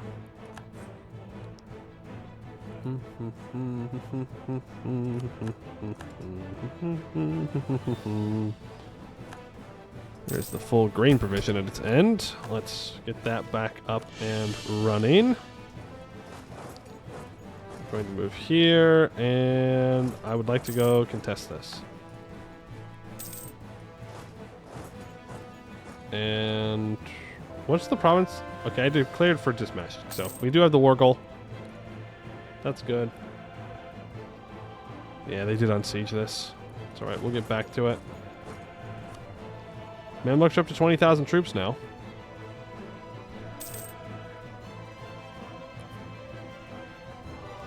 So that is good. Naples is going to attack Tunis again. It's going to be very funny when they take this stuff in here. Okay. There. Did France take anything over here? No, but it is still occupied by France. A couple of the things are. You move to... No, move to Antioch. You move to Mosul. Yeah, the Mamluks are just... They're done. They're dead.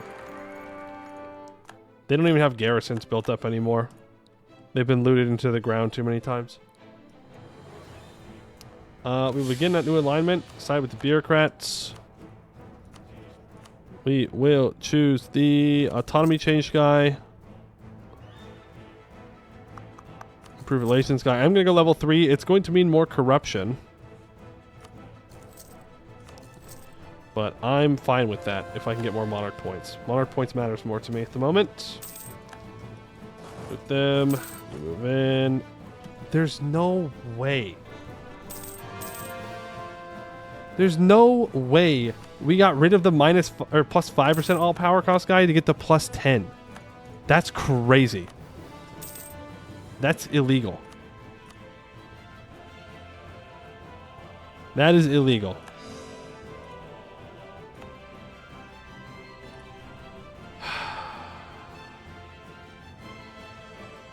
It's very frustrating.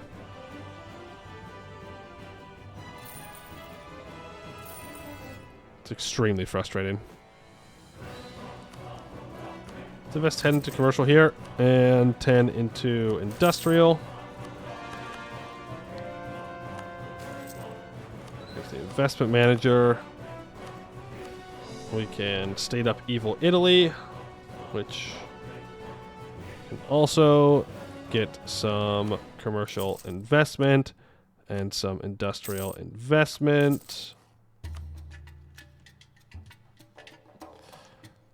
Should have married more clans. True. Maybe the clans wouldn't have done this to me. Maybe they would have had sane children. These damn nobles. All their interbreeding. And what'd they do? Pfft, nothing. All these nobles are whack. We can occupy a lot of this. Can we look at monarch history? That's a part of the ledger that I don't go to very often. But yeah, I guess we can. Let me set up a couple of sieges here. Monarch history. What's that even under? Previous rulers. So we started off with Nawaya Crestos. They were a 3-5-4, and we had a 4-4-3, and a 4-3-5, and a 5-6-3, and a 4-3-4, and a 4-2-3, and a 3-3-6, and a 2-4-4, and a 2-4-4, or 2-4-3. Oh yeah, this was the bad times. 3-2-2-4-0 in admin. 6-4-3-0. Our admin's actually been good, guys. Okay, I don't think we're allowed to complain about our admin. There have been a couple of really bad ones, but overall, our rulers have been pretty good.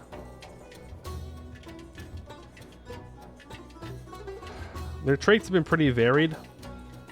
This guy didn't have any traits. We need England one, so you can really teach the AI how to really oppress some natives. You mean enlighten them. Enlighten. We use the word enlighten. Sounds much better. Yeah. Should do the Incas. They have the native passes. Well, okay, but like, I feel like the Inca are going to be pretty similar to Ethiopia, no? Except you don't make any trade money, probably. Probably just want more mines. The nobility has, like you, long been driven mad by the prospect. It builds more and more roads. It was only a matter of time before it spiraled into the crazy train. I see what you did there. Because they got their trains. Portugal does have heavy ships around here. Which makes me a little nervous. Ethiopian communication efficiency makes Incan makes Ethiopia look like the Rhine. Oh, no, don't say that. You're telling me it's even worse? That'd be crazy. We need access through Ajuran. I need to know where Portugal's ships are. Here they are. He has 11 heavies sitting here waiting. He knows, dude. He is aware. Okay, but if I'm moving and I get there on the 8th of March and then I pause on the 7th of March, then I'm not going to get black flagged and Portugal's not going to be able to move over, which means I can declare this war. Am I done coring India? Yeah. Oh, India. I need to invest. I need to invest here. Muy importante. I have port. Let's invest into 10 commerce and industry. I think we asked now about roads. Imagine how bad it would be with 0 institutions and having no communication efficiency at all. It sounds like you'd have very strong estates. Also, I don't think we ever built that road in Gadabursi. No, we didn't. It's still level 3. How much is it going to be for level 4?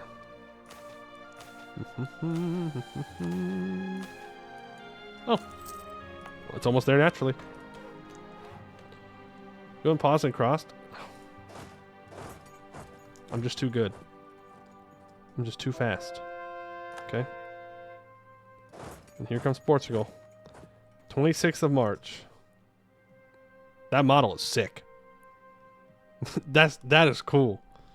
I don't know if that's base game or if that's a MEIOU thing, and I just never looked at the base game, but that's good.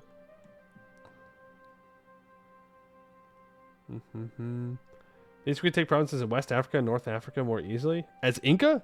I feel like you wouldn't want to do that. I feel like you'd want to commit to, you know, not dying.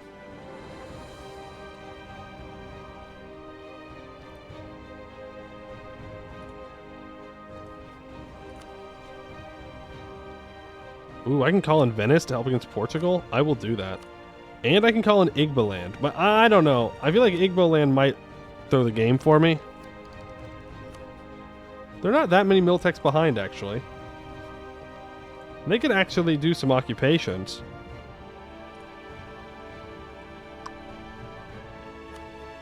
No, I'll just call in Venice. Oh, Brittany won't join. Huge.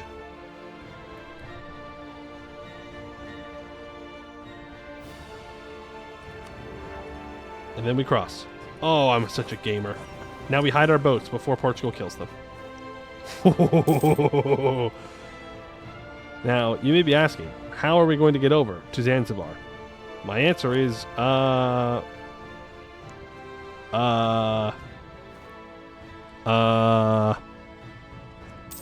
my, hey, guess what I forgot about again?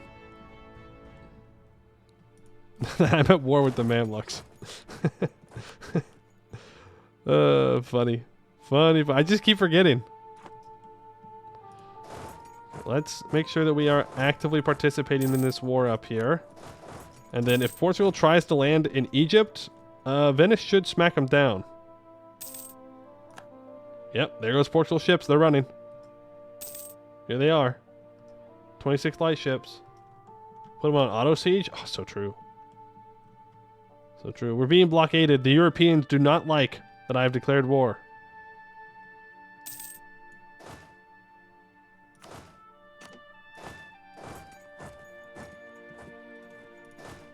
It can't be that easy.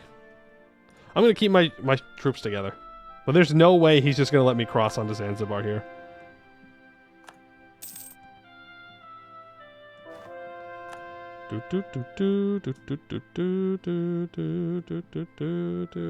Oh yeah, of course. Colonial ships being here on the other side of Africa is crazy to me. Like, why? Why are you here? Don't you have something better to do? Like, oh, I don't know, your own territory? You know you got your own territory, right? On the other side of the planet? Maybe you should focus on that instead.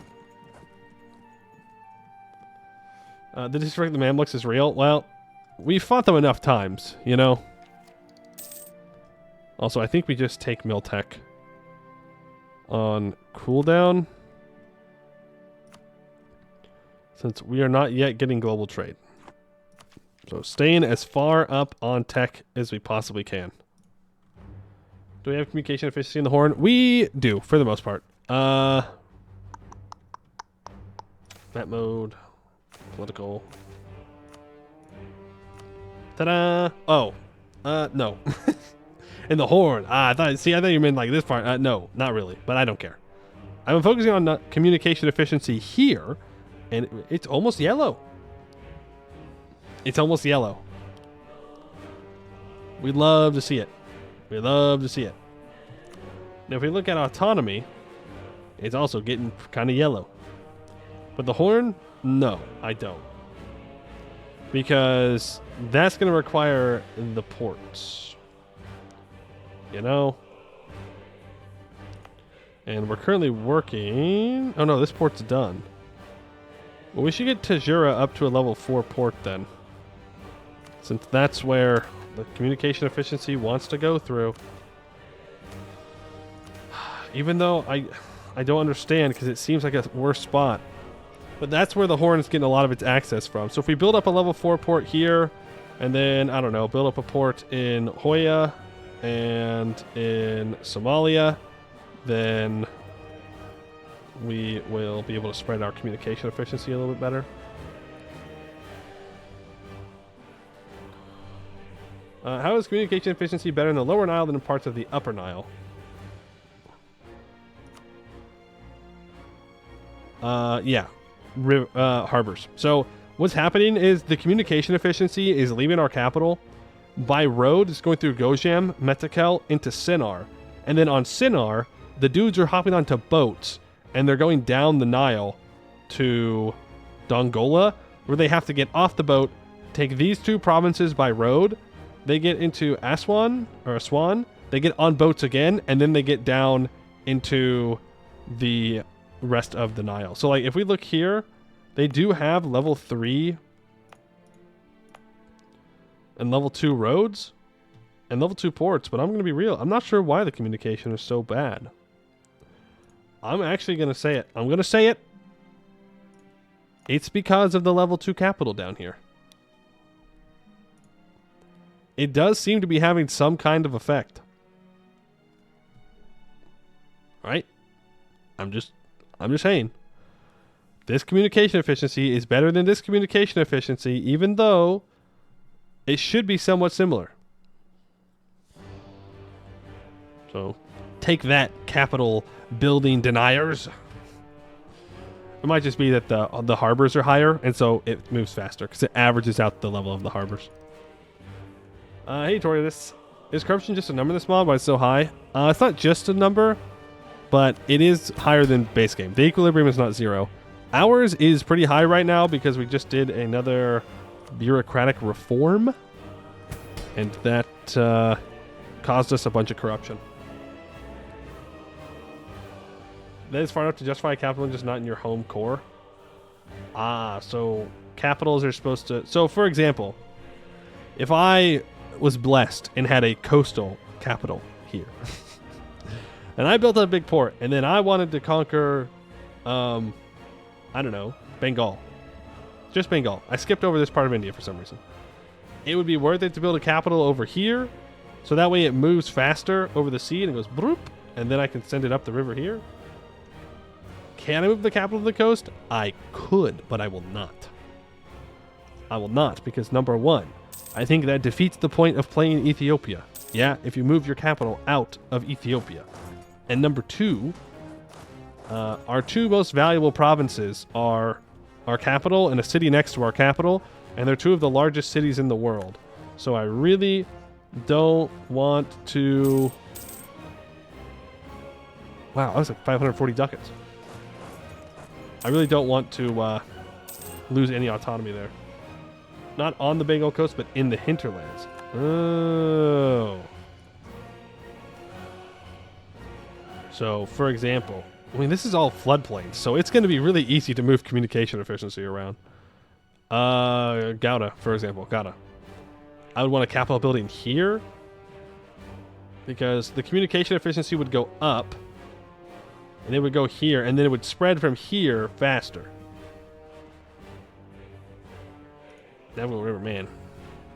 We just suck. Ethiopia skill issue. No navigable river. Everywhere I look, I'm like, damn, that's better. Damn, that's better. Damn, that's better. This is our peace deal. I guess we could give Damascus more. Yeah, I'll give Damascus this province for better borders. Oh, he says no. The Mamluk says no.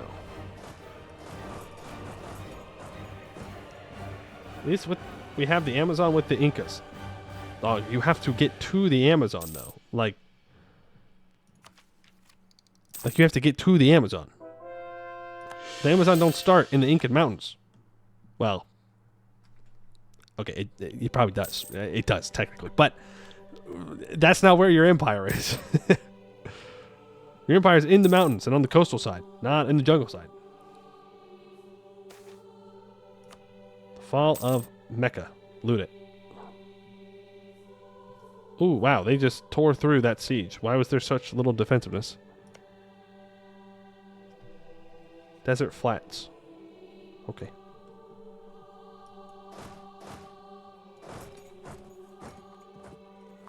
Was that the only fort? Can I not take this stuff now in the peace deal?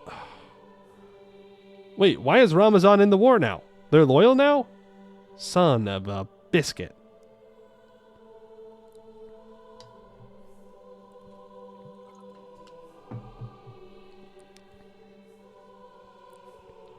Son of a gun.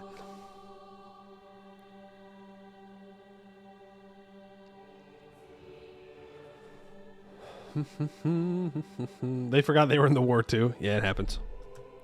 Happens to the best of us. He is moving though. Look at him. Well, now I want to go take Adana and then release the Crusader state. Kilikia.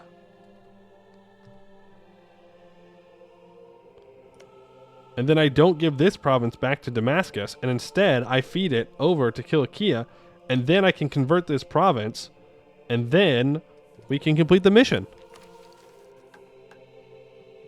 Why do I have a mission about Moroccan pirates?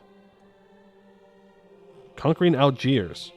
Tunisian pirates. Is it because I own stuff in Sardinia? That's weird. That's weird. Alright, though. And then from the Portuguese... Oh, Hohenzollern wants out. Could have taken money. I just thought they were low. Oops. What about Munster?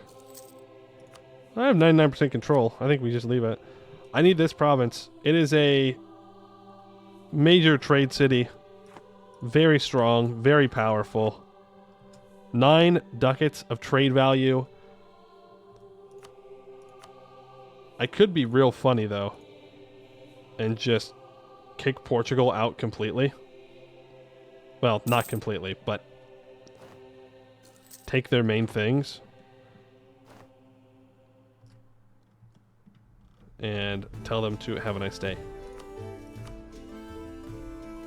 Okay, the Mamluk War is finally done. I remembered that it's all there. Get rid of your cores on me. Thank you. Yeah, make sure to get rid of that core on that oasis. That's really important to me.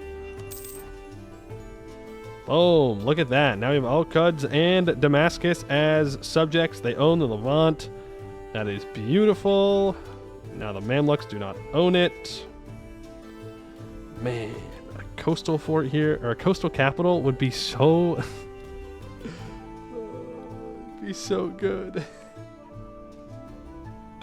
Like if we had, I don't know, this as our capital. Well, Desert Hills isn't great. Is there any decent place around here for a capital? Shrub Highlands isn't as bad. Shrub Flats. Zila is actually a fantastic capital for this region in here. You move your capital to Zila, and then you can send your communication efficiency. Then you can go up this navigable river here. You can send it to El Suez and then into Cairo here. Oof. I missed a province? No! That's alright. There may always be another chance to get it.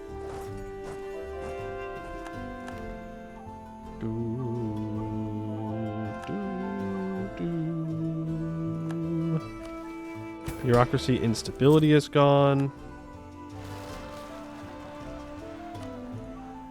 Tripolitanian separatists, okay. Honestly, our centralization is probably a bit high, considering how far spread everything is, but oh well. How's Rwanda doing? 138,000 troops, Tech 40. Where'd my money go?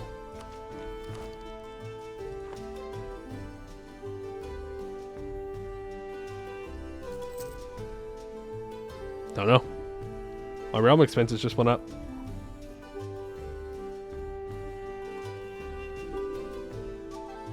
Didn't say at the time it was Yemen, but you gave them land back, which equals more pirates. Oh, I did give Yemen land back, because I'm a good guy. That's fine. They're not pirating me. They won't pirate me, because we share the same node. Besides, maybe Yemen and I are no longer enemies. Or friends, but that doesn't mean we have to be enemies. Portugal have another province north of England's colony. Yeah, that's true. But I mean, I'm just more concerned about their high trade power provinces, which these are. But if I wanted to kick them out of the node completely, I mean, I'd have to take some islands too. I just need these provinces for global trade. That's it. That's what I need. Same thing with this bad boy.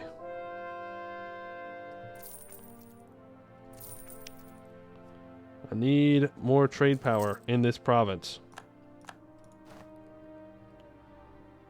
I would like to at least begin to spawn global trade in my capital. See, it's not updating that I have a colonial subject owned, or have a colonial subject own a province with trade value of at least 2 on at least 4 different continents. Which we will have. We'll have our capital continent. We'll have the sub-Saharan African continent. We'll have the European continent. And we'll have India, hopefully, maybe one day.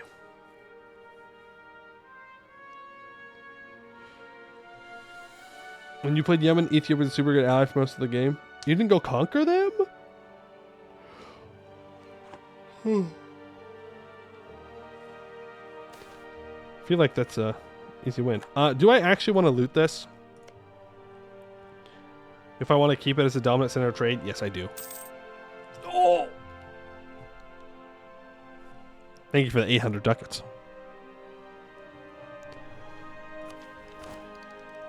That's a lot of duckity-doos. Portugal's just not contesting my troops down here with his ships. Like, he's not trying to block me or anything. Which I appreciate.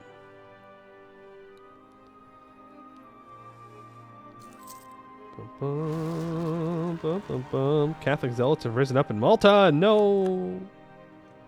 You damn heretics. Let's move over to transport some troops.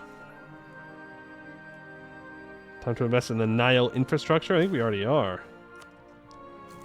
I think what I want to do is invest in some other infrastructure for a second. Well, we can check. Sinar is building a harborage. Dongola is not building anything.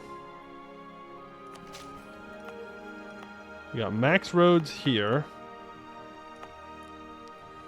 The Swan can get to a level 3 harborage. Let's get this one to level 4. I honestly don't know if this is worth it to go so hard to get our communication efficiency down the Nile when we could also invest getting it to the Horn. Counterpoint, there's a lot less value in the Horn. Counterpoint, we could put a lot of money into investing in industry if we wanted that, which I kind of do. These farmlands are maxed out. These farmlands are maxed out. Oh, good. Never mind. Looks like the auto investor and the elites maxed out this farmland. I mean, we could try and upgrade some irrigation if we wanted to. Like, there's only level 2 irrigation. Getting that to level 3 would be huge. We would love to see that. I mean, look at that wheat output. 113%. Oh, beautiful. We need some roads in the delta. Yeah, these are all like level 2 and level 1 roads. We could definitely do that. Can't I select by area? Boom and boom. And then I want to select by individual. And I want to unselect Cairo, because that's already building up its pathing to the next level. And then I want to build infrastructure, design the project, pathing. I want to improve by 1 rank.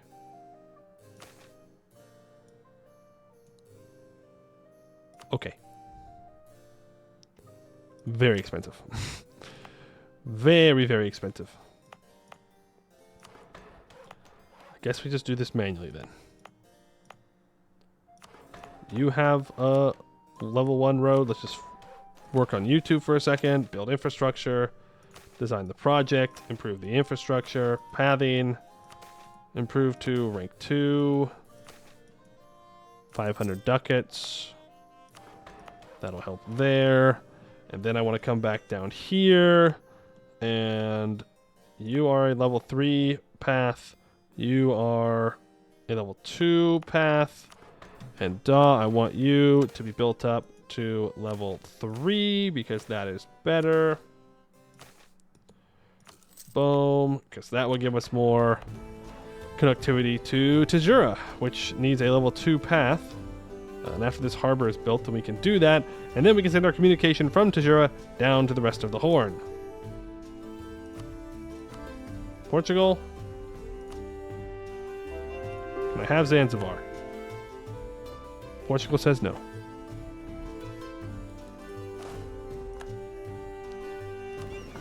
I'm not going to forget about the Malta heretics. There's full grain provisions again.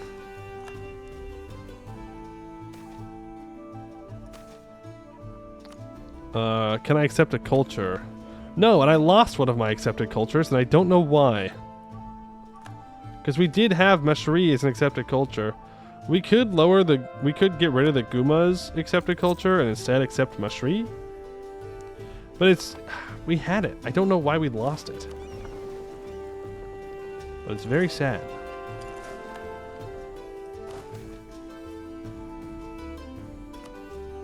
Noble power seems to be going down, but slowly. Oh, whoa, whoa, whoa, whoa, whoa, whoa, whoa, whoa. Stay in Malta. We're hanging out in Malta, boys. We love Malta this time of year. We love Malta. Yeah, yeah, yeah, yeah, yeah. Malta sounds great this time of year. Venice, can you go siege down Portugal's capital? You have 63,000 troops. Are all of Venice's troops black flagged in the New World? I bet you they are. I bet you they're all black flagged in the New World. We get up on the Zila port? Yeah, I mean, it's just faster to go to Tajura.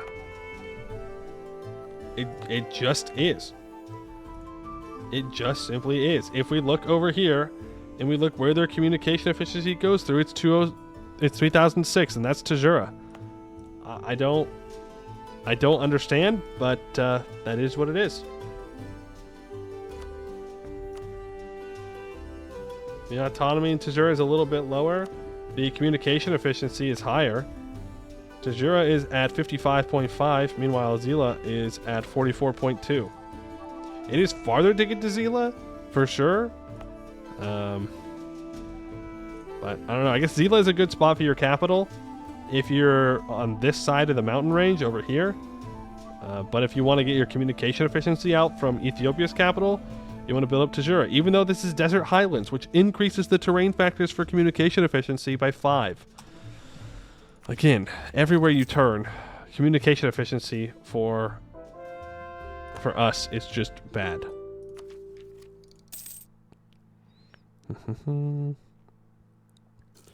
Less than 0.86 ducats. I don't know why. Also, yes, the noble power is going down, but that's because we are manually lowering it. I would like it to get down to 55, so that way we can click this button, get our rural governments to gentry, and then I will be happy. Munster, I no longer control. I'm just going to wipe peace Munster. Oh, Venice. Venice. Huge Venice. Please go siege down Portugal's capital. I beg you. I will love you if you do that. Oh, Venice versus Portugal in the Med. Venice has 0.2% more naval morale. It's 21 galleys and 13 heavies versus 19 heavies. Portugal does have their flagship here, though. Flagship has 100% cannons, 50% morale, and 100% durability. Okay. Come on, Venice. Come on, Venice. I don't know. Venice is losing. The morale's pretty even, but remember, they started off with more. Oh, the first ship goes down. 1 Portuguese heavy. 2 Portuguese heavies. 3, 4. Oh, it's Jover. Oh, but now the galleys are starting to go. But of course, sinking the heavy is worth way more than sinking a galley. Just like that. Boom. 4 galleys, or 4 heavies were sunk on the Portuguese side, and 5 were sunk on the Venetian side. 1 captured ship. The galley disengaged. A bunch of light ships also went down. Take their property? The nobles? I mean, we could, but... Ooh, we could also upgrade this.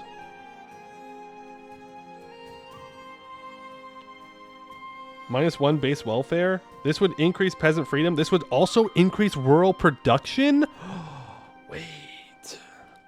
Wait. Maybe we should do that. It would cost a lot of admin points, though. And I kind of need them for coring. But also, I can feel like the wall that I hit with monarch points. For a long time, I had enough, and now I very much do not. The combination of global trade and Colombian imports was massive on me keeping up with tech. Yeah, I mean, it seems like everybody else is falling behind. And this is on top of me doing lots of reforms. I don't know how much the AI reforms or not, or if they reform as aggressively.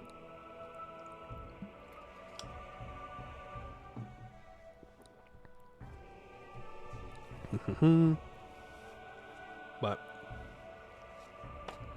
what do I know? What do I know?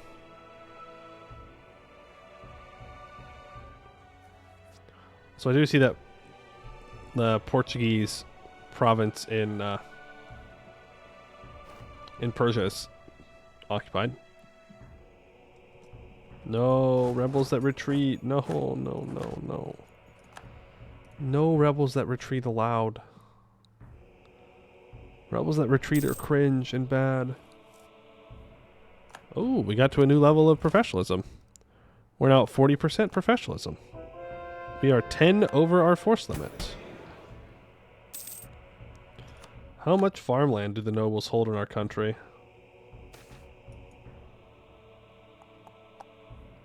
They own 29% of farmland. They're definitely taking farmland still. Or maybe it's just that the provinces we're taking are noble dominant. That might also be it.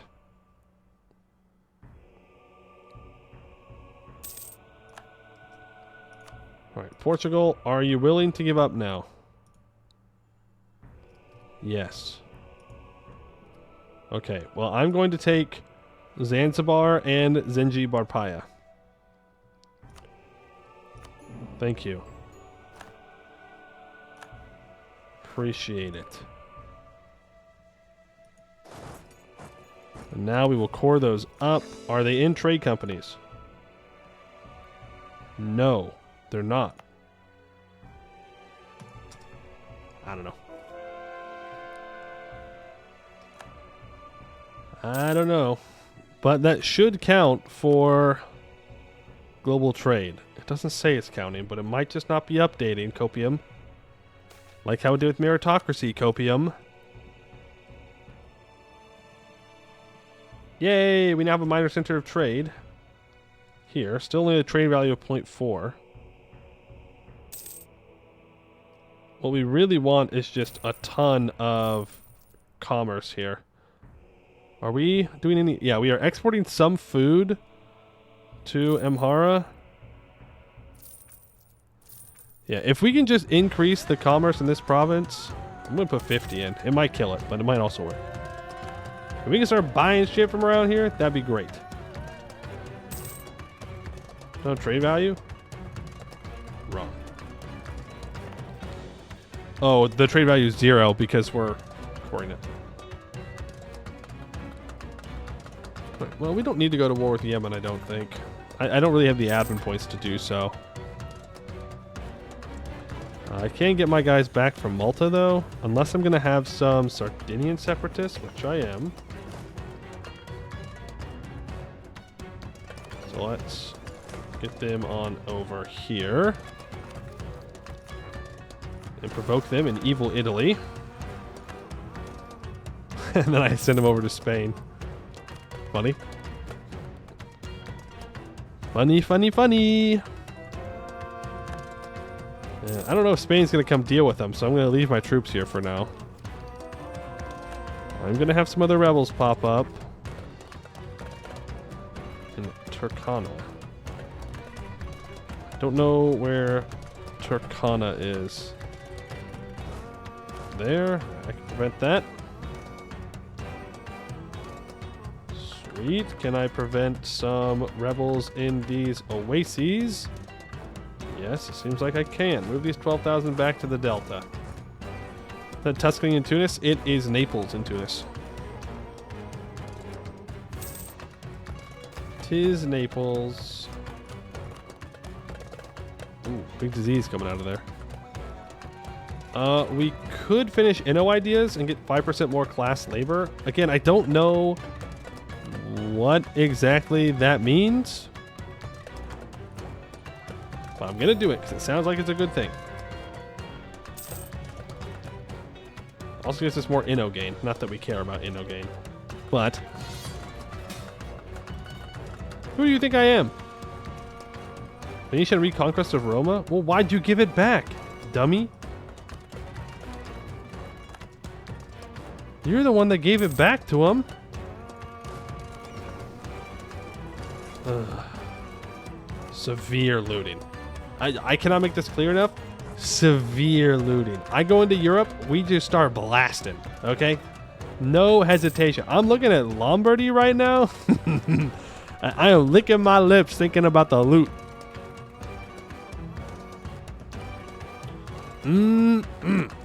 Tasty Italian gold. Not from Venice, though. Not from our homie Venice.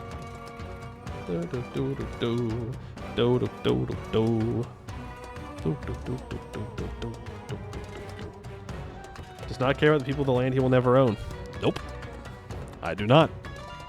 Plus, if I loot them and I ruin their industries... Oh, Venice got there first. Fair enough. I'll just burn down your holy city, you damn heretics.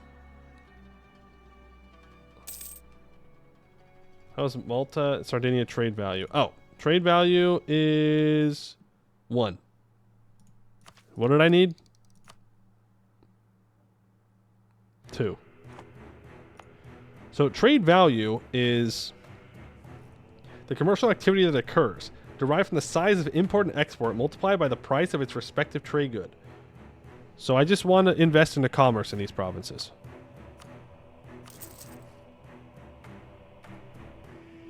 That's it. Specifically in evil Italy. We just want as much trade being facilitated. Which means I need to be ready to do more trade. I need things that people want in the trades. We must keep trading at all time. We must trade.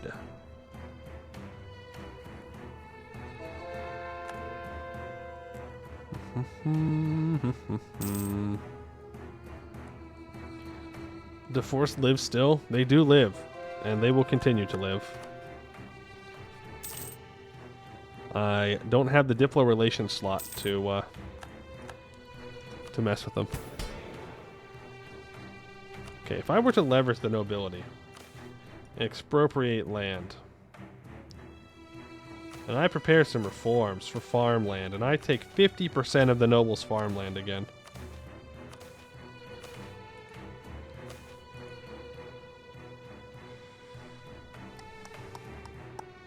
Yeah, it makes them mad, but they can only go down to 0 loyalty, right?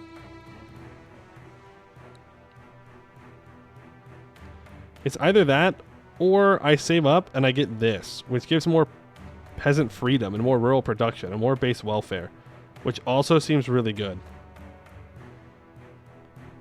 Fix your corruption, but our corruption is going down by 1.42. Our corruption is naturally much lower than this. But we do get 3,877 farmland, which is about what we got last time. Let's do it. Also, I don't think there's anything stopping me from doing this reform. I just can't mess with their privileges. And then provincial corruption of mine is still going down by 0.49. If I provide property grants to the peasants, I like to prepare reforms. I want to give 20% of the farmland to the peasants. That gives them 1,000 of it. We do lose some stability progress, which brings us back down to 0, but the residents are ecstatic. We get +6 welfare. And I will loot Rome. Milan is out of the war. Let's go here. What tech is Austria? 52? I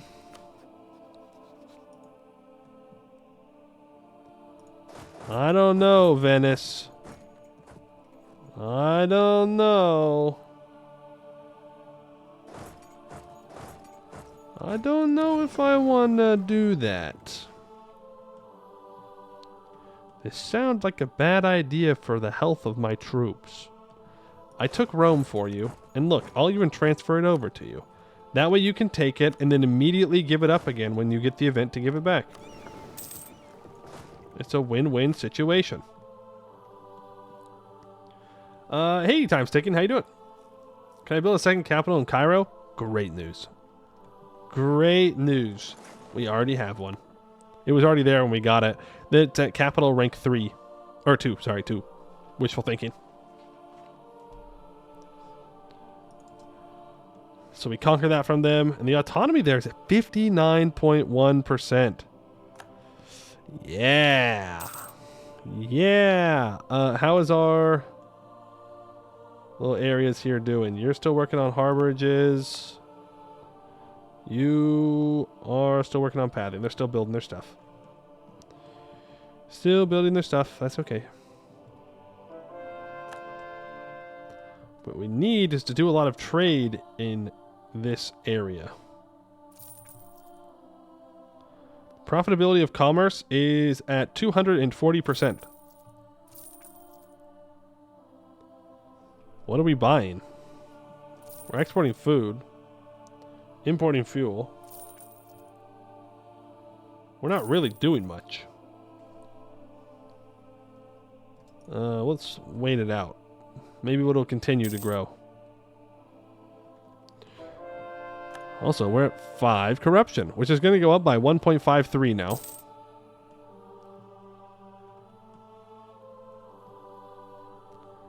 And yeah, my troops are back in the Delta. They don't need to be running around doing dumb things. Ooh, Swahili separatists. 38,000 of them. Well, good news. We're down here and we're ready. In your Hungary run, you built a second capital in Constantinople. Was a fun run? Ooh. That would probably be a pretty good idea for this Hungary to do. Or Latin Empire, or whatever their name is. The red tag. They're actually expanding. Look at this. They're going to do it. They're going to try and form Eastern Rome. They're going to have some struggles when they try and get down here. But look, they can have Anatolia. Except maybe this. Still haven't decided. As long as they leave my vassals alone, they can reform their Roman Empire, their dreams, all they want. Well, they don't trade with me much. Oh, no, they do. Never mind. They can do whatever they want. Russia is friendly with me? We could ally Russia. We don't have the relationship slot, though. Oh, I do. I have 2 relationship slots available.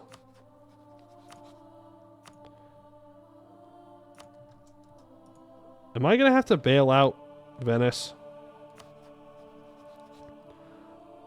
I think I'm going to need to bail out Venice. Fine.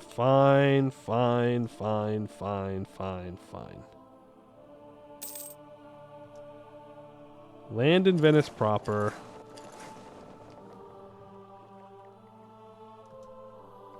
We'll be helpful. How's Green China doing? I don't know. We haven't heard much from Green China in a long time. I think they've just been sitting there pretty much the entire day. I don't think they're doing anything. I think they're just sitting. Which is fine by me. They're annexing Diviet. Which is small. But Hindustan is their vassal.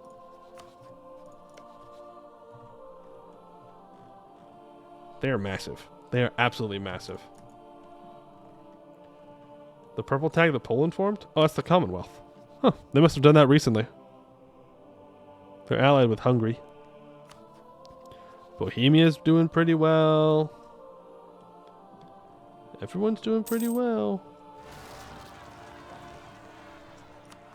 Okay, the Swahili separatists are on Zanzibar. Let's cross and fight them. Let's block off their retreat. I want to... Venice, dog, I'm sorry, but I'm like not too committed to your war here. At least when I called you into war against Spain, you got a bunch of money. I'm not going to get anything from this. Nothing. Not a single thing. Oh. Nationalism time? Where's my nationalism? Oh, I'm not high enough tech. That's what it is. Either needs to be 1740 or I need tech 52. Admin tech 52. We don't know what nationalism is. We have not discovered it. Green China isn't real. It can't hurt you. Incorrect. Green China, very real. Very, very real. Very, very scary. All right, we'll take the Miltech then.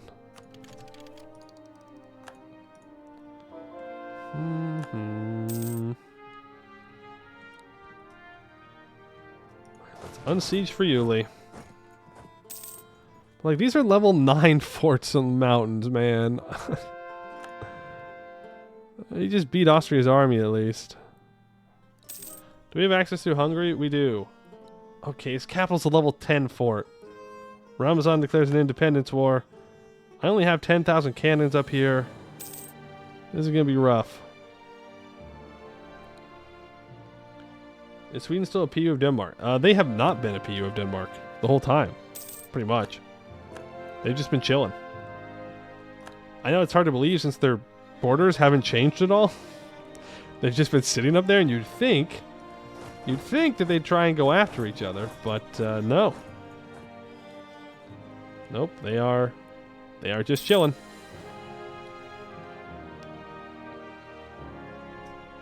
Yeah, okay. We're gonna win. El Austria. Oh, we got decimated though. Yeah, okay, I'm out of here. Sorry, Venice. I'm not sieging down mountain forts for you. Not gonna happen. Not when I'm behind on tech, that's for sure. Not when I'm behind on tech and I have offensive pips on my infantry and not as many defensive pips, and I'm going up against European pips. Ain't no way. Sorry.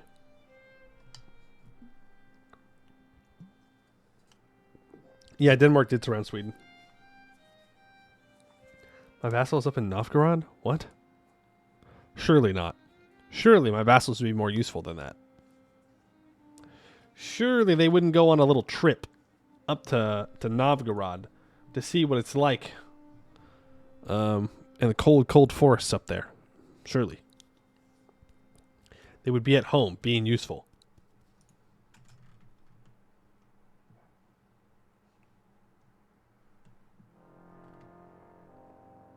Okay, well, this is Denmark-Norway, who's in the war with us. But Al-Quds is in Livonia? Is this Livonia? I think this is Livonia, right? I don't think it's in Estonia. I think it's far enough south. Nope, it's Estonian. My bad. Hey, Dislike the Frenchman. What is Tinto Talk? It's the... It is the... Development Diaries for EU5.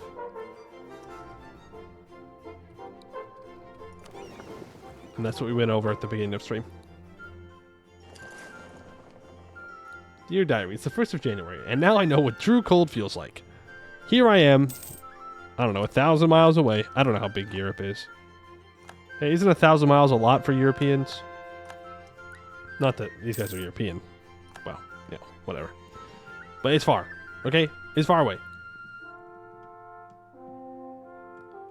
It's like 50 Louis thumbnails about OMG 60 plus cultures in one area. Yeah. Yeah. Why? Hello? Keyboard? Please work. Thank you.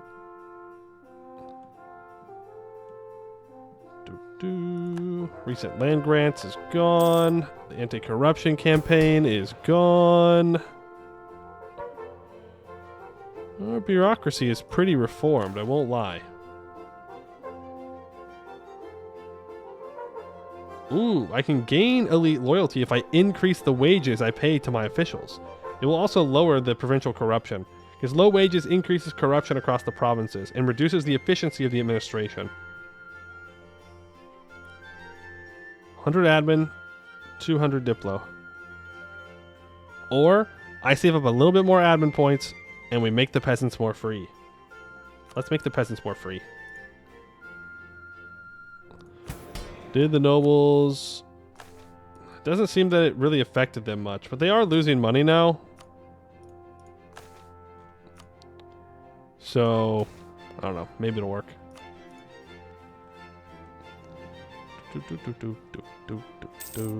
Then I have to rebuild some troops. It did give us more force limit, though. So that's a positive.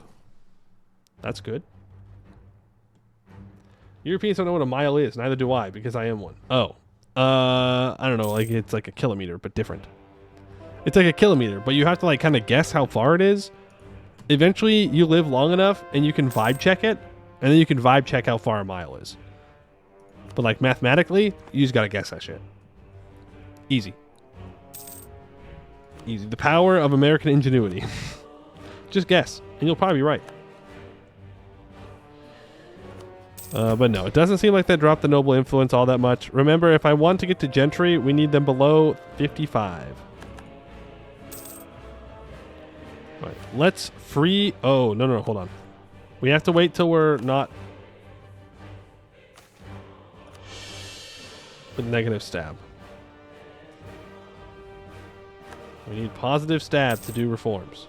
Positive stab.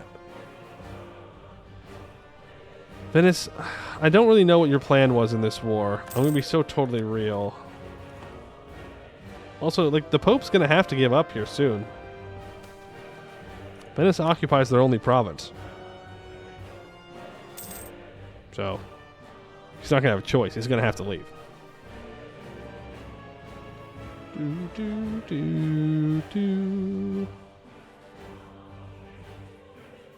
I'm surprised that France hasn't gotten Aquitaine back. The land in Aquitaine. Since they're not a subject of England. Like, they should just go dunk on them.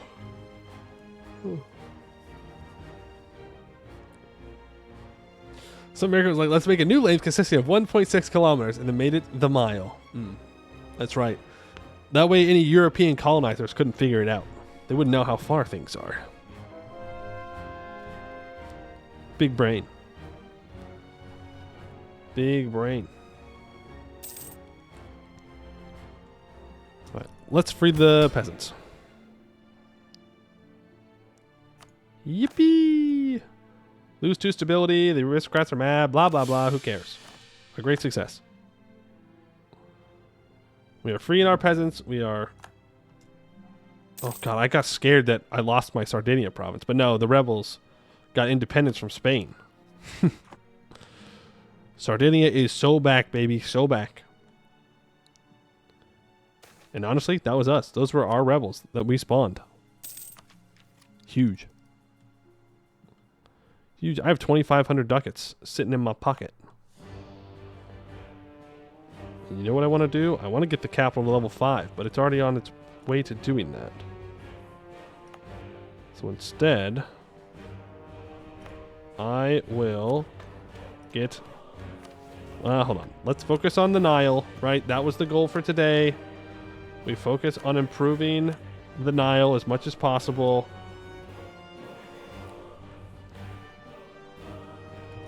Let's figure that out. Sinar is up to a level 5 harbor. This is wonderful. This is great. Build it to level 6. 6, prepare to construct. Boom.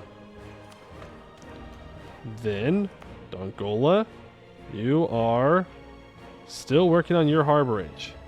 It's going to take a while. Same thing here. Going to take a while. You are not working on anything. So I can either get your harbor up to level 5 or your road to level 3. Let's get that harbor to 5. Harborage, rank 5. Thank you.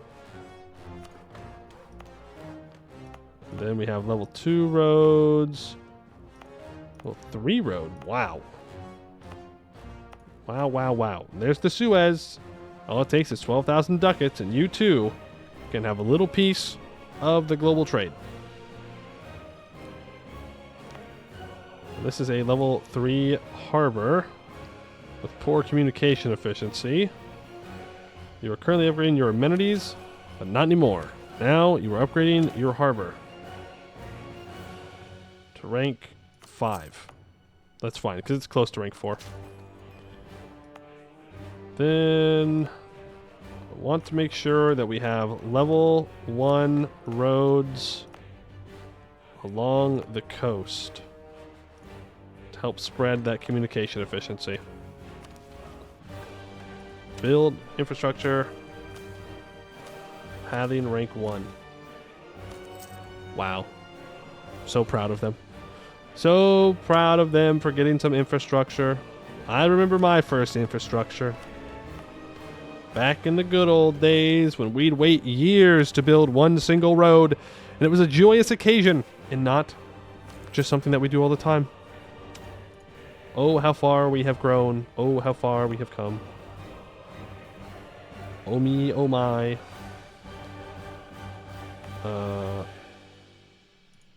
Is there anywhere else that I want to put a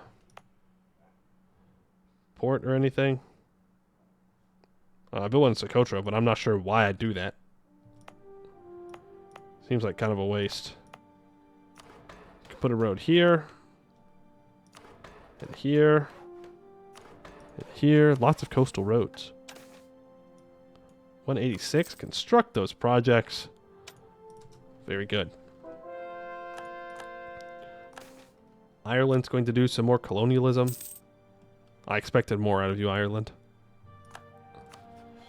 Now look, he's got the coastline here almost. He could kick the shit out of Genoa. So I'm not sure why he's letting Genoa keep these trade ports. I mean, he did just take the land around them, so maybe that's why. Also, how have they filled out this farmland? Got it. They haven't. Okay. Understood. Understood. Upgrade the capital in Cairo. Not a bad idea. We could do that. We could do that. How much would that cost us? Didn't I start building something already, though? Yeah, I already started building the harborage. But if we wanted to check... No, illegal to check. The capital at rank 3 would be 762. Bring the people back to Cairo. We already have. Like, this is definitely increased in population. And there's 4.6 birth of peasants in the province. There's 0.79 resident birth and 0.352 resident immigration. With an ideal of 304,000 residents. So it's going. How is our big province doing? Inaria. Inaria is up to 1.2 million people. With 6 birth. It's not showing immigration out, though. Are the people not leaving? Are they not, like, migrating into cities and they just, like, chilling out here? I guess not, because there's still a lot of forestry production going. Like, possible. So they just stay as things slowly but surely keep increasing. 22 peasantry. Okay, you know what that means. You know what we have to do. All the forestry.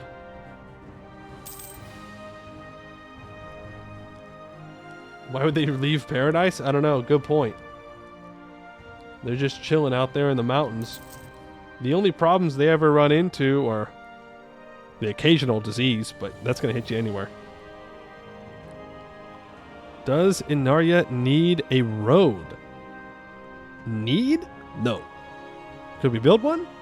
Maybe.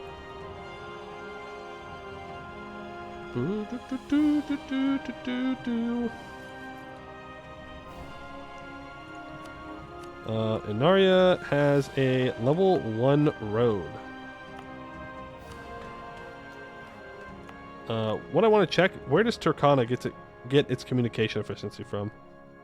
3064 from Wellamo, and Wellamo gets it from 3008, which is in our... Okay, so yeah, no, we should build a road through it, actually, so we can get communication efficiency down to Tanara. So Inara, let's get you up to a level here. Just design the project differently. Improve infrastructure, pathing, improve by 1 rank. Prepare to construct. That way I don't need to check exactly what it needs to be. I can just upgrade it. Does this even have a road? It does. It's a level 2 road. And that's too expensive. Irrigation could be great too with around 800 farmland. Yeah, it does have level 3 irrigation. But it does have 810 farmland. And it only has 60% soil quality. But it's got pretty good suitability for millet. It has size 404 crop. At, I believe 170 profitability is the right level. Don't know. No. 273. Yeah. And then how many units of food does it actually produce with the crops? The crops are producing 120 units of food. The pasture 26. So yeah, honestly, a road and then irrigation isn't bad. Though there's automatic irrigation being built at the moment. Has the potato made it to the heartland? No. Sorry.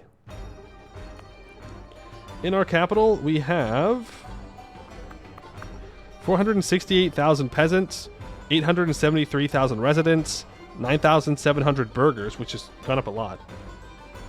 In fact, they have a little bit too many burgers right now. And 3,000 nobles and 1,800 clergy.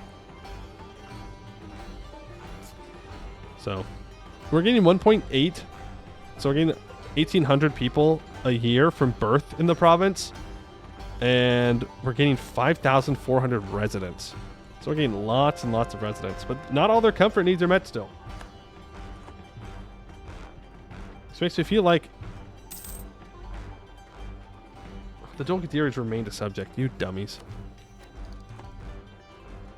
This makes me feel like we don't have enough industry in our country. Oh, also, our capital is down to 0.0% autonomy. I'm glad we were here to see that. 0% autonomy in our capital. It only took to 1724. But we got there. We got there. As it should be. Yeah, true. As it should be. Our autonomy out here actually isn't too bad. Down here is kind of bad. This also dropped from... This dropped from 9 trade power to 5. Just kind of sad. But if I look at this node, I now have the majority control of it, and Portugal is crying. They are crying. They are malding. They are seething. Did that province have a level 5 road? Which one? Which province? This one? Yeah. It's Diplotech 55. So Portugal was Diplotech 55, so they probably built it here. And then we took it away from them. Can we not reverse engineer these roads? But does that count for global trade? Yay, it does. And how are we doing over here? Trade value of 1.1.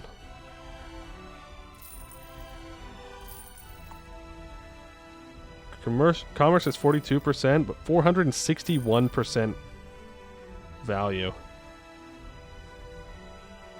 Are we actually like trading things now? No. Not really.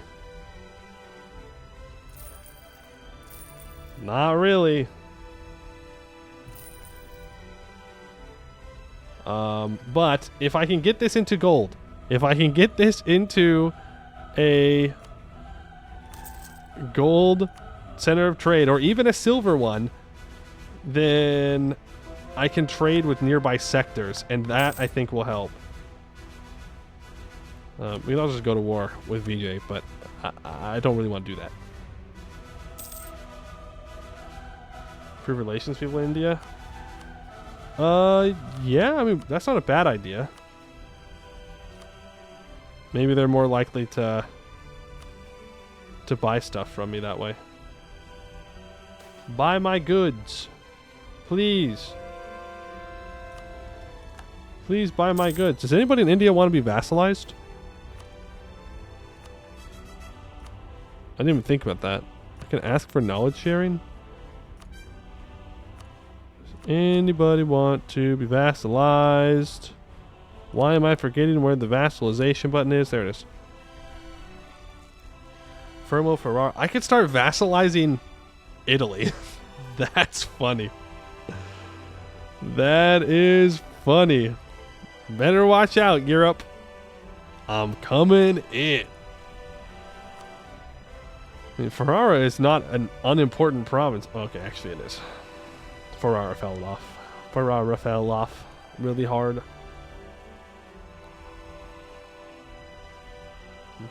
Show them your most developed province, that little city that the nobles built on the moon. Oh, yeah. You think level 5 roads are cool? How about level 7 roads?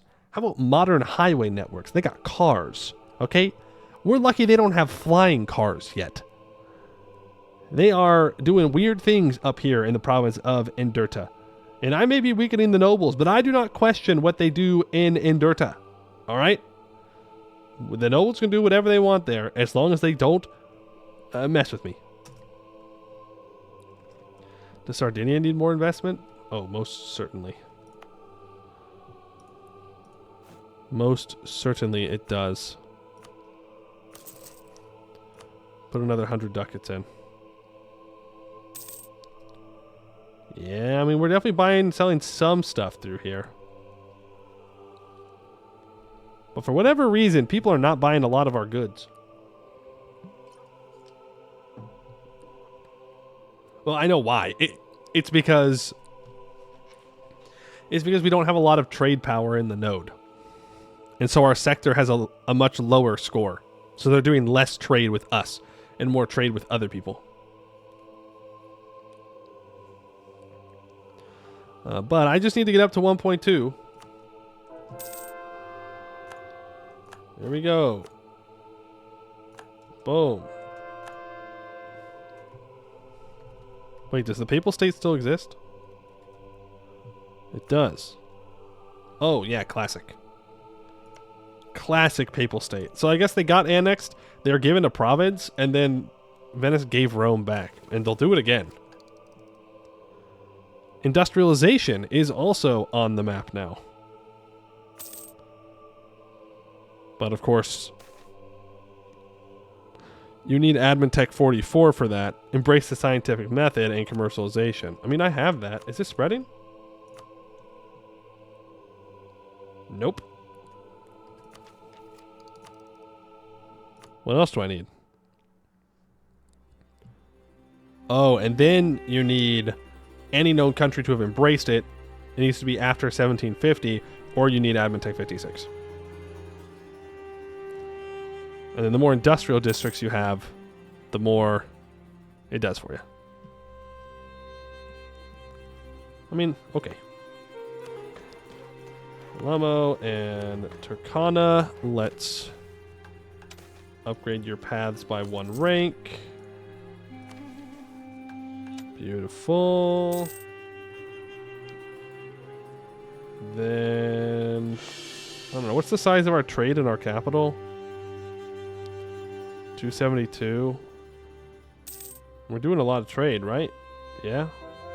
Still some unresolved, though. Alright. You know what that means. 1, 2, 3, 4. All the trade into our capital. Make sure we can buy and sell things. Buy them and sell them. Buy them low, sell them high. Gimme money. Truce with Ajuran is up. Are there any more levels of that noble reform we just did? This guy's a hopeless spender. Plus 5% material cost for projects. He dies.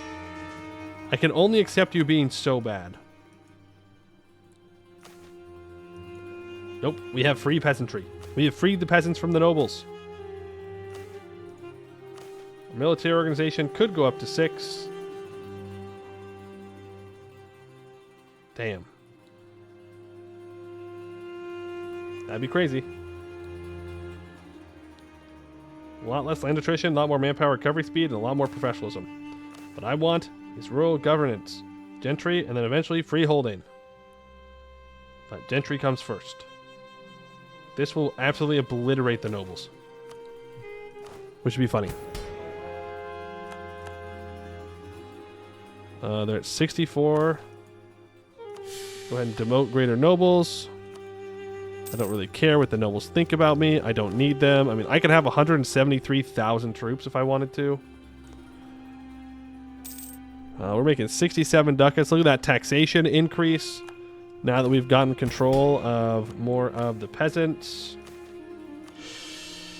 Provide that grain for the commoners. Beautiful. Ooh, Darcilla. Taking land from Tunis. You love to see it. Let's just improve with our neighbors. I could annex my vassals.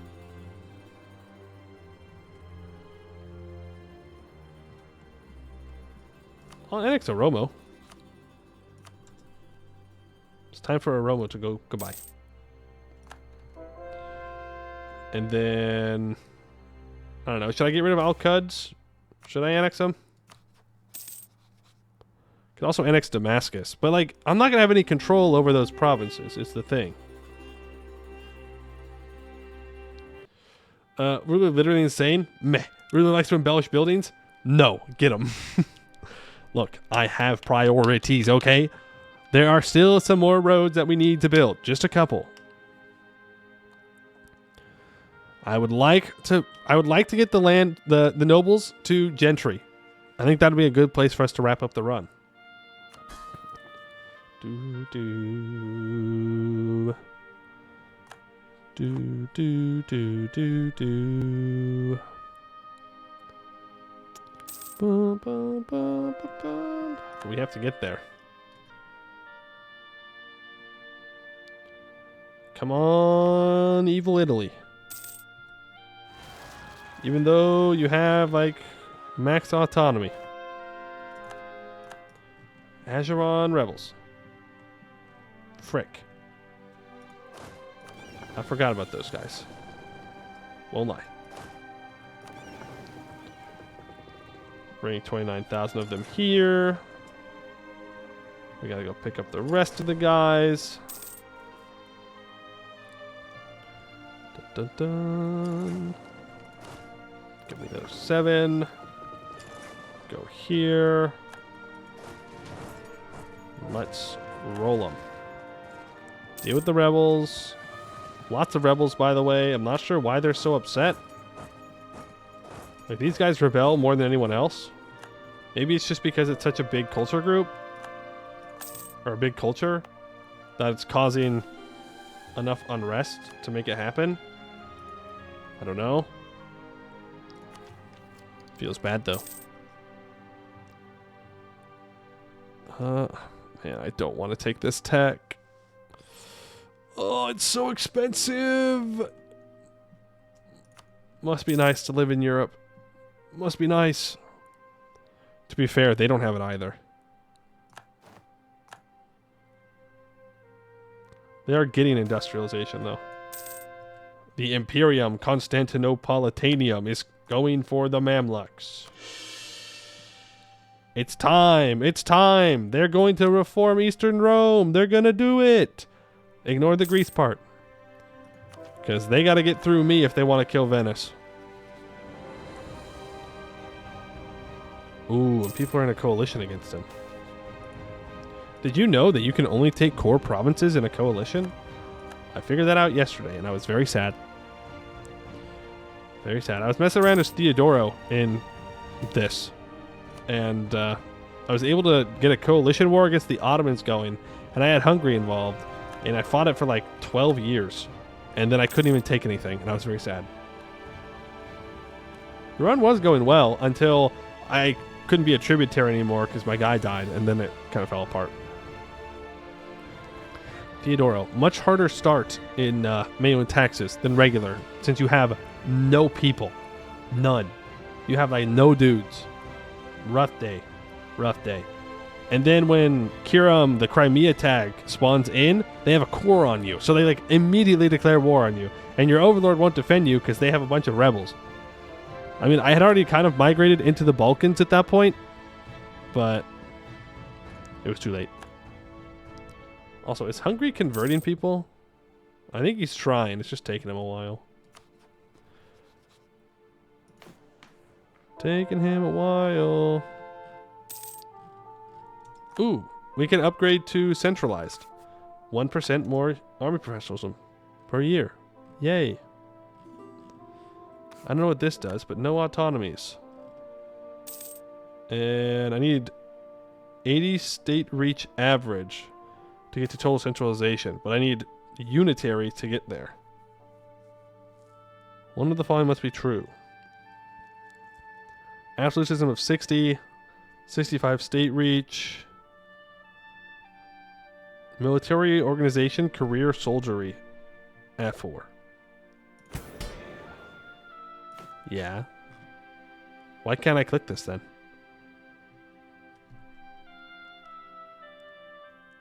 This. Absolutism. We have that. Governance? Yeah. Organization? Yeah. Urban governance? Yeah. Church finance? Yeah. Direct taxation? Yes. Indirect military? Yes, yes. State reach average? Yes. Is it maybe because we have the nominal realm? Maybe that's what it is.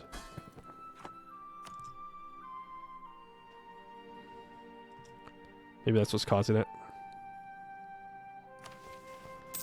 Is it time to establish control over our subjects? Let's do it. Boom. Heir falls ill. No. No.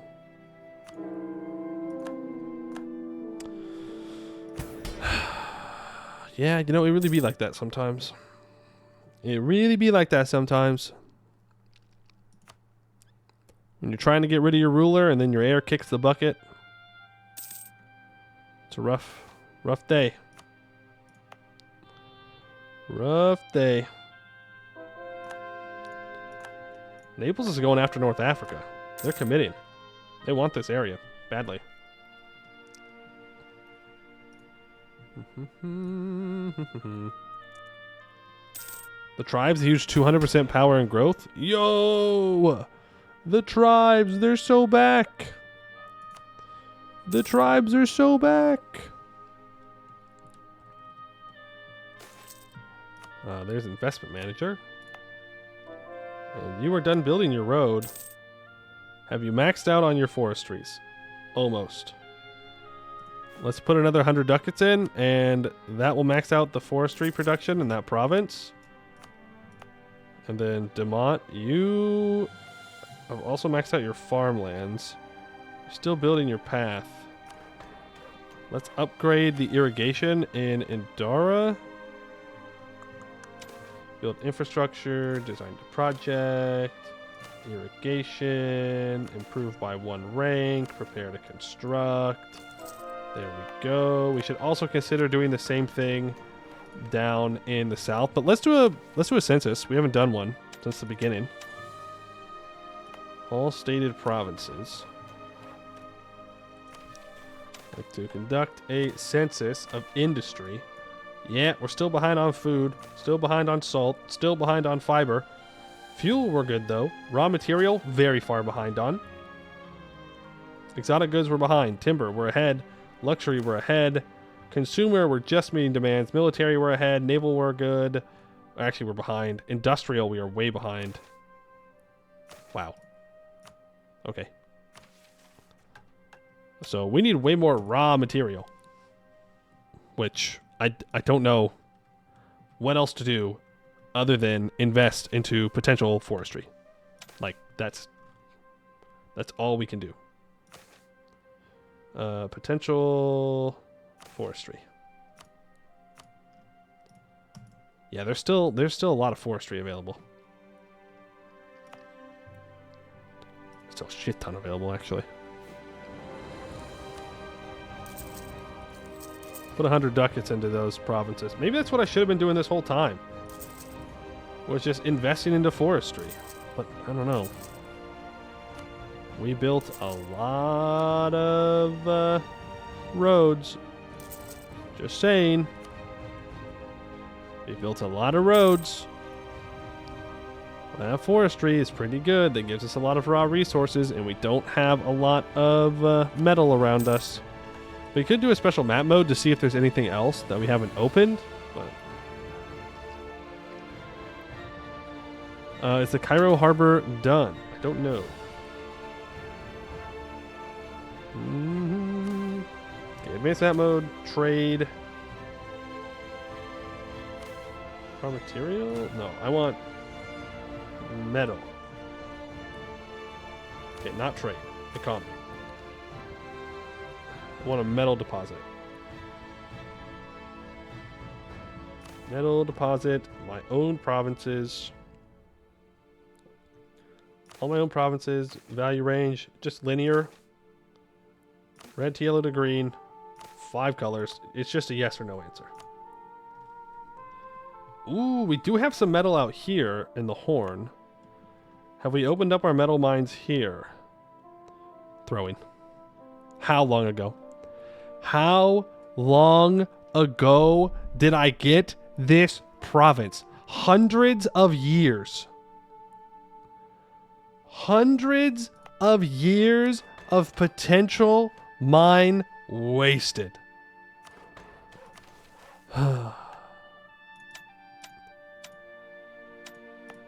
That's very sad. Where were the other ones? That one's built. That one's not built. Okay. Select that province. I was saving it for later. True, true, true. What if we discover something else there? So true, so true, so true. The mines here, not built. Open new slots for metal. Well, the good news is those will be very valuable. So they'll probably get invested into quite a bit. Since we're so short on raw goods. Yay.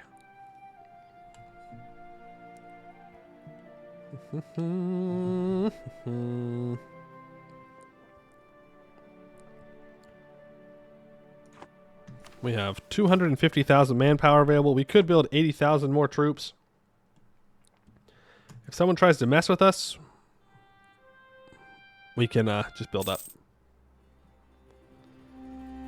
That would be very nice. We only have 69% control of this trade node. Yemen? I'm sorry. I'm sorry, Yemen. I am. I was gonna let you live. I was. But I'm just sitting here doing nothing. It's over. Okay, so you can select all provinces, open a new slot, and it will only build valid provinces. Oh yeah, I guess I could have done that too, huh? I definitely did that the more complicated way. Oops. That's alright. Should have been doing that more often. Every time I got done with the war, I probably should have been going through and trying to open up new slots of stuff that I wanted.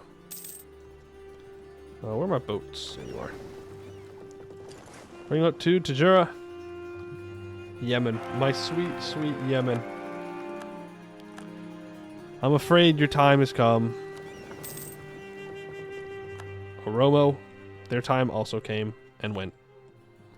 Oromo used to be a great ally and then a great vassal. They had 30,000 troops that helped us beat the Mamluks many times. I will never forget them. But now, they are part of us. And now, Yemen, I get control over my trade node. This is just the way of things. Don't take it personally. Or do. I don't particularly care. You'll die either way. Let's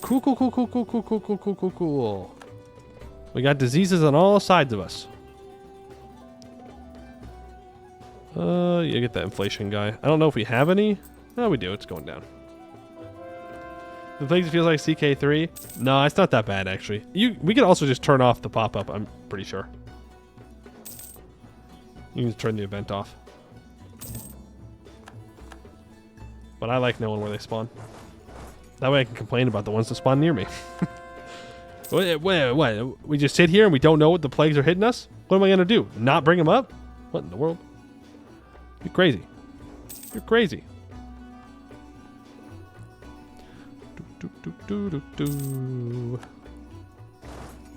Move you to Hadramut. Should have upgraded hospitals to level 4 sooner. It's over for us. No hospitals allowed. Well, what do we want to do to him here? Is the question. We could just take this.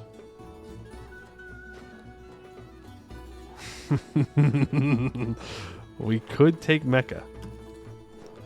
We could take Mecca. I don't really see a good enough reason to do it, except for that it would be kind of funny. But you know what? We will respect Yemen, okay? We were friends for a very long time. We could just take this state here. That gives us a potential to get trade power out of the Arabian Peninsula node. Wait, does anyone have strong trade in the Arabian Peninsula? There's an important center, but there's not a strong... Oh my goodness. Yeah, we could just take the coast. This is also a good point. We could take the... We should pay attention to culture group as well. So we don't want to go into the blue culture group. I kind of just want the orange one. I like how I'm called by its color and not just saying Yemeni or Hijazi or Hadrami. Like, no, orange is good. Also, why does it change when I click on it? I guess it's looking at culture groups. Okay. Enough of getting distracted.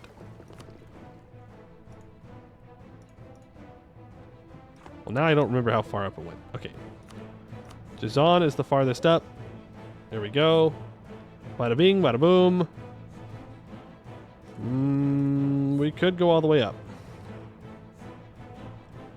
And then we could go to war with this guy. No. We will respect Yemen. I will take their money. Sorry, Yemen.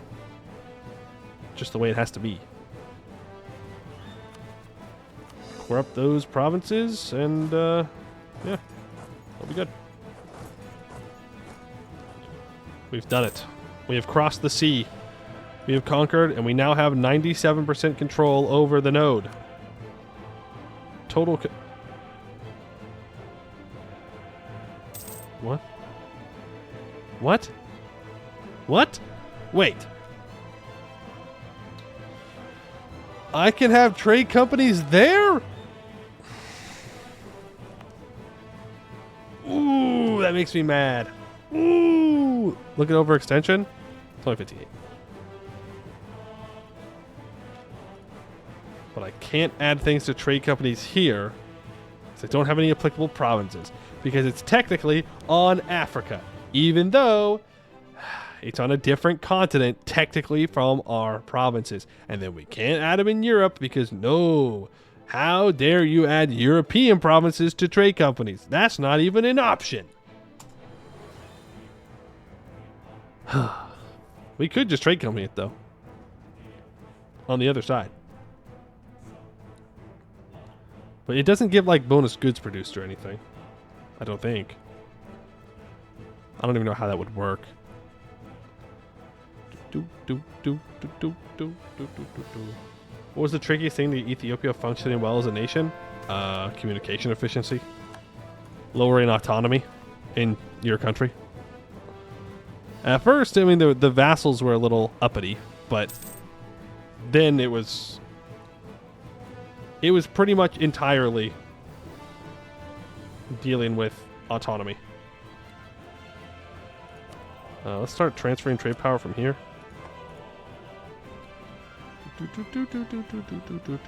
Like, it took us all game to get to where we are, obviously.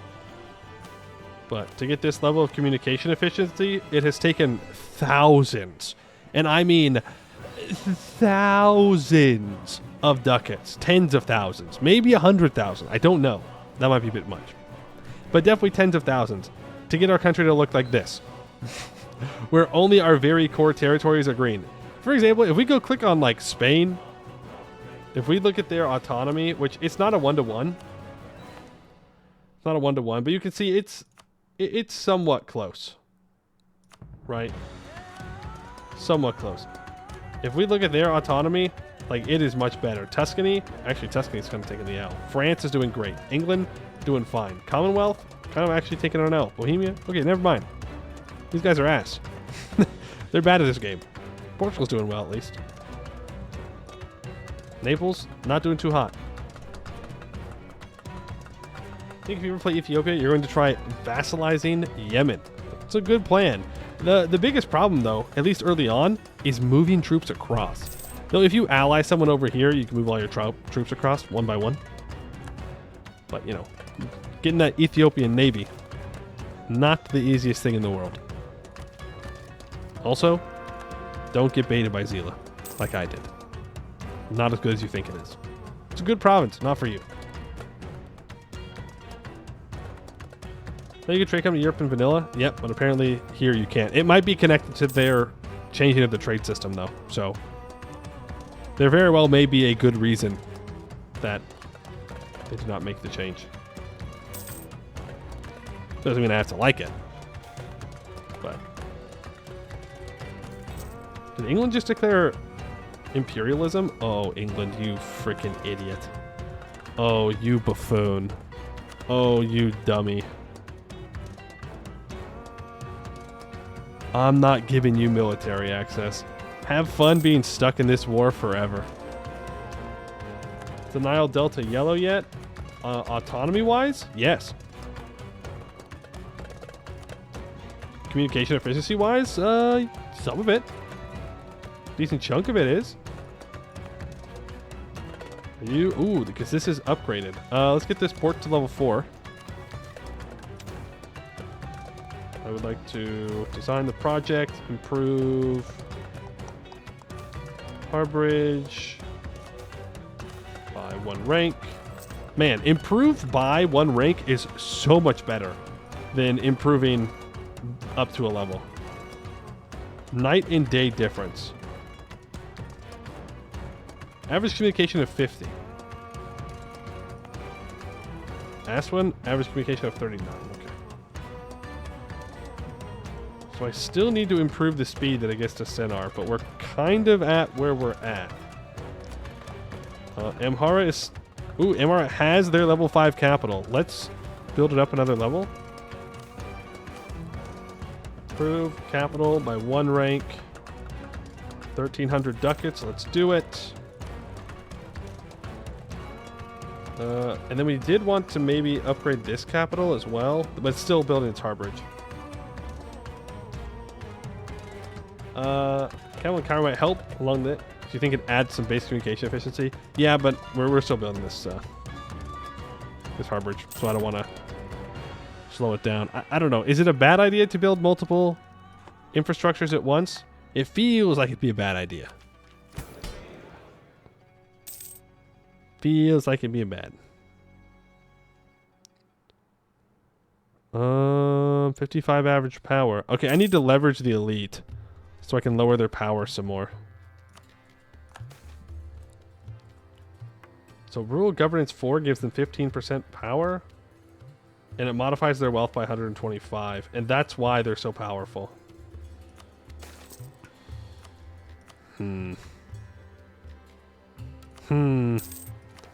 Also, how's that potential forestry doing?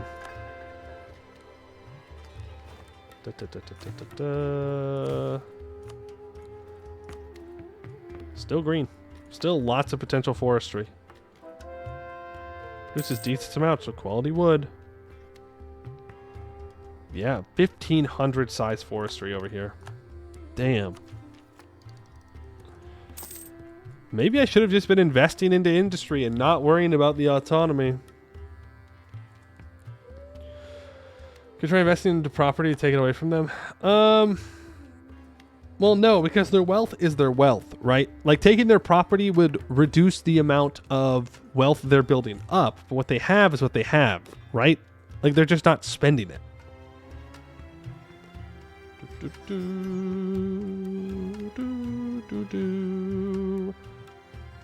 What does Yemen have resource-wise?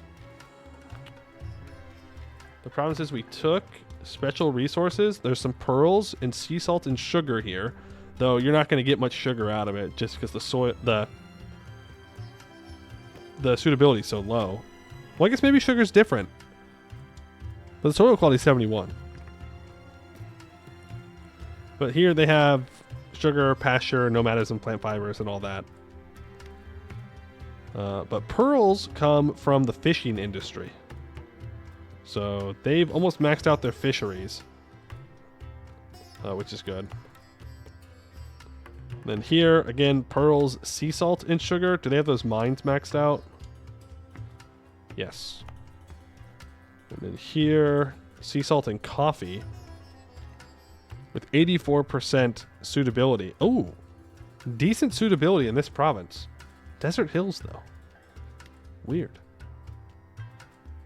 I guess this is their food-producing province. It's not fully maxed out yet. But it's getting there. And then here, we can put down to speed 4 while we do this. There's dyes. Sea salt, dyes, and coffee. But of course, you're also building crops here, so that reduces the amount of dyes that you're actually producing. Which is sad. It's almost maxed out. There's some forestries in that province as well. Here, sea salt and dates. Sea salt and olives. This is mountains, sea salt, and dates. The mines maxed out? Not yet. Well, they will be now that we own them. These mines are 80 below their max of just salt. Yeah, you gotta give me that salt. You gotta give me that salt. We need it. Our people need it desperately. Trade value of 1.4 here. Come on, little province. I believe in you. Just do more trade. You win these. You win these. Evil Italy. You are at 1.1. I don't believe in you as much. Yeah. No. No. No belief. Oh, also, Malta is in a different node. Which makes sense. I don't know why I didn't really process that. So invest into the both of them. That increases our trade range. It increases who we can trade with. We just need more trade power in the node, in the province. Go, go, go. I can build ships to help with that. Okay, nobles.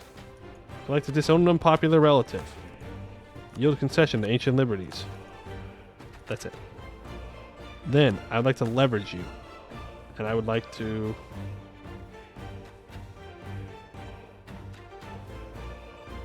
Where's my option to weaken them? Oh, it's still going. It's still going for another 4 years.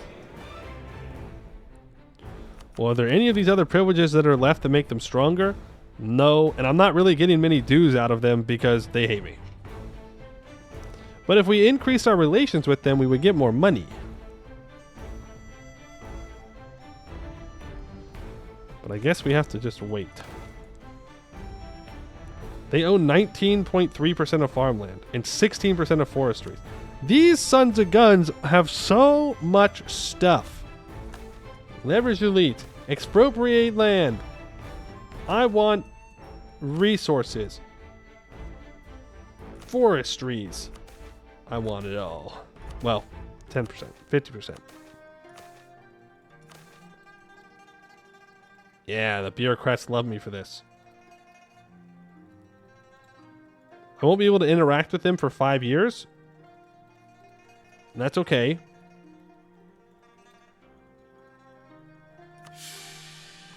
Do it. Give me that. Give me the forestry.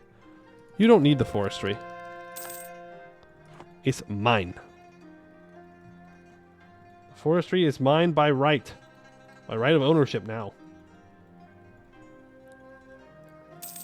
You ever get special modifiers in most Paradox games? Do they use wealth to buy property? I don't think there's like any special modifiers. Like they have their national ideas, which does give 2.5% rural production efficiency. They get minus 7.5% commerce production inefficiency, which is crazy. 25% trade range as well. So they're really good at trading. You can turn them into quite the crazy trade nation. But the provinces they own themselves are not particularly great. They're just in a really good spot. Right? Really good spot here. It's easy to get to India. Much easier to get to India for Yemen. All I have to do is conquer up the Arabian Peninsula early in the game and make a claim and jump over. For us, it's a much bigger investment of resources.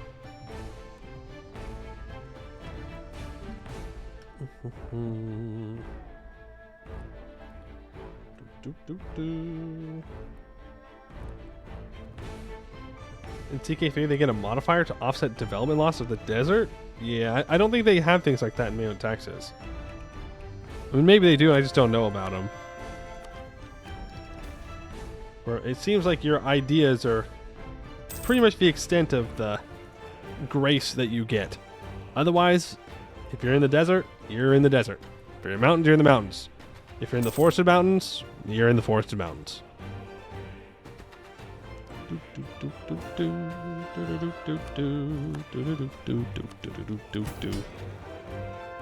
I don't know if we're going to get the nobles weak enough today to do the next level.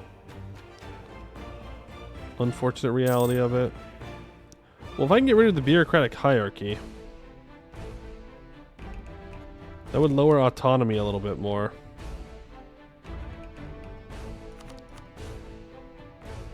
Which would be useful.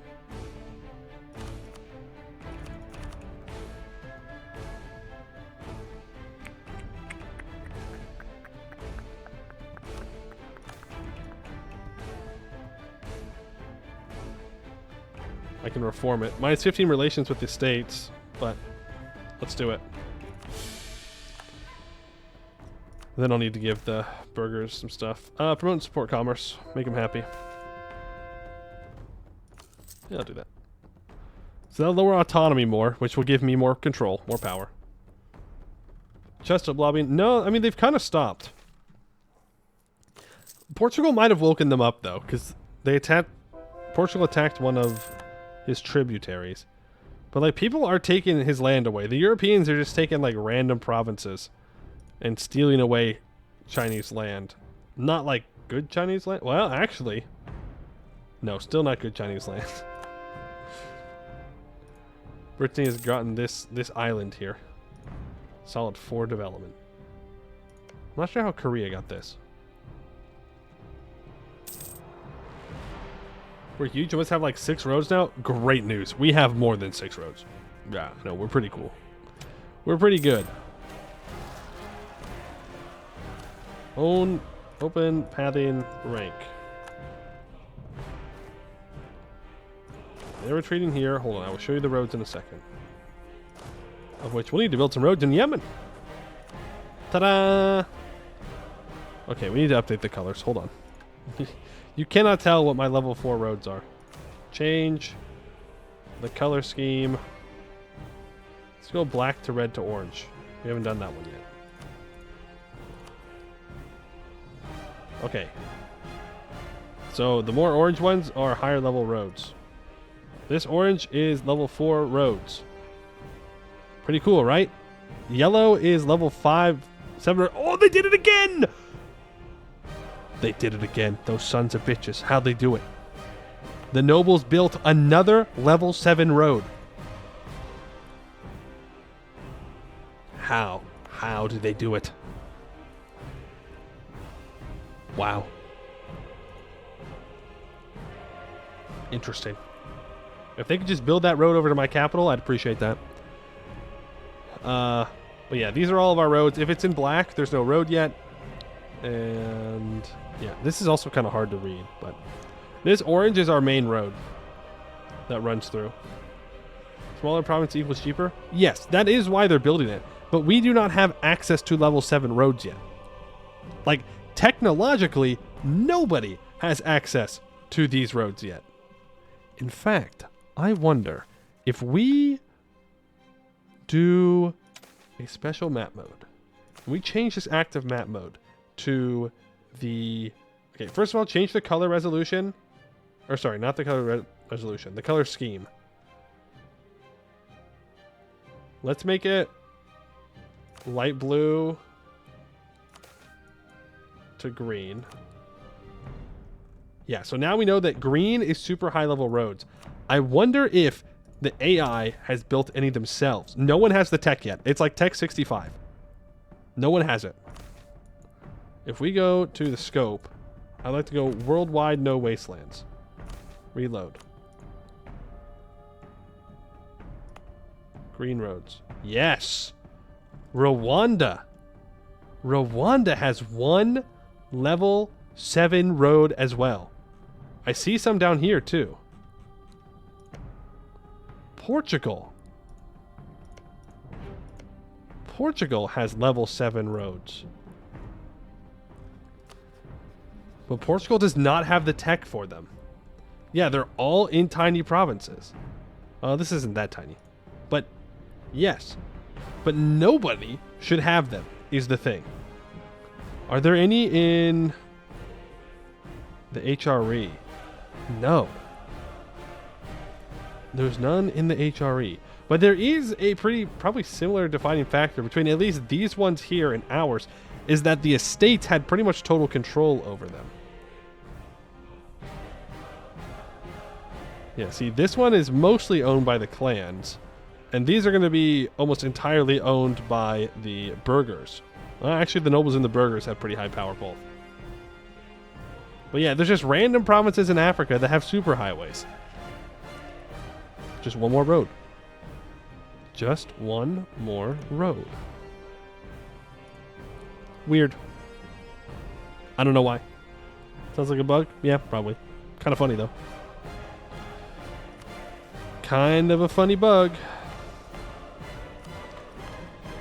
I want to increase our roadway up north to Burr.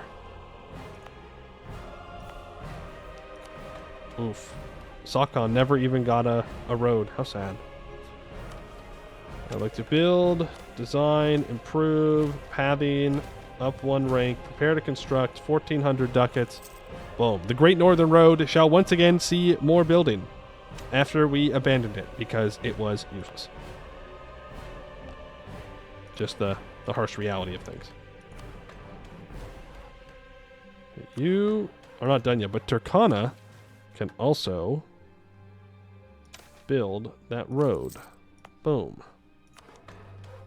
And I also would probably want to build a fort here if I was worried about Buganda attacking me. But I'm not. Maybe I should be. Because Rwanda is right there. But to be fair, I can build up more troops than Rwanda, and I'm ahead on tech, so whatever. Whatever. The African road tech. True. True. We build roads differently around here, all right? Those Europeans don't know what's up. They don't know what cars are yet. Though, to be honest, if everyone in Africa was at that level of tech at this point in time, the Europeans would not be holding on to provinces for very long.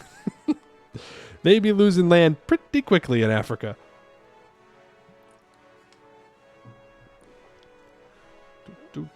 Taiwan is a masterpiece? Why? Because it's split between 3 countries? Portugal, Spain, and Brittany. Cursed. Cursed. Oh, Ryukyu is real. Ryukyu exists. 3 mountains win. 3 mountains, MEIOU Taxes win.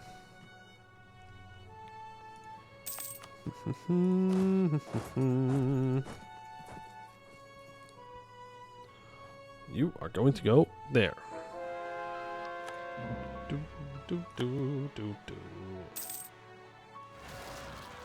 Up until the 1700s, African kingdoms weren't far behind Europe in terms of tech. True. But if you had the ability to build superhighways in 1733, they'd probably just kick you out. Right? Or they just reverse colonize. But more likely, they'd probably just kick them out. Like, it's pretty clear that they're stealing the value of the trade. I mean, for us, in the video game, obviously. Portugal's going to attack Azeron. Oh, you poor suckers.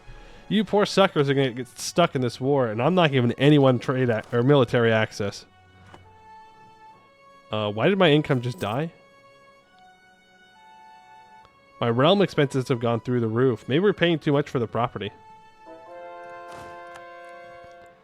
Maybe we took too much property. Maybe we should have let the nobles keep it.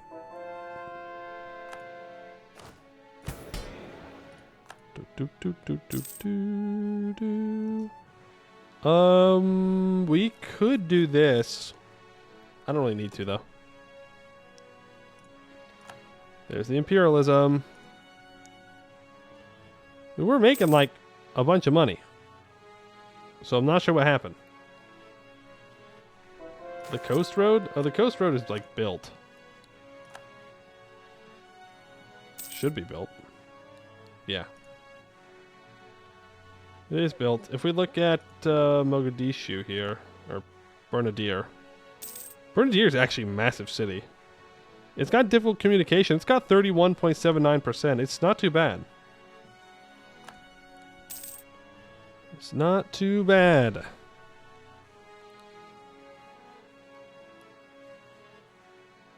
Africa could build those roads. They don't see it as necessary, though. There are several great works in Africa, but for the most part, kings are pretty small in scale. Even Europe at this time didn't have many big roads. It wasn't until the Industrial Revolution that it really took off. Most transit was water-based. Oh, yeah, no. I mean, we're saying that they have level 7 roads, so they have, like, modern highways for, like, cars and, like, high-speed rail or freight train rail. That's what we're saying. Like, if you had the ability to have, like, post-industrialization level technology, or I guess approaching industrialization technology, you'd kick ass.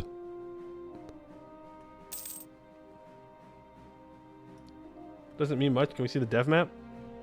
Yeah. There you go.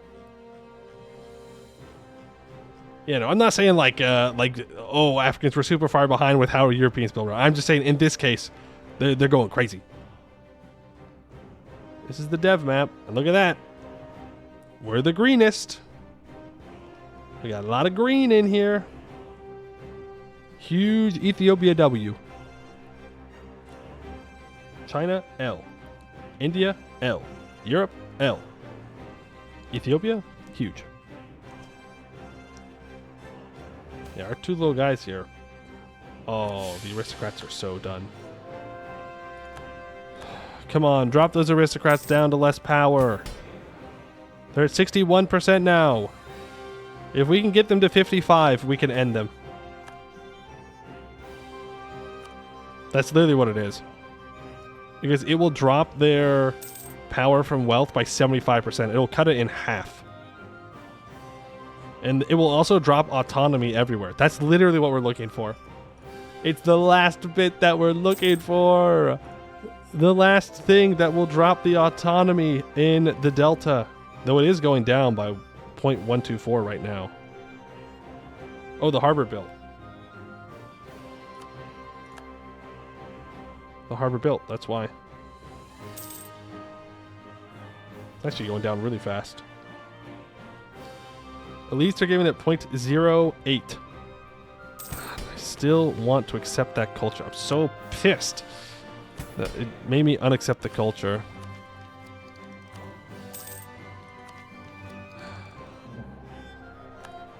We should take Miltech. Should just take it. If we don't take it, the Europeans are going to start trying to colonize me again. That was annoying. So let's not give them the chance. Where are these rebels going to be? Same place they have been. The Horn. Do not like being conquered by us, for whatever reason. A royal bastard. Yeah, okay. Do not let the admin advisor sleep with your ruler. Just kill him. And MEIOU Taxes. Just execute him on the spot. Not worth. Not worth. It's a real bungus world out here. Why do we have so much unrest in these provinces? Can you not? At least these ones make sense since we recently conquered them.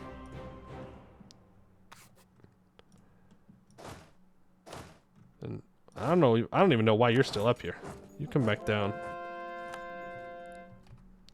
Also, I think we're going to trade company this side. But at the same time, like, should I? Because it's just going to give the autonomy over to the estates. So, like, the nobles, for example, are just going to have all the power here. And there's going to be nothing that I can do about it.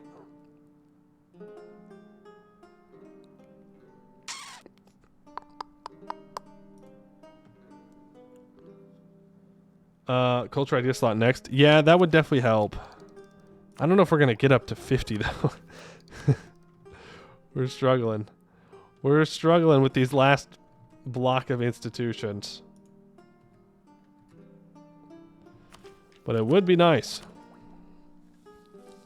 Doesn't it just give me one accepted culture? It reduces culture conversion resistance, so we culture convert faster. It does give us +1 max promoted cultures.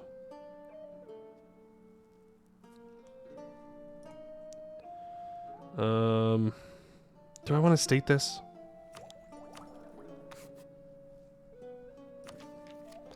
We just have this stupid +10% all power cost leader, which sucks. I hate this guy.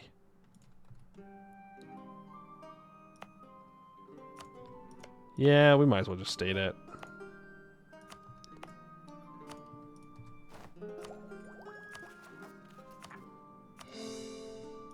Doesn't benefit us to trade company yet. Not that I think we're going to have much control over it. But at least Tajura is close. So it doesn't have to cross that many sea tiles.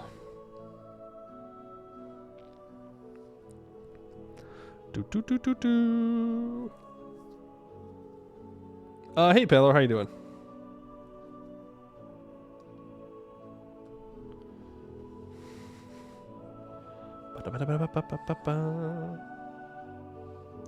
Probably gonna be as much control as the Horn.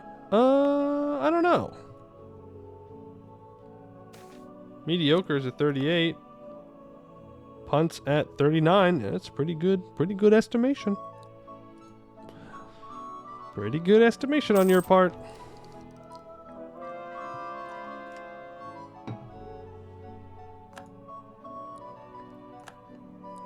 The Netherlands are going to attack Bone. Rip Bone. The Dutch want their spices. They're going to take it.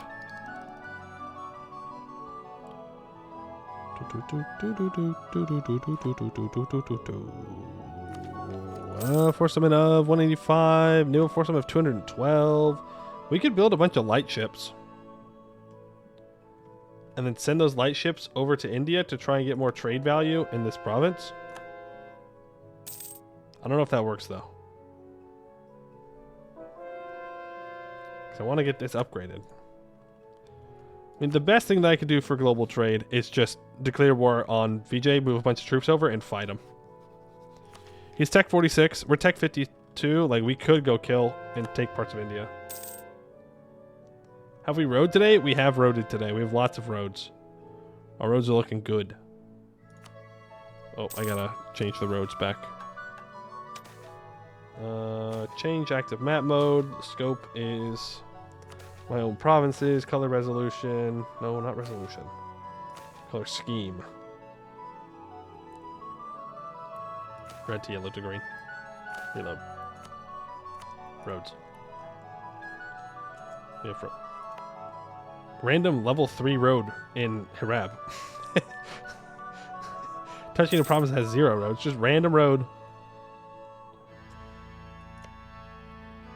Oh, that's all uncolonized. Look at all these provinces with no roads. You know, that's really sad.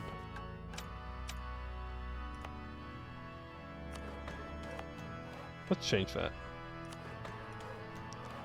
Let's increase roads by 1 rank. Construct. Everybody gets a road.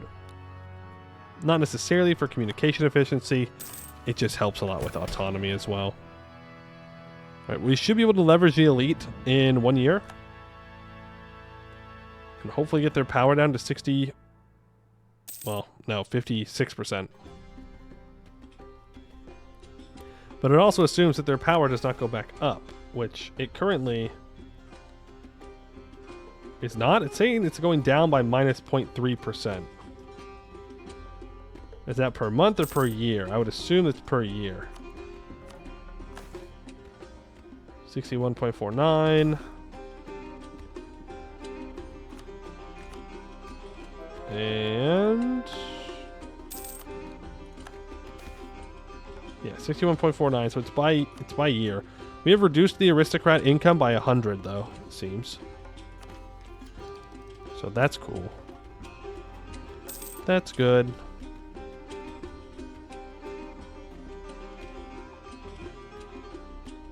Best thing to boost that province is build a large harbor and maybe a rank 1 capital and invest in commercial. Oh, that's true. Don't harbors increase the commerce, don't they?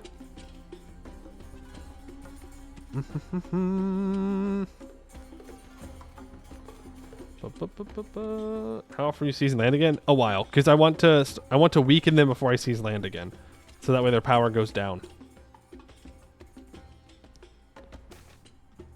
Again, just the taking the land gives them less money, income, but it doesn't take away their current money, which is what I care about, because that's what's giving them power. But literally, if we can just click that reform 1 time, it'll cut their power in half. Harbors increases trade, and investing in commercial is usually unprofitable, but if you invest, it will grow. Yeah, I've invested a whole bunch here, but it is very profitable right now.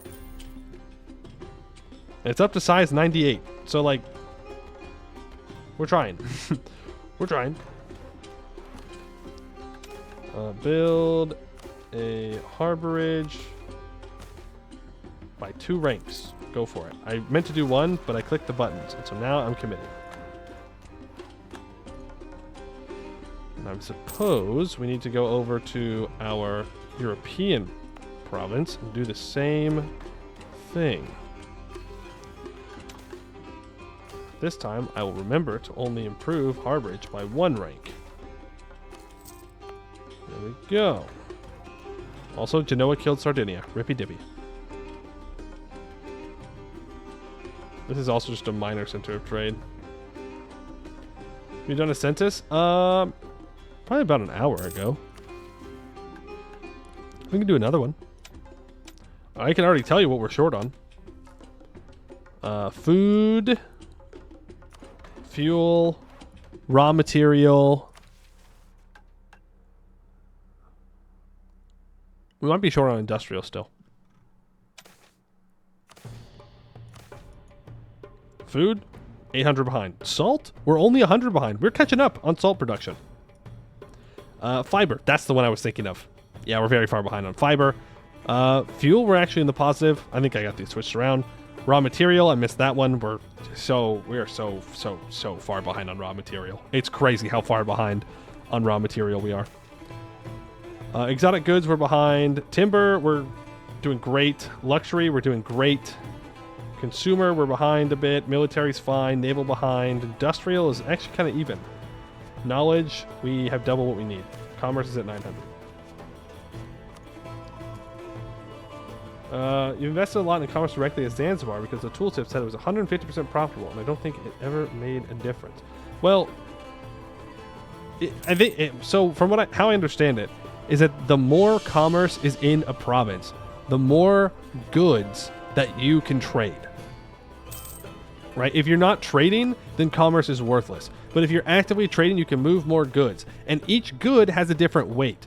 So I would assume that timber is very heavy. So if I wanted to trade more timber, I need to find people who want it, and then I need to pay a lot of commerce to move it. Like right now, we are importing a bunch of food. We're importing food from Zila and from Al Iskandaria, from Zanzibar, and from Penticeri, and from Malta. We're importing food from everywhere throughout our own little empire. As well an addition from a couple of other places, including from our ally, from Kano. Salt, we're importing from Zila, so from the coast, which makes sense. We're importing fiber as well from Zila. And then fuel, we are exporting. So we have a huge surplus of fuel, so we are sending that out to the coast and to Fiji and down the Nile. Raw materials, we're importing it to Evil Italy, which is weird. We're only importing raw materials from Evil Italy. We're not getting it from anywhere else. Consumer goods, we're exporting to somewhere else in our empire. Military, same thing. Naval, we're importing a little bit. Industrial, we're exporting to other parts of our empire. Timber. So we are exporting crazy amounts of timber. Crazy amounts. Kilam, 394 units over to India. Zila is getting 324. Al Iskandaria, 144. Benadir, 82. We're sending some to Basra, to Goy, to Kempata, Al Kufunda, to Evil Italy, to Penticeri, and then the unresolved, which I still don't know what that means. But we are wasting luxury. We need more commerce. We're wasting luxury. We cannot export it.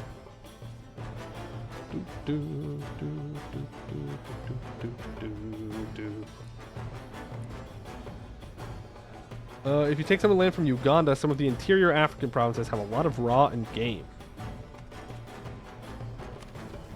True. But like we have a lot of available raw, you know? Like all these provinces give a shit ton of raw. If it's built out. Right? No. Am I being crazy? I thought that timber also gave out raw goods. What gives raw goods? I know metal does. But I thought timber also had it. But here it's just fuel and timber. Uh-oh. Is it just metal? We basically reached the limit of what we can get in late game? No. Timber and raw are separate now. Raw is rocks. Oh, no. Oh, no. I've been thinking for hundreds of years that it was the same. Oh, no. Oh, nuts. And we didn't even open up. Oh, nuts, dude. Oh, man. No wonder. No wonder. Okay, well, first of all, let's select all of our own provinces. Let's listen for the sound. Are we going to open any new metal? No. No new metal. Does salt also give raw? You said rocks. I don't know if you meant... It says rock salt. That's gotta count for something. Right? Surely? Copium? Rock salt? Nope, it's just salt. Believe it or not. It's a raw deal, but sometimes you can't see the forest through the trees. Okay, that was a good one. That was good. I would like to go economy. I would like to go metal deposit. And I would like to say on the African continent. It can be linear. And it can be red, yellow to green. It can just be 5 colors because it's either a yes or a no. There is, in fact, some in Rwanda. This is where they have the superhighways.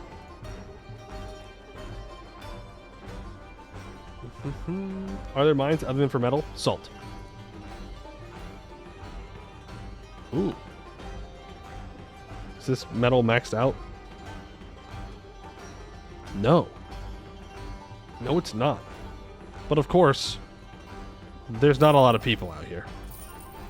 So, you can only invest so hard into that. Why is this one green?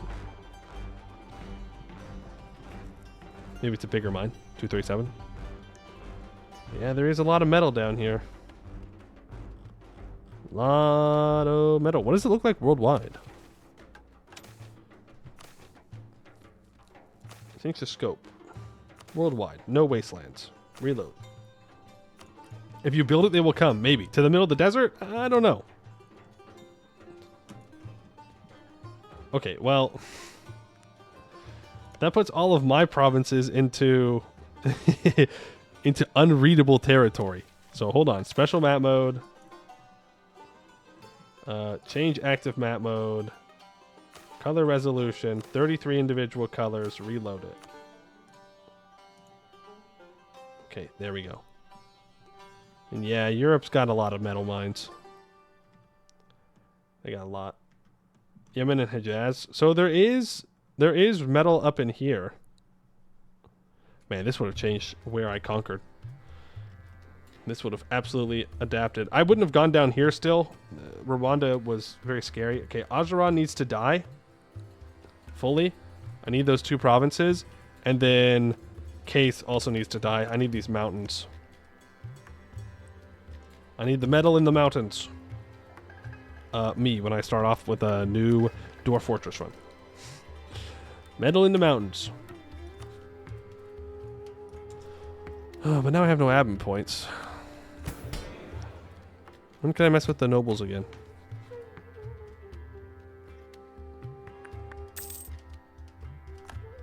Do, do, do, do, do, do, do, do. 1741? That can't be right. It's gotta be like a year off. You brought the unspeakable game. I talked about Overwatch 2 earlier. I think that was worse. 300 to the mine we can expand. True. Where was it? Was it Margarine? Yeah. So I do have 2.9 peasantry here. With 1.42 immigration. If I invest like crazy into this mine, will people immigrate here?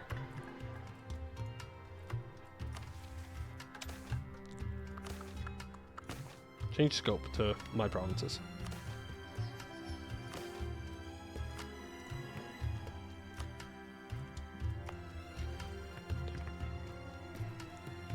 Like, there's 285 potential mine here, because I didn't open it up a long time ago. They will immigrate or at least stop leaving. Okay. Yeah, see, these guys are leaving. They're dying. Why are they dying? That means that they don't have their needs met. Oh, they only have 40 of their food met? Whoa, whoa, whoa, whoa, whoa, whoa, whoa, whoa, whoa, whoa, whoa, whoa, whoa. What's going on there? I guess we're just importing all of the food into our capital, and so these guys are just left to die. Skill issue. Sorry, not the correct thing. Not the correct thing to say. No, the correct thing is we need to provide them food. Could try forcibly moving pops. I don't think I can anymore. Yeah, I have free peasantry. I can resurrect the Roman Empire? Why is it giving me the option to resurrect the Roman Empire? That's the funniest possible thing it could be offering me. Bro, we can do it. Let's go. We're not that far.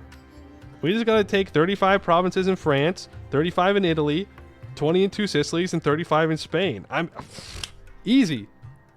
The Ethiopian Roman Empire. No. A different run. A different run. Okay, but how big are... Okay, well, it's all nomadism down here. It is 144 units of nomadism. And the thing is, it's at profitability. So it's never going to go away. But what I would want it to be is regular food. Can I open a slot here even though it's full? I know it sounds like kind of a dumb question. But if I open a new slot for crops... No, it does not work. Fisheries give a lot of food. They relied on fishing. Fishing at 100. Fishing at 70. Oh, no fishing here. And no mines? No mines? Okay, I did not do enough homework. The provinces we've been conquering, guys. We went a little blob mode and we didn't really think about it. We be me. What slots do fisheries take? Fishery slots. It's its own thing. You know what? There's no reason not to open fisheries everywhere. At this point. You want to open fishing? Go for it. You want to open a salt mine? Go for it. You want to open rock salt? Go for it. You want to open timber? Oh my god, there was somewhere that didn't have timber open? Well, actually, maybe I should have done that. Too late. Because not everywhere produces good trees. Some of them just give fuel, which we don't need. But to be fair, if that's the case, they'll probably just shut down. It won't matter. Waste of 5 ducats. First Christian nation to become the true Roman Empire. Yes, I like the way you said true Roman Empire. Compared to the fake people in the Imperium of Constantinopolitanum and Tuscany. We could still go kick the shit out of Spain. We could do it. I can almost taste the Roman.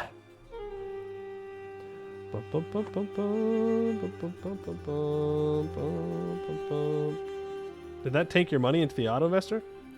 Well, it put less money into the auto investor because we didn't have as much money. Yeah. But, like, whatever. Go Roman, go big? No.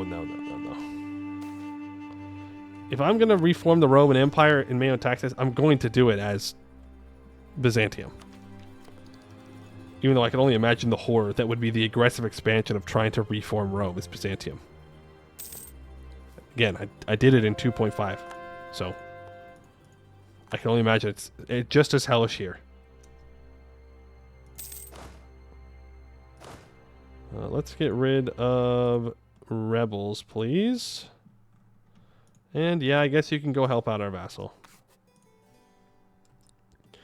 Yeah, we could build a road up the coast here. Or try and build up their harbors. Should probably just focus on my harbors, though. Can I weaken the nobles yet? Yes. Demote greater nobility.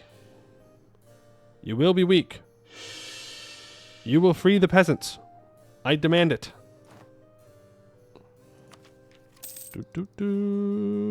Oh, this mill tech is so expensive. It's so expensive. Look at that. 50% from not having global trade.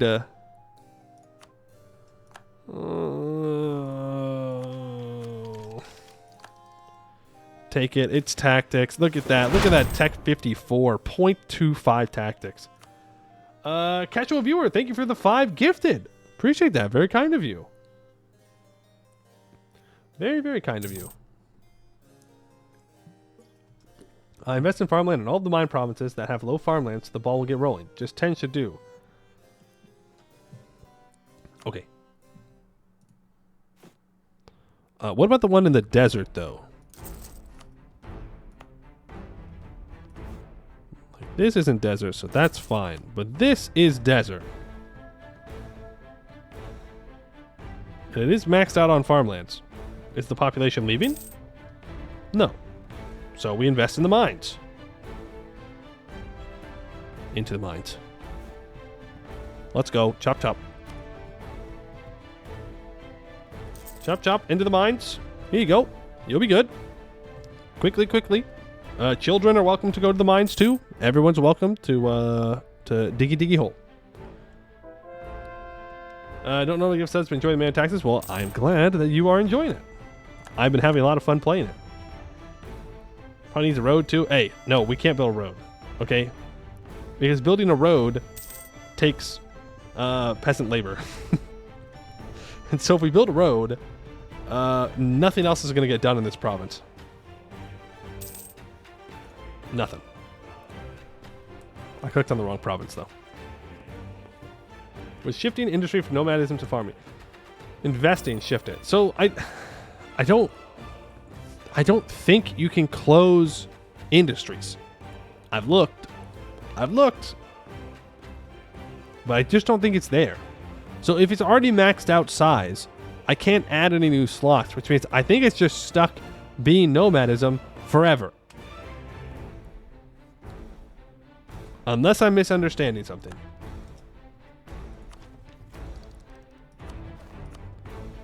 Give me that guy. Level 2. I don't really care about Diplotech.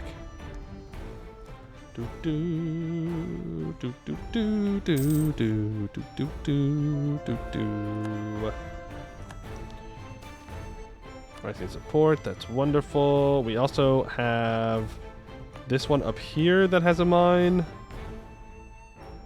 That would be great to get a hold of.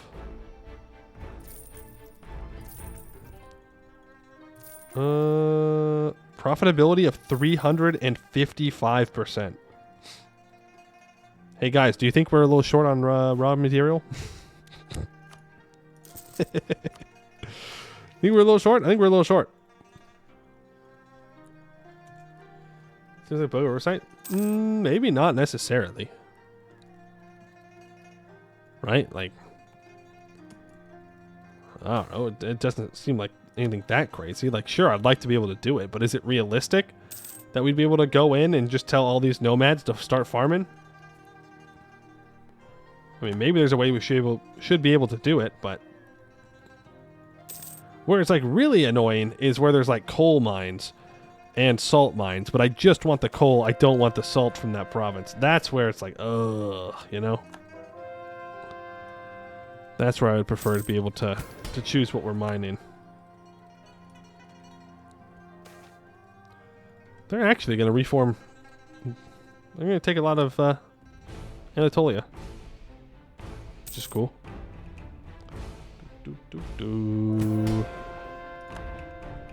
They're still at 61%.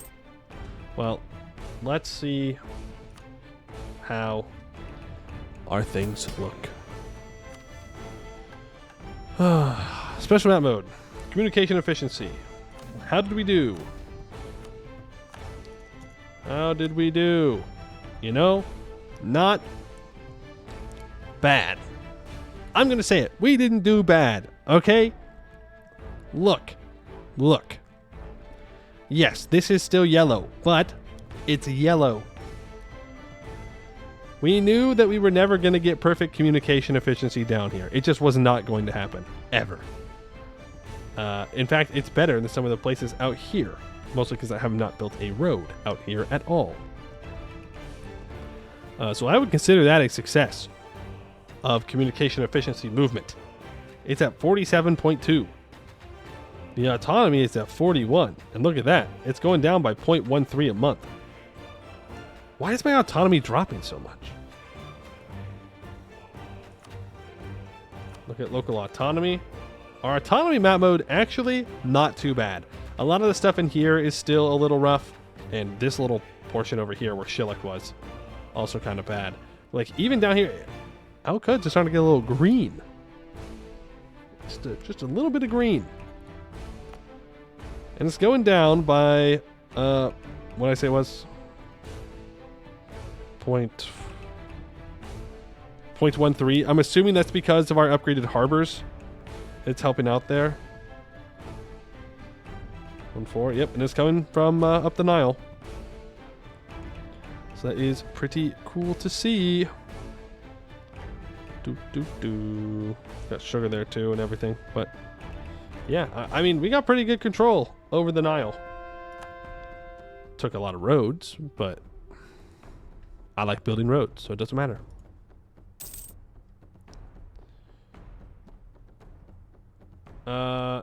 It's just too hard for them to remove it and add into Loans of Pain. Yeah, I mean, I figured.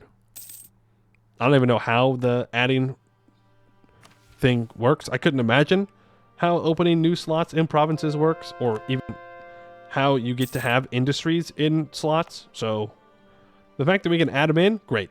Good enough for me. Good enough for me. Maybe MEIOU Taxes EU 5 edition. Maybe that will have the ability to block things and stop them or something. If that's even a plan that the team has. I don't know. Aside from China, you have the highest pop. I don't know.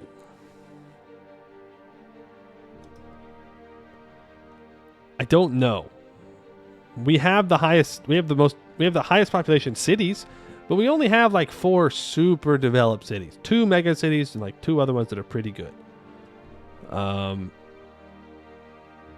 don't know. I don't know how to check how many pops other people have. Do the time travelers create more railroads? I don't think so. I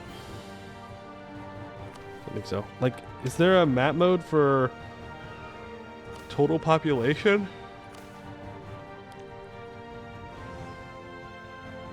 Yes, there is.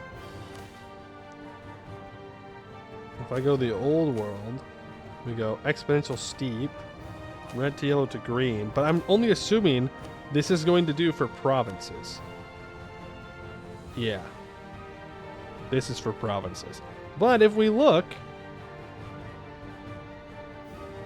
we actually have a lot more green than China does, as does Central Africa.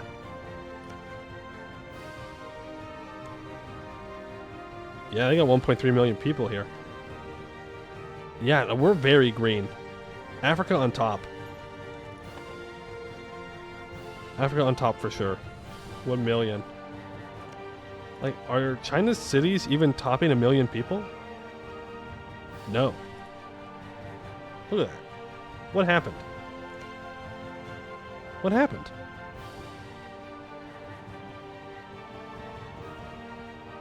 Central Africa's huge pops because the provinces also represent wasteland. Oh. Okay. That makes a lot of sense. So, like, the Kuba province actually represents all the wasteland around it kind of thing. Also, Mongo. Not colonized at all. There's some academic here, though. Don't worry. They got a school. Like a retreat.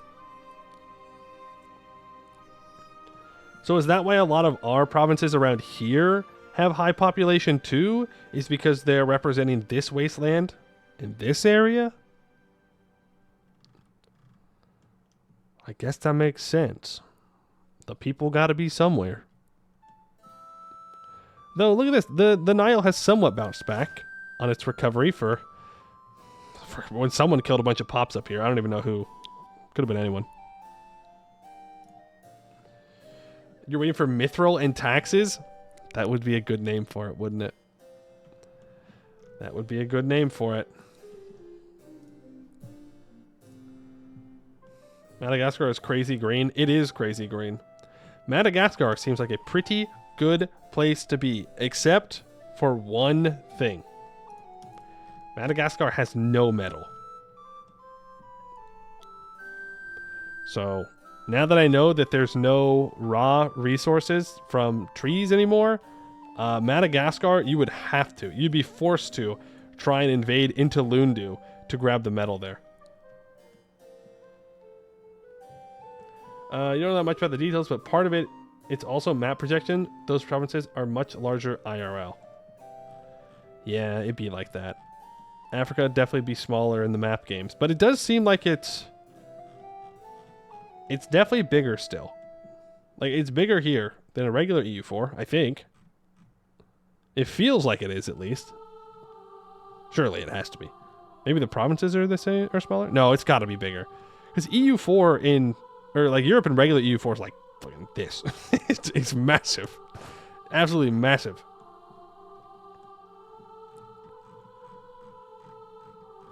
We just need to bring metal. It does not matter if it's Nordic or Balkan metal. I mean, that's true. They got metal up here, right? Surely. Surely they've got metal that they would be loving to give us. But I think this is a good place to leave Ethiopia. I think I've learned a lot from this run. But there's not much more that I would do with it. I think I've kind of lost track of the plot on like providing resources for our people. We definitely have lots of roads. That's a positive. And I don't know. I feel us falling behind on tech, and I don't know how long we would last without it. Can I check pop density before map ending? Yeah. We can look at all the special map modes. Can I play MEIOU Taxes in the future? I want to. I definitely want to. I am having a good time, and I'm learning a lot. And so the more I learn about it, the more I'm enjoying it. Population density. Did I miss it? Total density of worldwide. Value range. Let's go exponential, very steep. Red to yellow to green. 35. 3. Oh, you just want to see of our country. Oh, you just want to see our country. Got it. My bad. I thought you meant of the world. Total density. Yeah, I should have read what it wanted me to do. I should have read what it was actually saying. Population. Total density. Okay. So if it's white, it's even more dense. If it's green, it's less dense. Red is somewhere in the middle. So obviously the most dense is looking like... And ignore this bright red. This is uncolonized. Oh, this is of the whole world. Oh. Europe. Actually, it's pretty red. It's just weird to see red as a good thing. But there is more population density over here in China since these provinces are so small.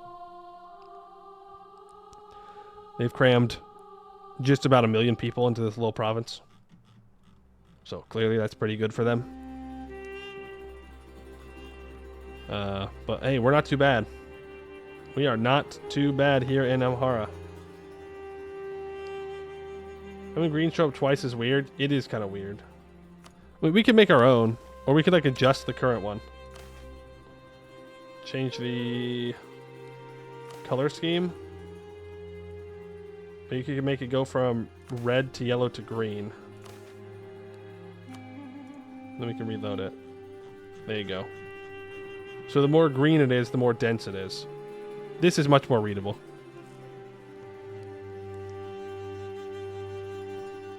So we've got it kind of green down here. Lots of density in Al Munufaya. Paris, also very, very high. I'm guessing province density mean the smaller the province, the more dense it is. Obviously, along the big rivers in India, it's good. And obviously, China. Obviously, China is very densely populated in this region. Next run, Castile in a 1970 Spain-Portugal Empire colonization. I don't know what I'd want to do next. I don't know. We've done Ethiopia now. I'd like to play somewhere with a little bit better communication deficiency. So I don't have to focus on it as much. Yemen. Yeah, let's go play in Yemen, guys. It's very different. Very different. New Zealand. Oh, also, we can look at the world. We don't even know what it looks like in the new world. Acoma. It's a native tribe. Good for them. Good for them. Brett and Canada doing well. The entirety of the U.S. is not colonized yet, which is great. Even though 1739, this is a little crazy. Not exactly historical, but that's okay. You recommend Bohemia? Lots of options. Ooh, the HRE Emperor? I feel like we'd be so strong at the start, right? It's like crazy strong. But, as you said, lots of options. And then South America, except for this part, which is not colonizable. Oh, this little bit is. The Dutch have got some stuff. Decent amount of stuff. Peru is dead. Rippy dippy Peru. They were not strong enough to survive this time. Oh god, the communication efficiency. Oh god, I can only imagine how bad it is. Look at all these mountains. Alpine tundra. 4.81 times percent terrain factor for communication efficiency. Bohemia's good because you can go emperor, you can invade Hungary and Poland and do your own thing. You can also try to make the HRE Hussite. Yeah, I haven't really messed around with the religion mechanics much. Like this game, it pretty much just say Catholic. You could try and make everybody Hussite. That is true. There's also Russia. That was what got voted number 2 on our list. Ireland sounds cool. It's easier than it sounds. Well, AI formed Ireland, so if the AI can do it, I hope that I can do it. It'd be kind of embarrassing if I couldn't. It'd be really embarrassing if I couldn't. Doing a Philippines run or Indonesia run would be high CE for sure. That's true. It would be pretty high communications efficiency. You'd get lots of spices that you could build. And then, I don't know, you colonize towards Europe to sell them? Well, I guess maybe China. I don't know how many exotics China produces at the start. Japan, I do want to do a Japan run. I do want to do a Japan run at some point. I think it would be very fun. Play tall Japan, maybe try to take over Korea, maybe go down into the Philippines to grab some spices, maybe go to the New World, but I don't know. Pacific's big, man. This is a long way. You'd have to grab the Hawaii. Or you go over through the Arctic, which might be worse. Japan loves their mountains, though? Yeah, but it's an island. So, you know, you just make ports everywhere. There's 3 alpine tundras. There's some wooded highlands for sure. Wooded hills, forest mountains, forest highlands. But, like,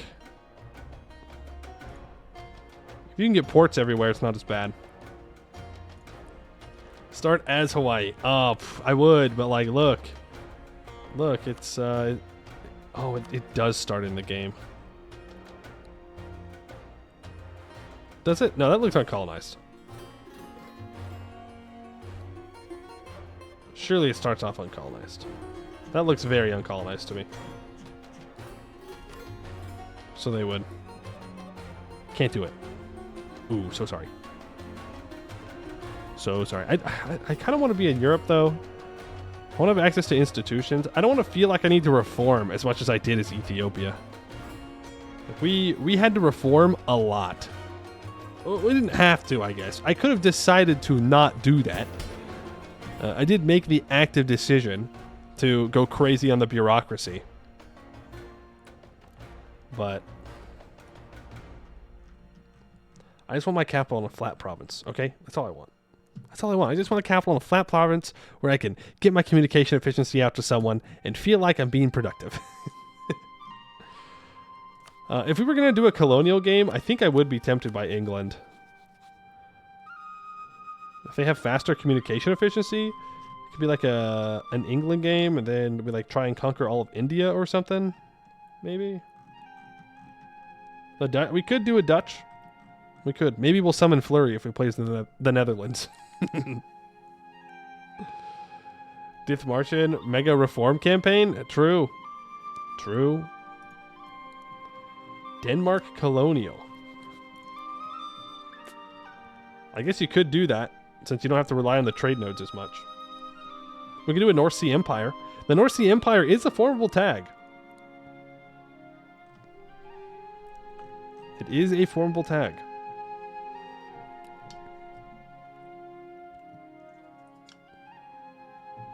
Poland is all plains. Yeah, I know. Everybody knows that. Well, I guess there's some marshes too. The wooded flats, wooded hills, lots of grass flats out here. Poland sounds like it'd be a really rich campaign. Like, you'd have so much farmland and so many trees.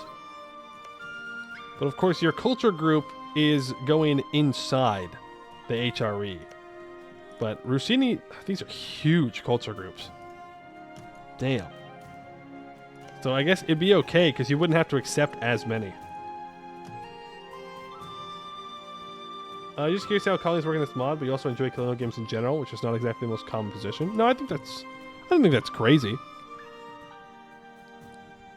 I don't think that's crazy by any means. But I mean, we could, because I've never done a colonial game, so that could be an option.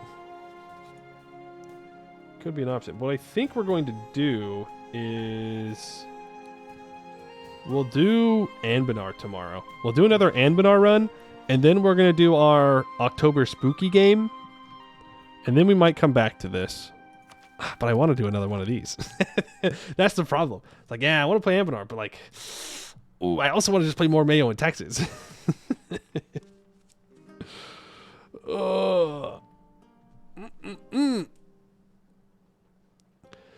Can you drain marches? No, I think it's beyond the scope of the game. Isn't Ireland the birthplace of Halloween? I don't know. What nation for Anbenar? I don't know. I know which one I want to play, but I don't think the localization is in yet. So we can't do that one yet. But I know that, well, doesn't Gisden have a really short mission tree? Like a 1-2 stream mission tree kind of thing? Because we could do that. Have a short mission tree, do it, see what it's all about, then do the spooky game for a couple days, and then we can come back to MEIOU Taxes. And in the meantime, I'll keep playing MEIOU Taxes. No, I should probably not. Let's play Lake Fed. Of course. The best meme run? Mamluk colonization into the Caliphate? That would go crazy. I would assume you'd be crazy strong as the Mamluks if you did that. The plan? Build port in Suez. Conquer this state from Yemen. Or just these 2 provinces. And then conquer your way around to India and take it over and just make stupid money. Just stupid money. We can also try a tall campaign. We're very tall this game, see? Very tall. Very, very tall. Colonial Ottomans. Yeah, maybe next game the Ottomans will actually exist. Because they're dead now. No more Ottoman. You just found out there's a message setting called when a country modifier expires. You can set that to pop up so you know when the estate modifiers run out. Yes, thank you for the heads up, but I have been using it. That's in fact why they're on. It's on specifically because I was playing this. I was like, yeah, I gotta know when my estates are able to be punched again. Also, I don't know if I did my estates right. I feel like also the nobles have gained national farmland. What is happening? And forestries.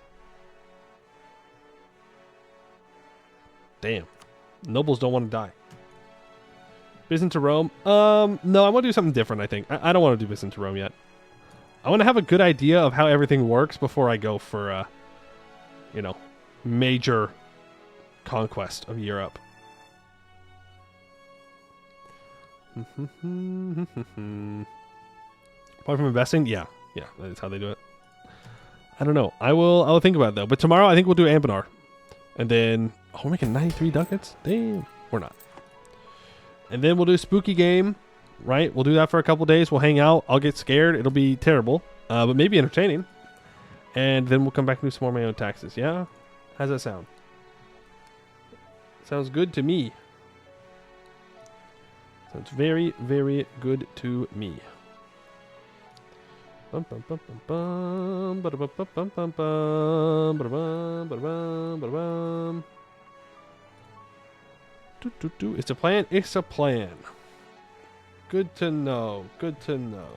Plan's a plan. All right, let's see if there's anybody live right now. We go late with these streams, so I'm not sure there's anybody still gaming.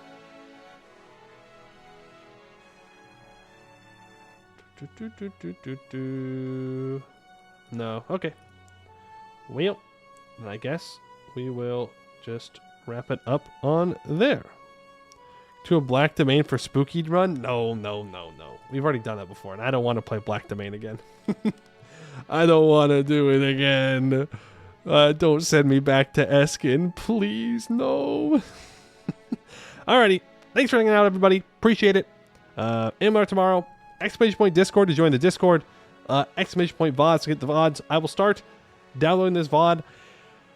But these VODs are big, so they take a while to actually download. But I will try and get it uploaded tonight. It just might be in like the middle of the night when it's ready to be uploaded. But you can always watch them on Twitch as well if you really want to see what you missed today. That's going to be it for today. I'd like to thank you all for watching, and I hope to see you in the next one.